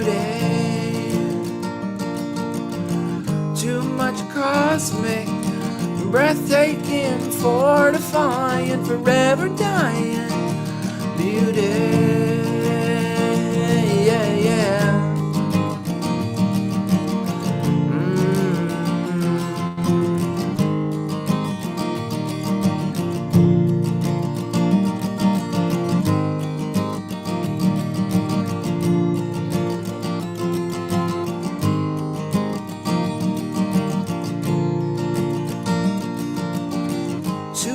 Painful, exasperating, death-defying, wonder-striking beauty. Too much maddening, heavyweight, back-breaking, awe-inspiring beauty. Too much strangling, love entangled, life affirming, vibrating beauty. Too much cosmic, breathtaking, fortifying, forever dying beauty.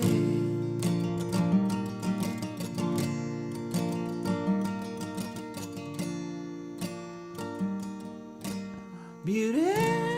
Yeah, I forgot to turn the speakers down during that. It's crazy.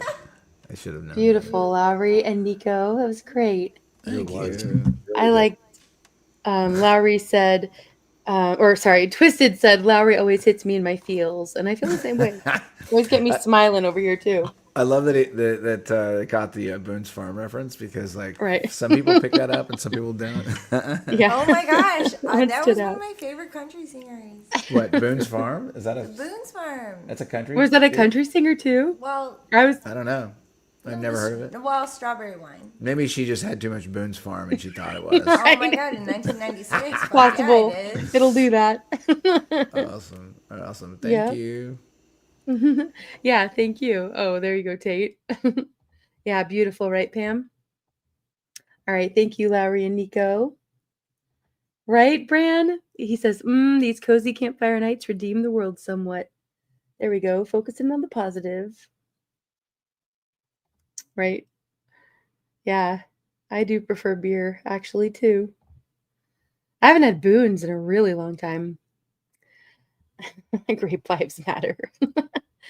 All right. I'm going to go ahead and pull up. We have two videos we're going to play here back to back. These are by Nuke or New and Katie, also known as Dragon Lily. And this is for Nuke's challenge that he does, the Something Something Challenge. You can check it out. I'll drop the link in a minute in the chat to Nuke's song, but then also you can go check out his post tab and see the challenges that are there. But he posts, it's a really cool idea. He posts different pictures in a poll and people can vote for which picture they want. Mine won this time. And then whoever wants to participate can use that video to be inspired to create a song, and they have 2 weeks to create the song and then post it, and it gets shared all around. And actually Peanut was inspired by the image and included that in a video that he shared last week as well. And these songs were actually out last week, but I didn't get them in time, and so we are sharing them tonight. All right, here's the first, and I'm not sure how you pronounce the title. Maybe somebody up on panel or in chat knows, but Leith by New. Here we go.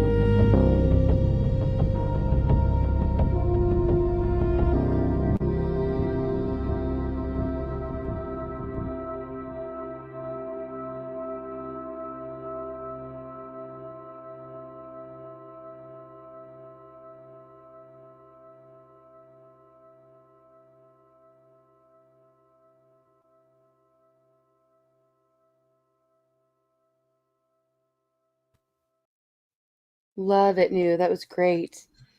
Yeah, Pretty kind of. impressive. Always. I've liked everything that both he and Katie and everyone who's participated in their challenges have posted for these. I think it's great. And Twisted's getting those ninja vibes again. Thank you for sharing this link, but we will be playing this later. This is a song by Buddha, also known as MB, who's here in the chat. A song that we shared of his last week that was amazing, but he does have a new video out for it. So I'll be sharing that in a little bit. Oh, that's awesome, Val. Know somebody else would be excited to know that. Val says, I used to have a 95% timber wolf that looked like that. Beautiful. Wolves are amazing animals. Yeah, great song. And kind of had like a little bit of a haunting vibe for sure. Maybe Twisted. Maybe you are. Maybe you don't know yet. Yeah. Okay, Levy. Thank you, Bran. It's an anglicized Greek name of a mythical underworld river. Levy. Okay. Very cool. All right. This next song is the entry that was done by Katie, otherwise known as Dragon Lily, and this is Evanescent. Here we go.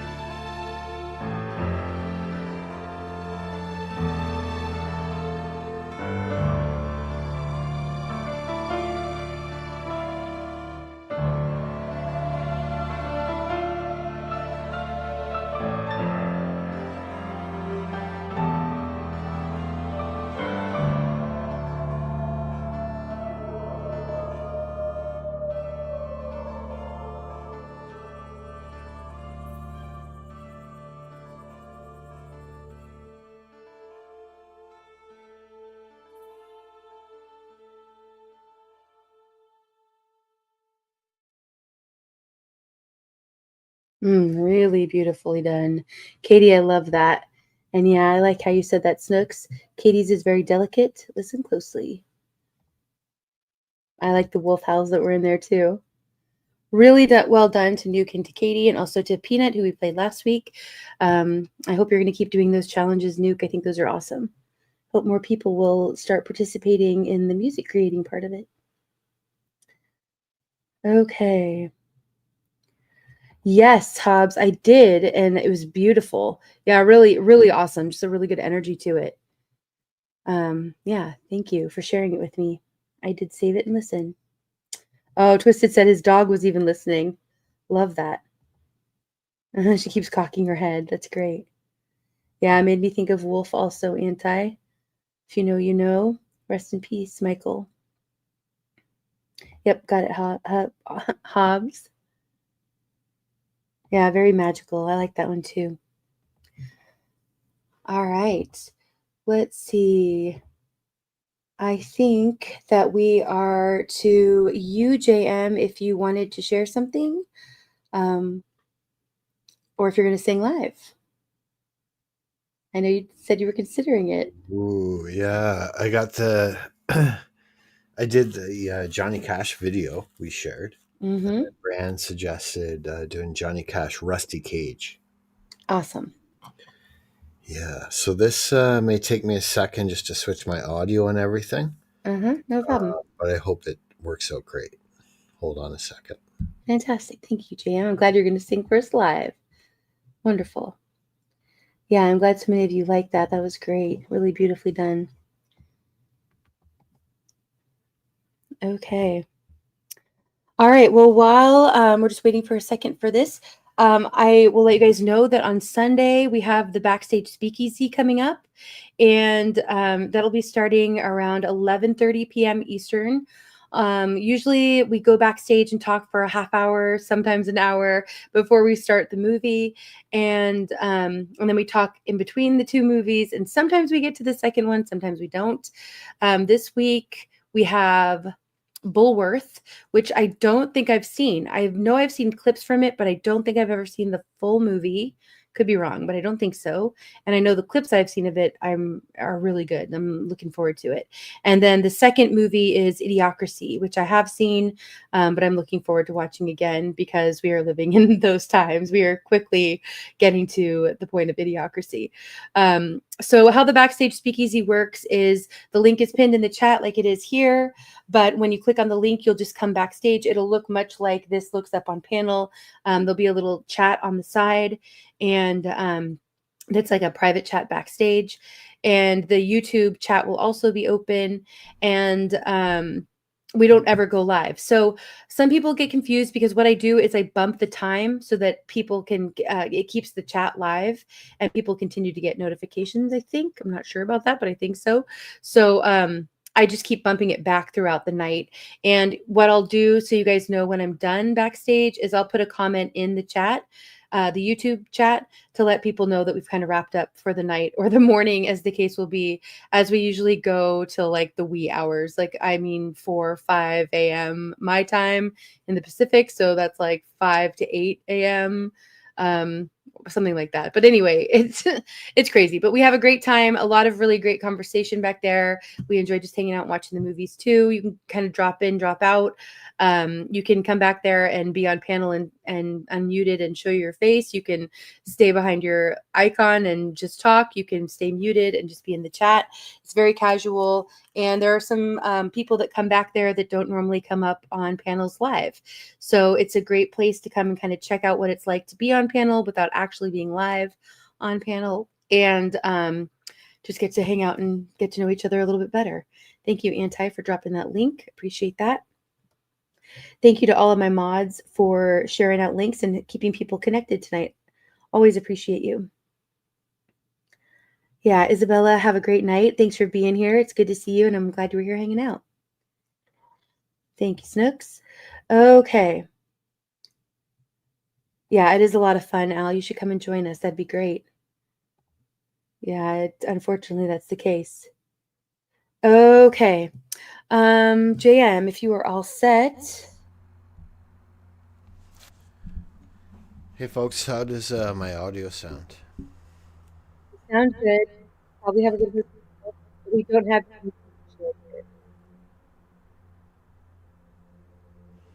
Interesting.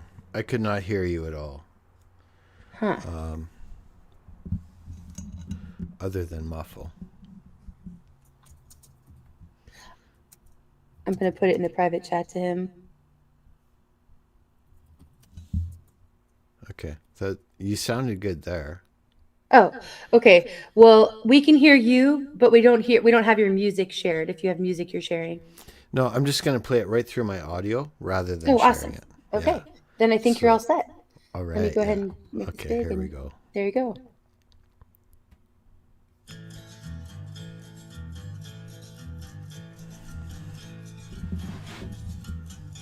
Requested by Bran. You wired me awake and hit me with a hand of broken nails.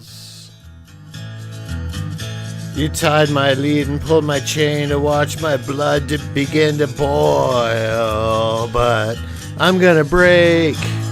I'm gonna break my rusty cage and run. I'm gonna break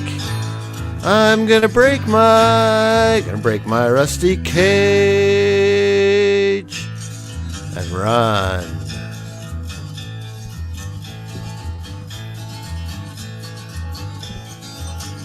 Too cold to start a fire, I'm burning diesel, burning dinosaur bones. I'll take the river down to still water and ride a pack of dogs. I'm gonna break my rusty cage and run. I'm gonna break my rusty cage and run. Sorry guys, this is just off the fly. Requested by Bran.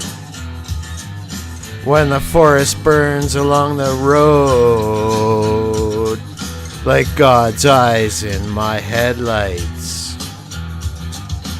When the dogs are looking for their bones, and it's raining ice picks on your steel shore.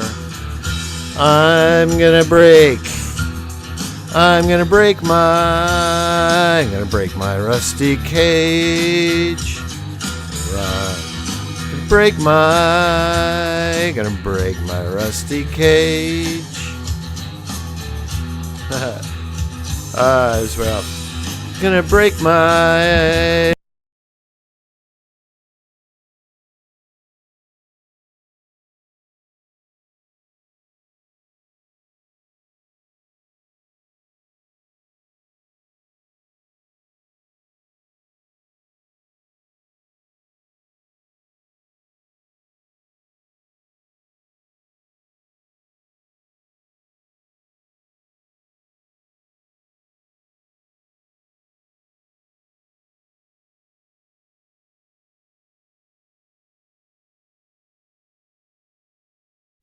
I wasn't sure if it was just me, but we lost your microphone there.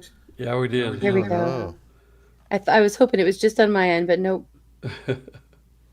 You were sounding great though, JM. You want to pick it up in the middle, or how do you want to do it? Gonna break my rusty cage. Oh no, I'm gonna give up on that. I messed it up. JM, that was awesome though, and I appreciate you taking it on the challenge. That was great. You sounded really good. I really liked how you were sounding until it just cut out. It just muted completely. I'm sorry that happened. Me too. You know what? It actually Right? it probably actually saved me. No, you really did sound great. Cool. I hope you'll go back and listen because it was great. Maybe try. It takes Yeah. guts. It takes guts. It does take guts, absolutely. Anytime people perform live, it definitely does. Yeah, Brand was loving it too. All right. Okay. Joe, thank you for coming up. How are you doing tonight? I'm hot, but I'm okay. Yeah. What's the temperature like there? It's in the 90s, but you know, it's getting cooler because it's sense. night. But I had to turn the AC off because it's right next to me. So Yeah, gotcha. Yep, I know. I have a fan that I've had on for like maybe 3 minutes altogether this entire time. But it has cooled down here a little bit. It was really hot. It's kind of been hot here well, really hot, relatively speaking, for Washington State, off and on. But it's cooled down a little, which is nice. yeah. Oh, Al, my eyes change color too. Sometimes they're blue, sometimes they're green, sometimes they're gray, and then they always have like a little bit of like kind of like an auburn color right around the pupil. Mine are pretty much dark blue all the time. Nice. Yeah, Brand says we got the gist anyway, JM. But I know he was disappointed it cut out. I didn't so feel was I. like wearing my contacts today. Yeah. Do you have colored contacts or just regular? Just regular. Uh-huh. Yeah. Oh, look at that. A lot of hazel eyes in here. Amazing. That's the rarest color, I think, are either hazel or green. Or actually the most rare is if you have one that's a different color than the other. I can't remember the name for that. That's what David Bowie had. He had one that was blue and one was green, I think. Really? Yeah. I didn't know that. He had something happen Good when he one, was Al. a child that made that permanent. Nice Tate. Or twisted tats, I mean. All right. Okay, well, let's see. I think that we're back at the start of the rotation. So, Joe, do you want to hop up and go right away? I can. Or, okay, yeah, go ahead, and then we'll get back to Jude. Okay. This is a song I had never sung until I just sang it on Carol's show. This was the last song I sang there. And so this is Who's Loving You. I don't know if you know that song or not. I think it does sound familiar. I'll know when you sing it for sure. Okay. Awesome, Joe. Thanks. All right. And it's shared, right? Okay.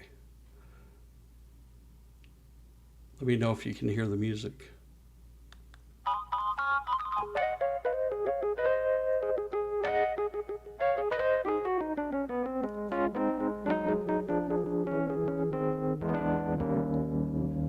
When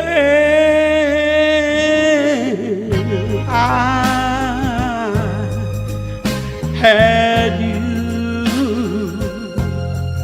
I treated you bad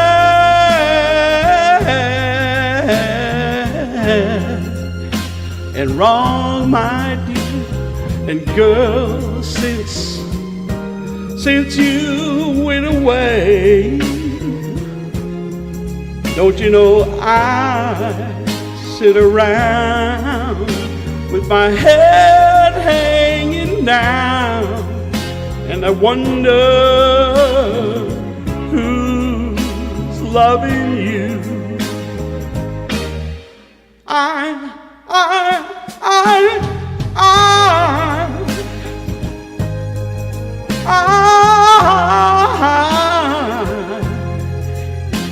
should have never, ever made you cry. And girl, since you've been gone, don't you know I sit around with my head hanging down, and I wonder who's loving you. Life without love is oh so lonely.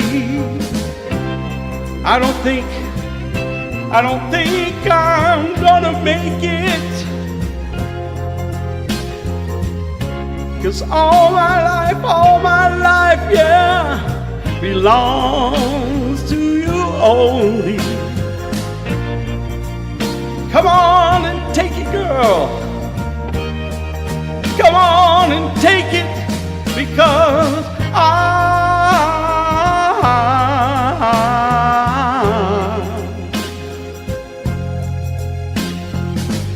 all I can do since you've been gone is cry. And you,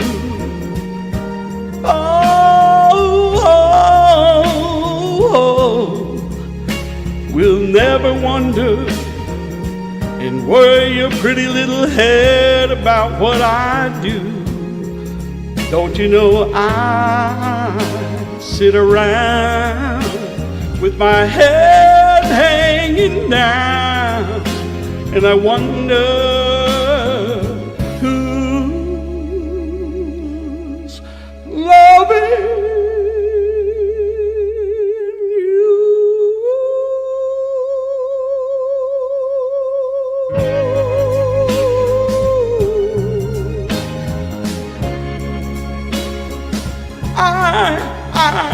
I don't know, yeah.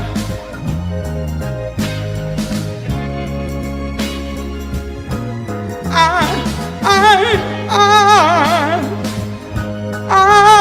girl who's loving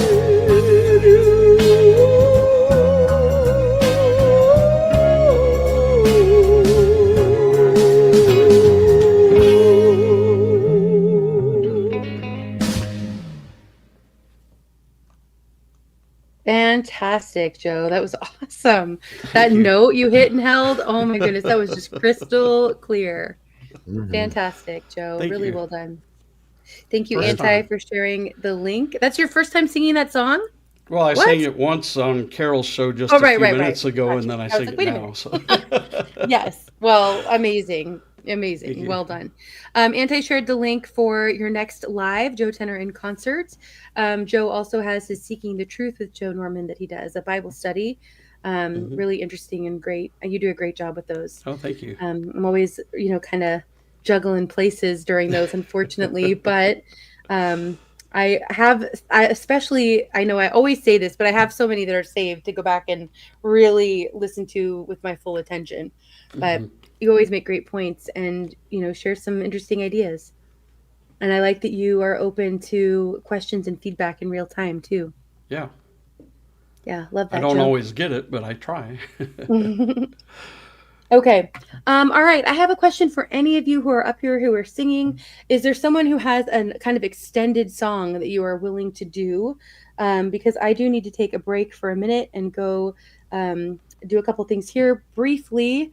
So if you have a longer song that you would like to sing, that would be helpful. I'm sure I could find one.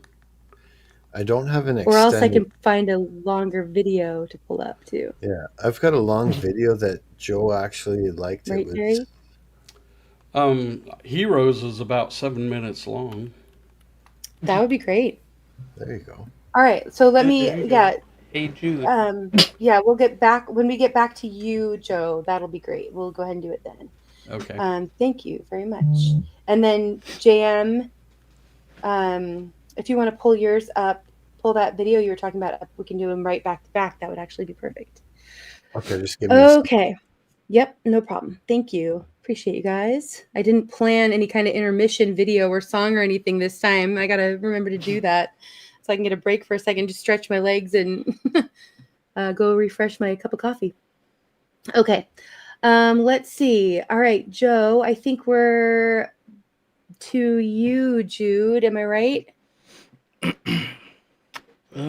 I think so. I think that's what you said. Yeah, I think it's Jude and then Lowry. Yep. I'm sorry. I always get off in my order here. Okay. There, I've got it now. Okay, I'm gonna try this one. I've done it maybe one other time. It is a song by Jeff Daniels. Yes, the actor.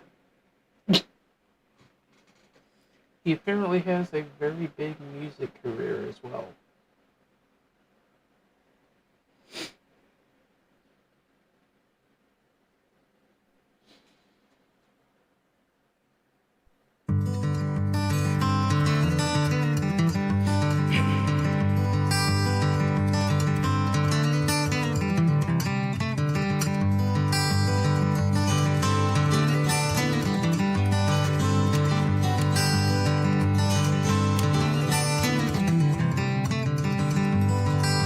You were there when I was falling. You were there when I fell in love.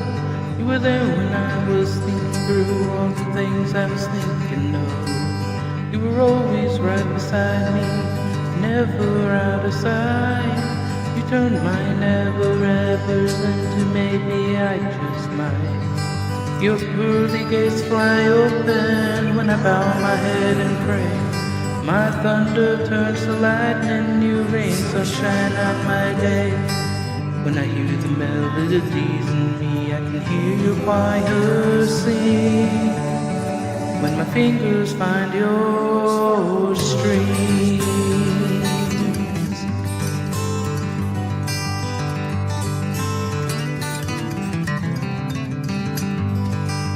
When I'm left all by my lonesome, you know just how I feel. When I'm down, you come around my corner on 2 wheels. And every time I tell the truth, you catch me in the lie. Every time I try to run, you just won't let me hide. Your pearly gates fly open when I bow my head and pray. My thunder turns to lightning, new rain, sunshine on my day. When the melody's in me, I can hear your choir sing. When my finger finds your string.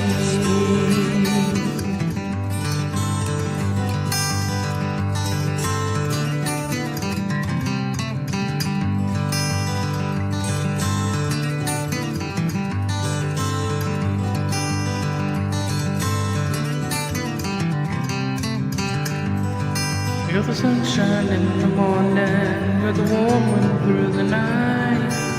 You dance me through my darkness, lead me to the light. You answer all my questions, and you finish what I start.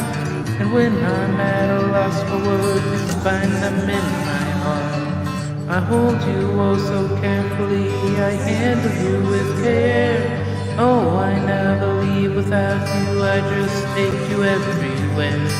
We both know I'm lost without you, we both know it's plain to see. I ain't holding you, my friend, it's you who's holding me. Your pearly gates fly open when I bow my head and pray. Your thunder turns to lightning, you rain sunshine on my day. When the melody's in me, can hear your choir sing. When the melody's in me, oh, I can hear your choir sing. Melodies in me, oh, I can hear your choir sing. When my fingers find your strings.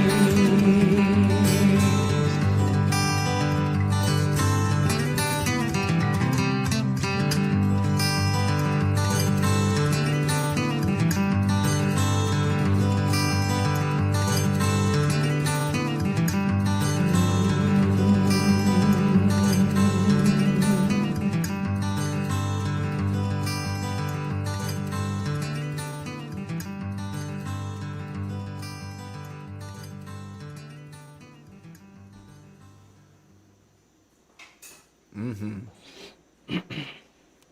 Good old love song Beautifully to your done, dude. guitar. That was great. I like that. Yeah, that was beautiful. Can you guys hear me? Yes. Yep. Okay, perfect.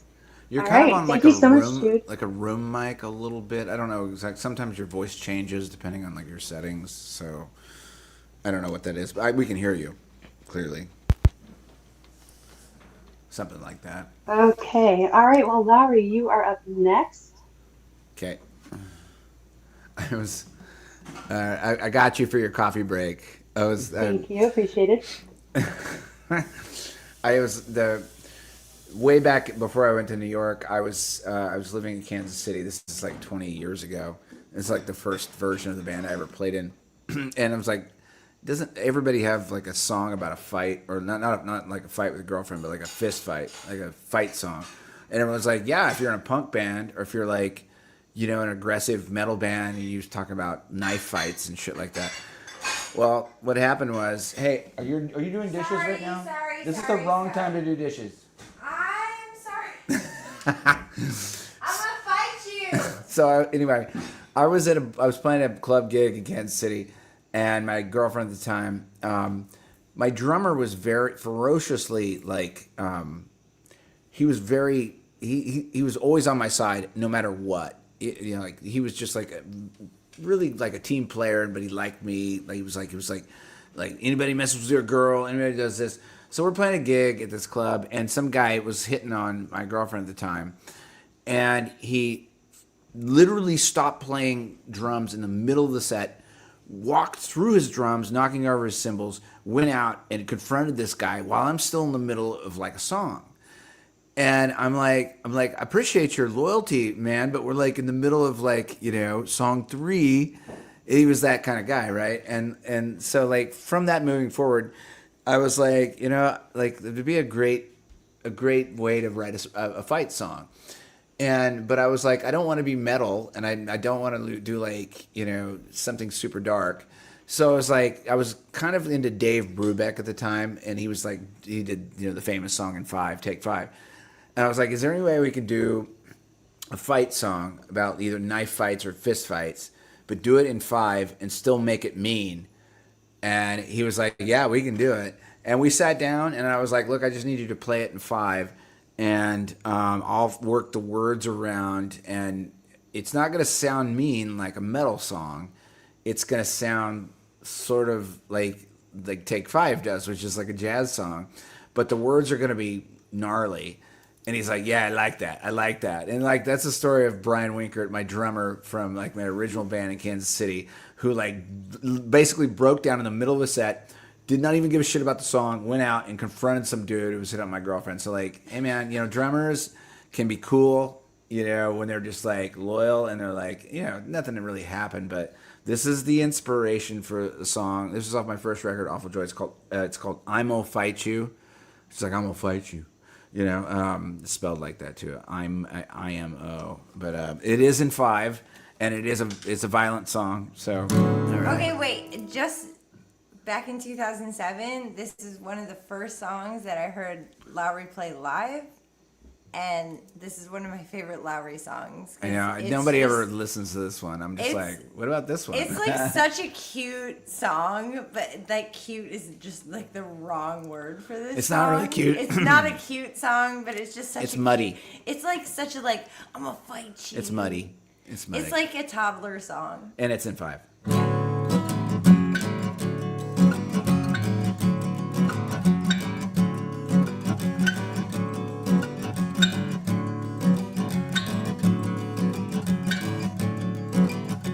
I'm gonna fight you.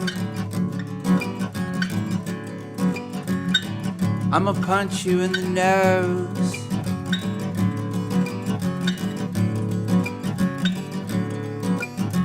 I'm gonna make you remember me by the blood upon your clothes. Oh yeah, yeah.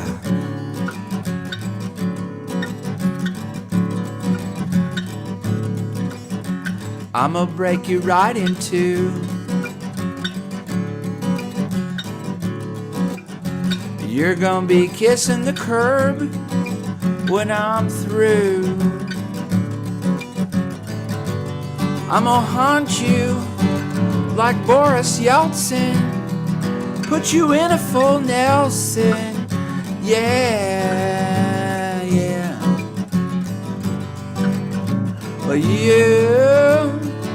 Well, you started this.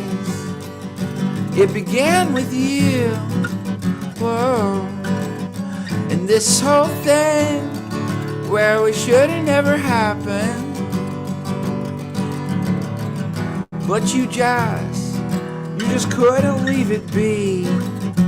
No, yeah.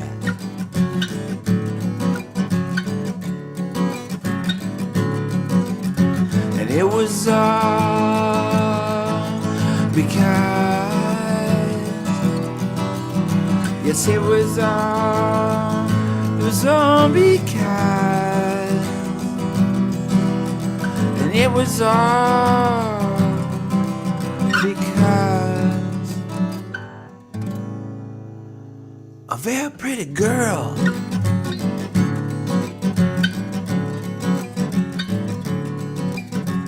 I'm gonna make it my mission in life to land my knuckles upon your head. You're not gonna do what you did ever again. You're gonna do some time in a hospital bed. If I'll fight you till you're dead. No, yeah. And I don't care if you just couldn't help yourself. You just couldn't leave this one alone. You don't care about anything I say. You bastard.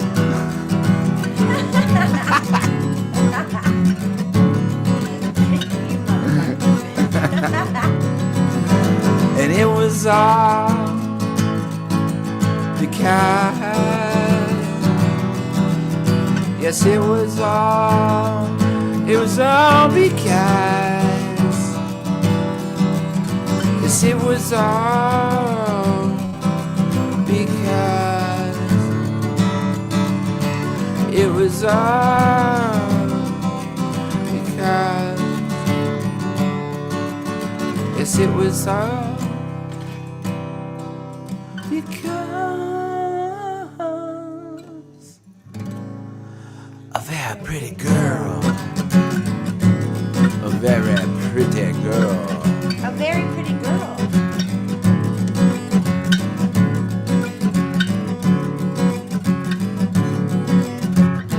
There you go. Fight songs in 5. I hope, Indy, that was enough to get you through your coffee break. I don't know. That's all true, man. That shit happened. It's like, can you make a mean ass song in 5? I was like, I'll try. I'll try to do it, and like, it's not gonna sound mean. It's not gonna sound like Tool, you know. I don't know, man. Love it, Lowry, and I love how you called it a toddler song, Nico. I know, it's like the ultimate juxtaposition. Let's make a song in 5 about fist fights. And like my drummer really was. He was a fighter, dude. He literally would fight people at shows. I'm like, dude, what are you doing? He's like, that dude's being a dick. I'm like, dude, but you're on stage right now. And I'll never forget. He walked through the drums. He took a cymbal with him, caught his arm with it. And I'm looking there. I'm still playing guitar, and the bass player's looking at me. He's like, what the fuck is Brian doing? He's out in the crowd trying to like basically stick up for my girl at the time. He was just one of those guys. It was kind of cute, you know. I don't know. I just thought I found it charming. Anyway, That's called loyalty. loyalty, right? So there you go. Great. Sorry, am I You over guys hear talking? me? Yeah, here we go. Yeah, I can hear you. That was great. Thank you, guys. Yeah, you're welcome. Joe, you are up next. Okay. Thank you, Joe. Okay, here's the song. Okay. Did you share it? There it is. Okay. Here we go.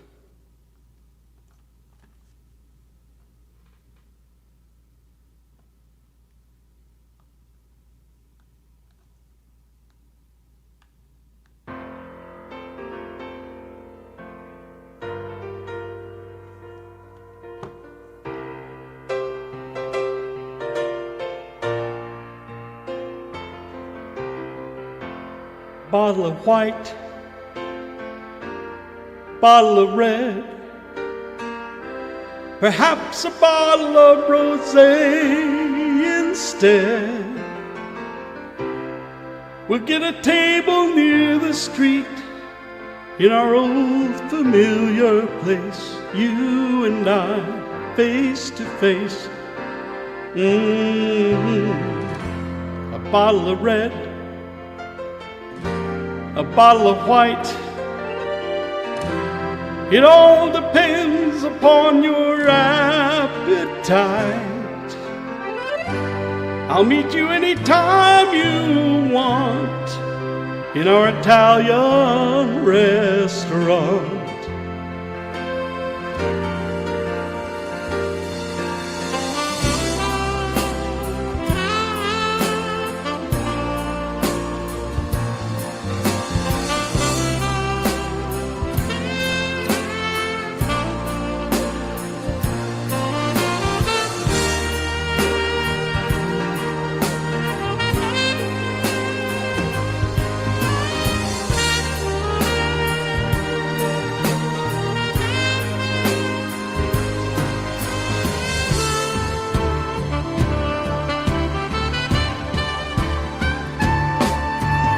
Things are okay with me these days. I got a good job, I've got a good office, I got a new wife, got a new life, and the family is fine.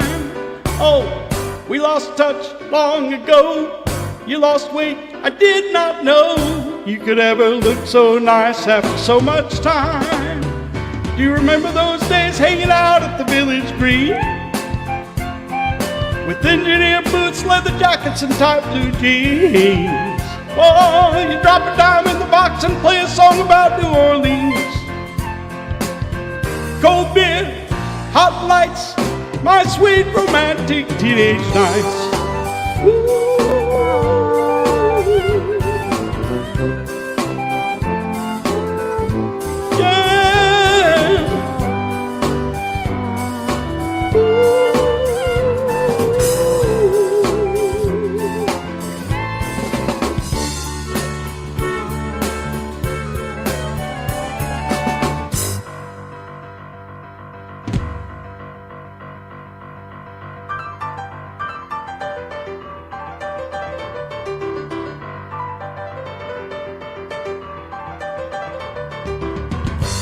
Oh, oh, oh, oh, oh, oh. Burning and Eddie were the popular steadies and the king and the queen of the prom. Riding around with the car top down and the radio on. Nobody looked any finer or was more of a hit at the Parkway Diner. We never knew we could want more than that out of life. Charlie, Brenda, and Eddie would always know how to survive. Whoa, whoa, whoa, whoa, whoa, whoa. Brenda and Eddie were still going steady in the summer of '75 when they decided the marriage would be at the end of July. Everyone said they were crazy. Brenda, you know that you're much too lazy, and Eddie could never afford to live that kind of life. Oh, but there we were waving Brenda and Eddie goodbye. Oh, oh, oh. Well, they got an apartment with deep park carpets and a couple of paintings from Sears. A big waterbed that they bought with the bread that they saved for a couple of years. But they started to fight when the money got tight and they just didn't count on the tears. Whoa, whoa, little rock and roll.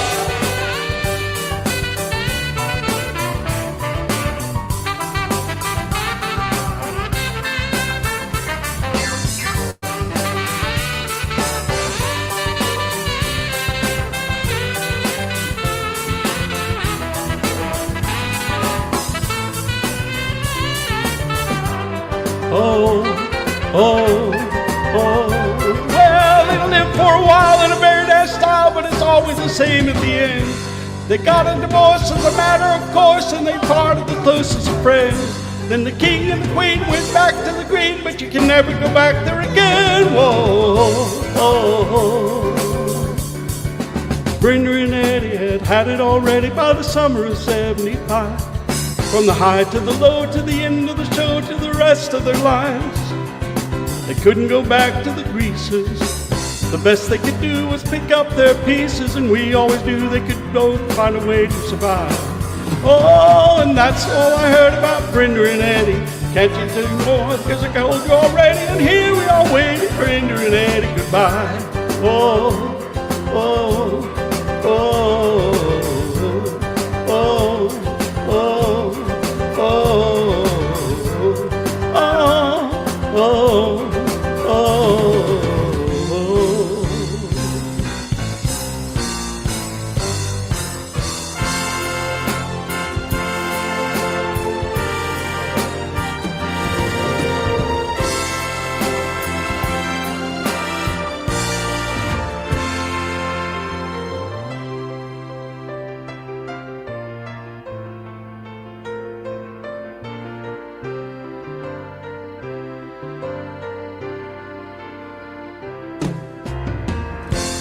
A bottle of red, ooh, bottle of white. Whatever kind of mood you're in tonight, I'll meet you anytime you want in our Italian restaurant.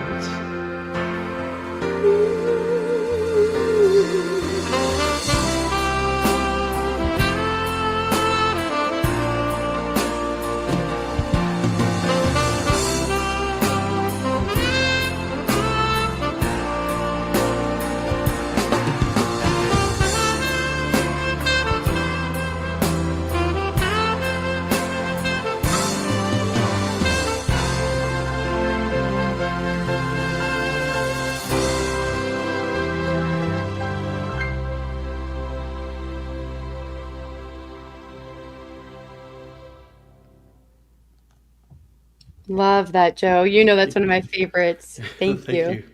I love Billy Joel, and I love that song. And you sing him really well. That was great. Oh, thank you. Yeah, I'm with Snook Sal. Good luck. That was awesome. Thank you, Joe. Yeah. All right. Yeah, I know. I like the sax in that one too. All right, I'm going to go ahead and pull up a video, and then we have another song of JM's to share. Thank you, JM. All right, this next one is by a group called Okaya, and this is their song, The Ether. Here we go.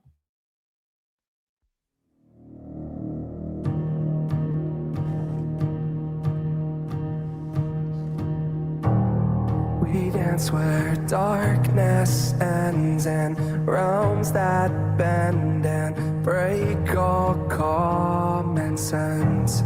A love not bound by flesh, profound confessions, breathe new life again. A living contradiction, lost in fiction, waiting to ascend. A haunting premonition, evanescent till we meet again. I cannot believe in a love bound by the ether. Are you here with me? Are you here? We're living tonight. How could I know the ether divides us? I won't let go. We'll dream of a place that we can call home till we meet again. Avoiding the chaos, it's where silent glimpses breach our hearts again. I'll have an immortal essence caught in seconds, felt beyond the ends. I cannot believe that you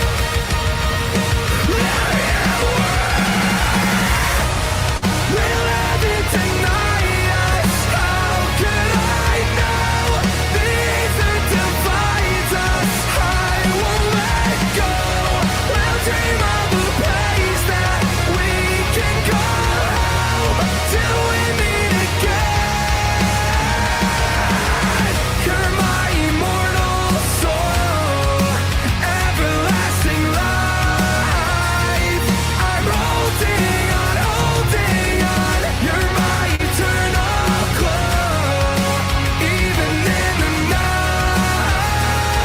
I'm holding on, holding on.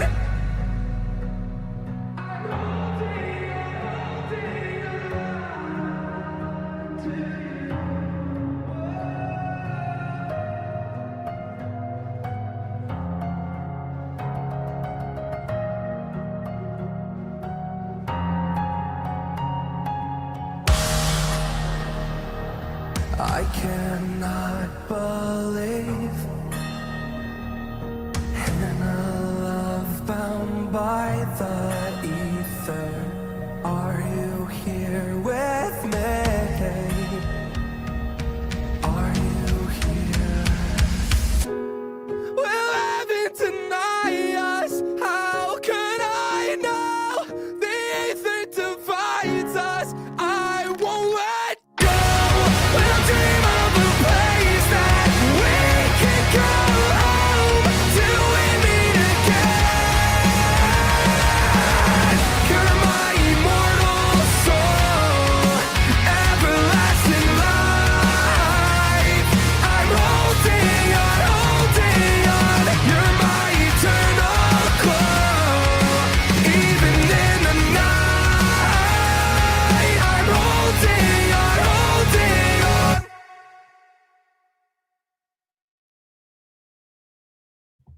All right. That was Okaya. Go and check them out. Show some support. Check out their other music. Really well done. All right. JM, you want to tell us about this before we share it? Oh, did JM go down? Okay, it looks like JM actually jumped down. Yeah, I don't know if that just happened. I missed it, JM. But we'll go ahead and share this song. If you can pull this one up. Next, this is Kindness Matters from JM. And I think I've heard this one. If it's the one I'm thinking of, I really like it. JM's been doing a great job creating music. And always like when he shares it with us. All right, here's Kindness Matters. Here we go.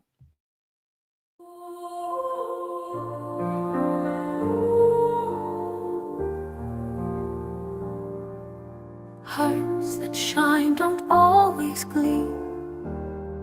They hold a strength you'd never dream. Fragile words can break or heal. Kindness is a power real. Gentle voices calm the storm. In the quiet hearts reform. See the light in every face. Kindness is no lost embrace. Don't mistake kindness for weakness here. It's the strongest force this world will ever hold dear. With each gentle word we all can stand to build a future hand in hand.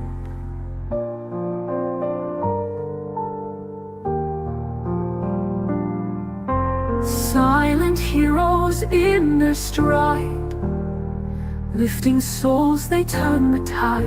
In each small act a spark ignites. Kindness shines its brightest lights. In every heart there's strength untold. In every touch there's warmth, not cold. A gentle hand can move a sea.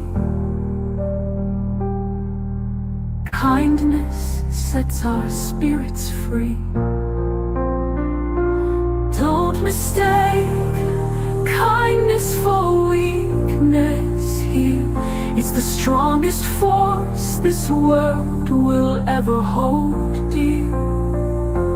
With each gentle word we all can stand to build a future hand in hand.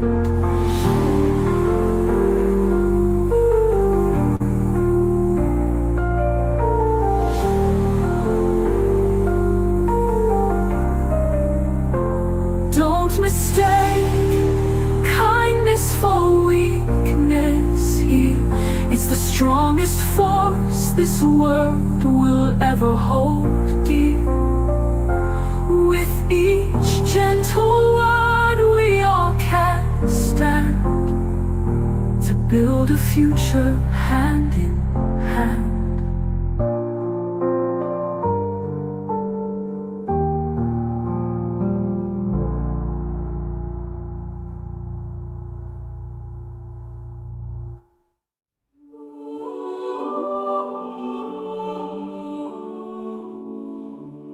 That shine don't always gleam. They hold a strength you'd never dream. Fragile words can break or heal. Kindness is a power real. Gentle voices calm the storm. In the quiet hearts reform. See the light in every face. Kindness is no lost embrace. Don't mistake kindness for weakness here. It's the strongest force this will ever hold dear. With each gentle word we all can stand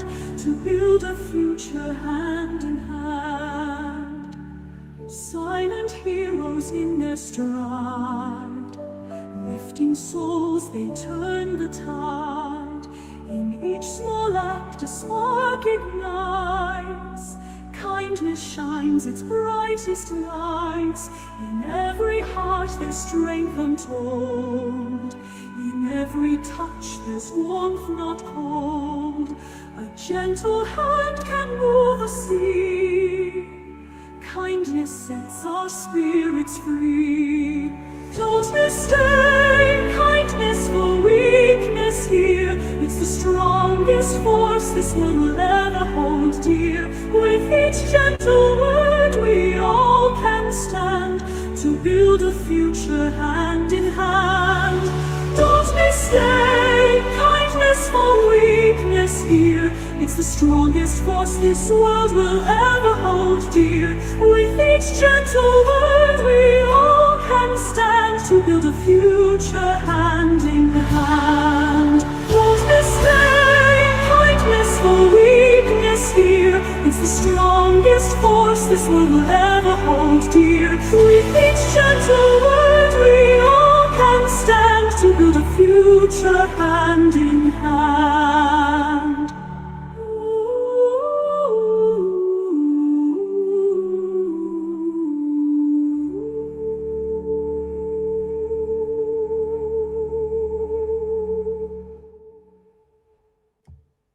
Really beautifully done, JM. What a Yeah. great message in that song. Focusing on the positive. Love it. All right. Okay, I'm gonna go ahead and pull up a song. This is kind of making up for me not singing tonight. This is one that's just accepted by share, and it's a video of me and my daughter singing one of my mom's favorite songs in the garden. So just gonna be up here in just a second, and then we'll go to you, Jude, right after that. And I'll finish this rotation, and then we're going to go for a little bit. We've got about another 45 minutes or so before we head back to the stage to hang out. The backstage after this kind of ends up being like another speakeasy. We don't usually watch things. Sometimes we'll share videos. People pull up the songs people think of based on our conversation, but usually we just go for a little while. Sometimes a little while, sometimes a long while. After we're done ending the stream. And so if you want to stick around after we end this tonight, then you can join us all too. Thanks, Jeanette. Good to see you. How are you doing tonight? Is he out of his shell? Jeanette? Joe, you come up with them so quick.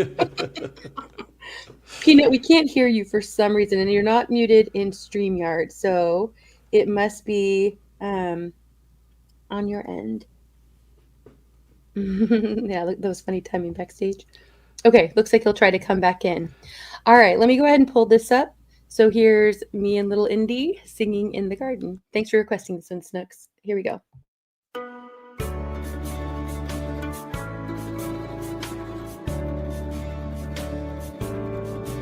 I come to the garden alone, while the dew is still on the roses, and the voice I hear falling on my ear, the Son of God discloses, and he walks with me, and he talks with me, and he tells me I am his own, and the joy we share as we tarry there, none other has ever known. He speaks, and the sound of his voice is so sweet, the birds hush their singing, and and the melody that he gave to me within my heart is ringing, and he walks with me and he talks with me, and he tells me I am his own, and the joy we share as we tarry there, none other has ever known.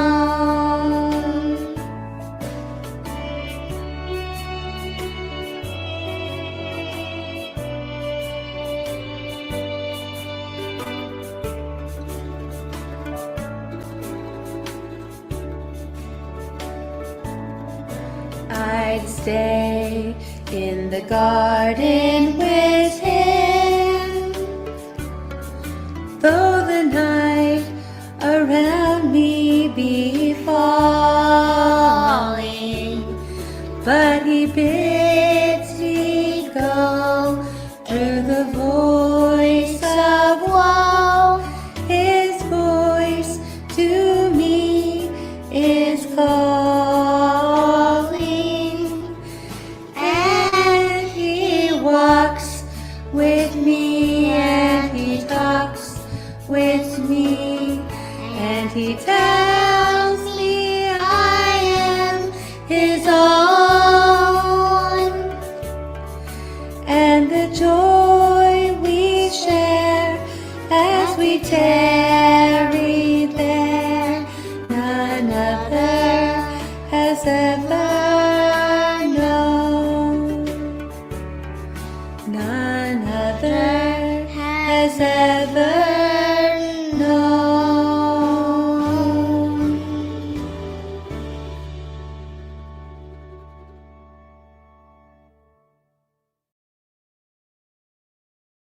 All right. Thanks, everybody. That a was fun- gorgeous. Oh, thank you. Yeah, it was fun to do. It's fun to hear her voice even in just that, it's not been that long since we recorded that. And it's totally changed, she's growing all the time. Hmm. Something with my son. We've had a few different ideas. Cool.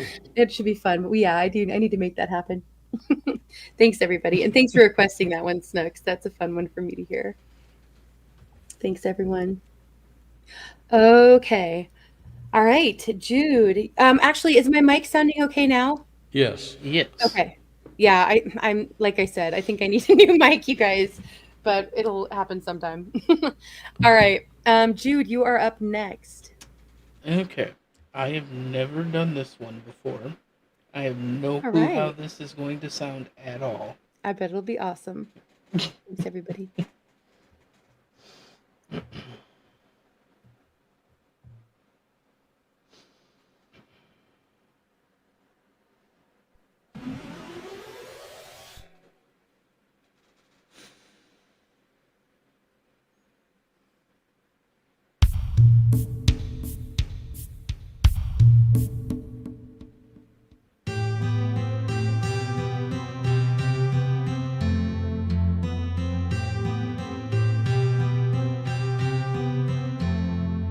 You with the sad eyes, don't be discouraged though I realize it's hard to take courage in a world full of people.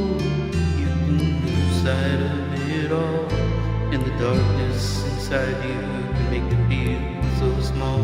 But I see your true colors shining through. I see your true colors, and that's why I love you. So don't be afraid to let them show your true colors. True colors are beautiful like a rainbow.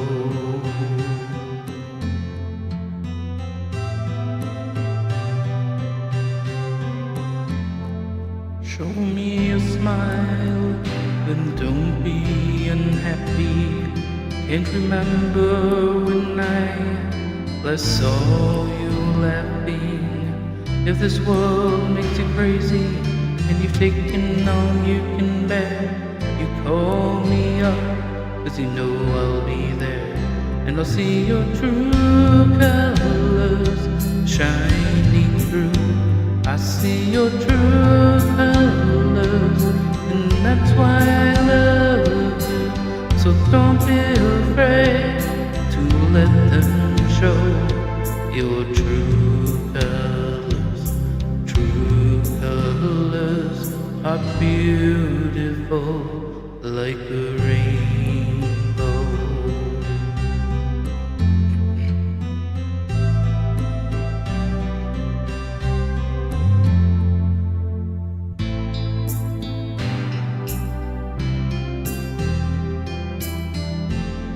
Can't remember when I last saw you laugh. If this world makes you crazy, you've taken all you can bear. You call me up, 'cause you know I'll be there. And I'll see your true colors shining through.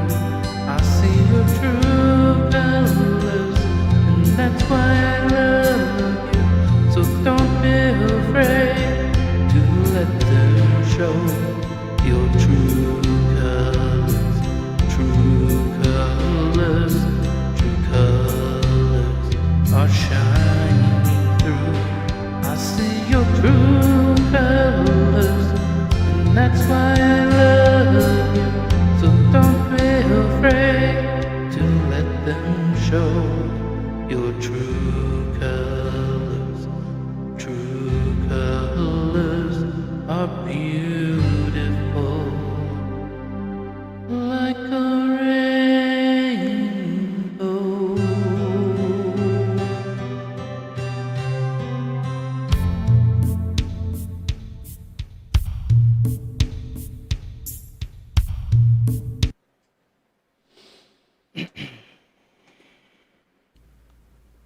Nicely done.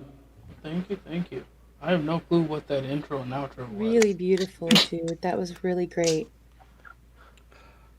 Well, All you're right. younger than me. I remember seeing that on concert.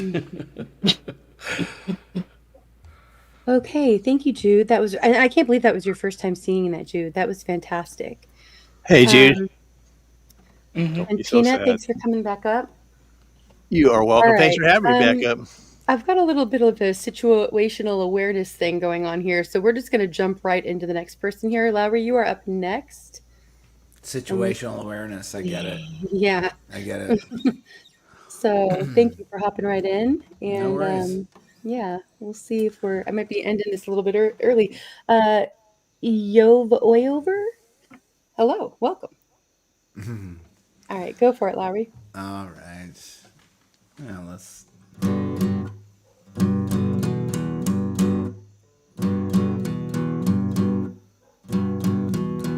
I am still living with your ghost, lonely and dreaming of the West Coast. I don't wanna be your downtown. I don't wanna be your stupid game with my big black boots and an old suitcase. I do believe I'll find myself a new place. Well, I don't wanna be the bad guy. I don't wanna be your sleepwalk dance anymore. I just wanna see some palm trees. I will try and shake away this disease. We can live beside the ocean and leave the fire behind. Swim out past the breakers and watch the world die. We can live beside the ocean, leave the fire behind. Swim out past the breakers and watch the world die.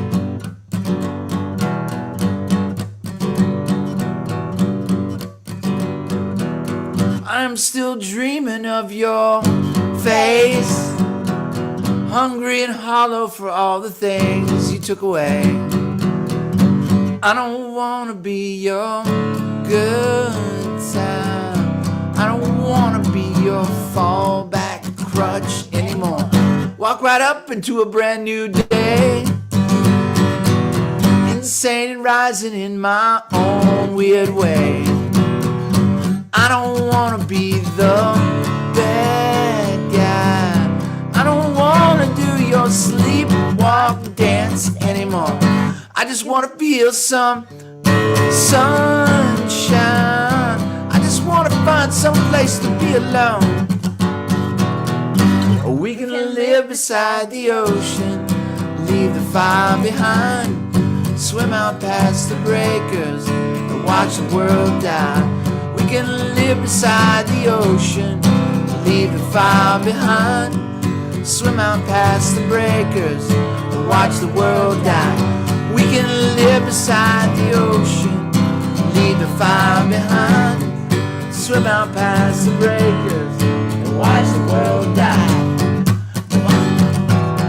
Yeah, watch the world die. Yeah, watch the world die. Yeah, watch the world die. Also, massive praise. Wait a second. With my big black boots and all two. No, that was already done. That was Damn already it. done. That was already done. That was already done. Love that. Love the duet. Good job, you guys. Yeah, sorry. I Dreaming in know there you have still. situational awareness, so like we'll pop it. Real quick, prayers out to a buddy of ours, Dave, who's part of our move out here to the beach house. He's going through some things. So prayers to a He's guy in going. hospital right now and in the ICU, and we just that. need everybody to pray for him because Yeah. That you said Dave? you know what it's like to. He's a guy be in a that place. he's a songwriter that I've known in 20 years, and he's in kind of a situation where he is in toxic withdrawal from a thing, and Yeah, so don't- just a little Well, thought. Mr. God knows, and we will be keeping him in our prayers for sure. Yes, thank you, and I Yeah. love you guys. Thanks for all the songs tonight. All right. Yeah. Thanks for being here. Appreciate it. Always man. glad when you guys can join. I'm glad you guys have your studio back up and running. Oh man, I'm so excited. Love you guys. I can tell. Cheers. Yep. Much love. All right, Joe, you are up next. Okay.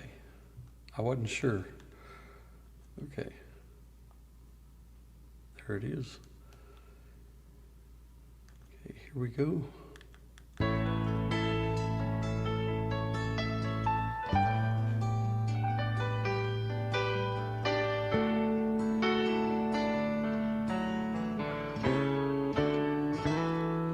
If there's one thing in my life that's missing, it's the time that I spend alone, sailing on the cool and bright clear water. There's lots of those friendly people, they're showing me ways to go, but I never want to lose their inspiration. Time for a cool change. I know that it's time for a cool change.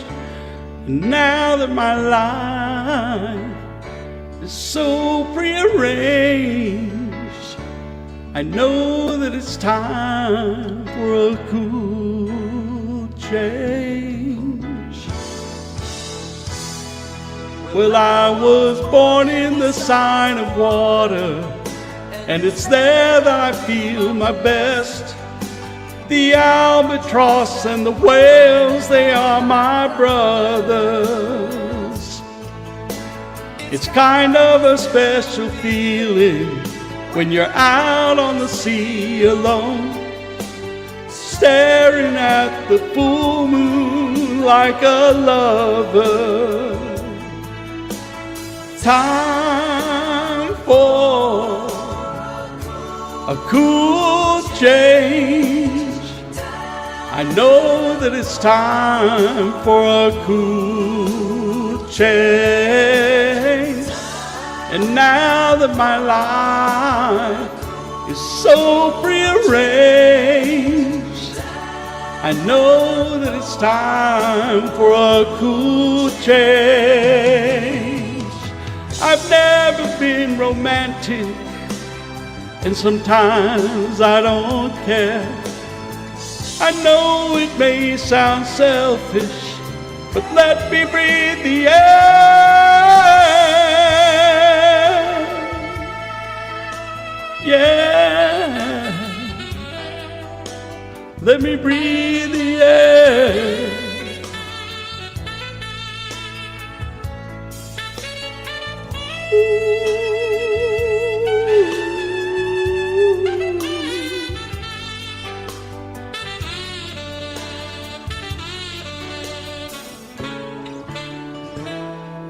If there's one thing in my life that's missing, it's the time that I spend alone, sailing on the cool and bright clear water.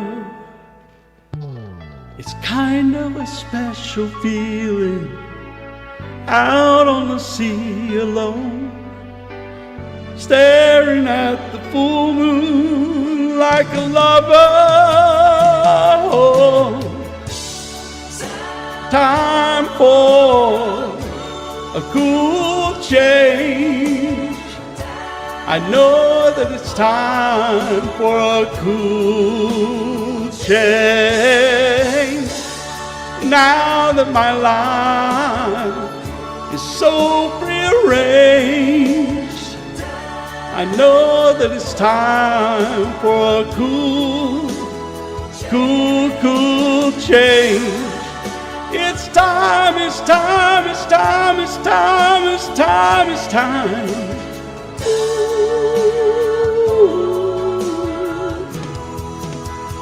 a cool change.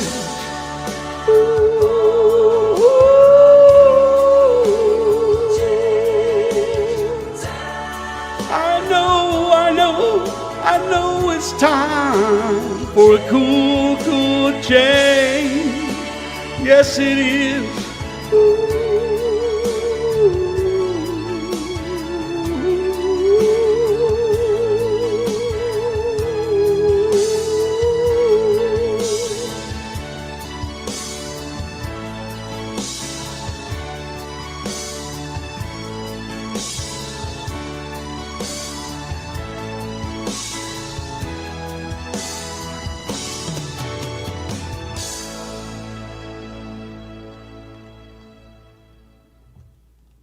Well done, Joe. That was Thank you. awesome. Great request, Anti. Yeah, thank you, Yeah. Anti. Have you sung that one before, Joe? Yeah, I've sung it a few times. Yeah, it's beautiful. Really Thank well done. Okay. All right. I'm going to go ahead and pull up a video, and then we'll go to you next, Peanut, right after that. This is really a beautiful song by Gypsy Rhodes, and it's To the River. Let me see. All right, this is an a cappella, and it's just beautiful. So here we go. I walk to the river, waiting to hear the waters sing. I sit down beside her, trying to hear the quiet ring. The leaves break the folly of the sunlight that covers these banks. I've seen the water running, I've seen the color wash away. I come to the river, heavy and tired to the bone. I lay down beside her, grave as a slowly sinking stone. I see clear to the bottom, I watch how the shadows play. I've seen the water falling, I've seen the colors bleed away. The light turns silver, draining the hours from the day. The weight of the water pulls at the branches along the banks, and it tears at the fallen, and it carries the broken on its way. I've seen the water rolling, I've seen the colors fade away. I've seen the water rolling, I've seen the colors fade away.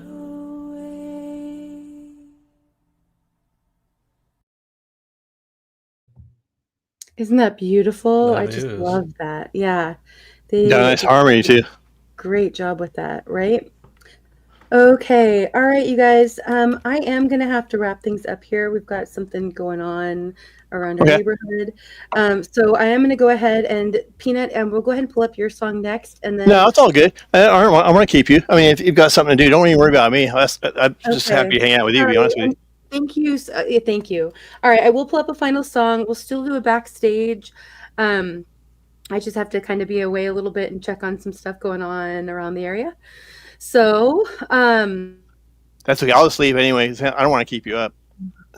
yeah, thank you for everybody who's been here up on panel tonight, for the conversation, which was awesome, for the music, which is great, and here in the chat throughout the night. Thank you to all of my mods, especially Bran. Thank you for sharing videos this whole night. Always glad when you're here for the whole time. And sorry to kind of have to close things quickly.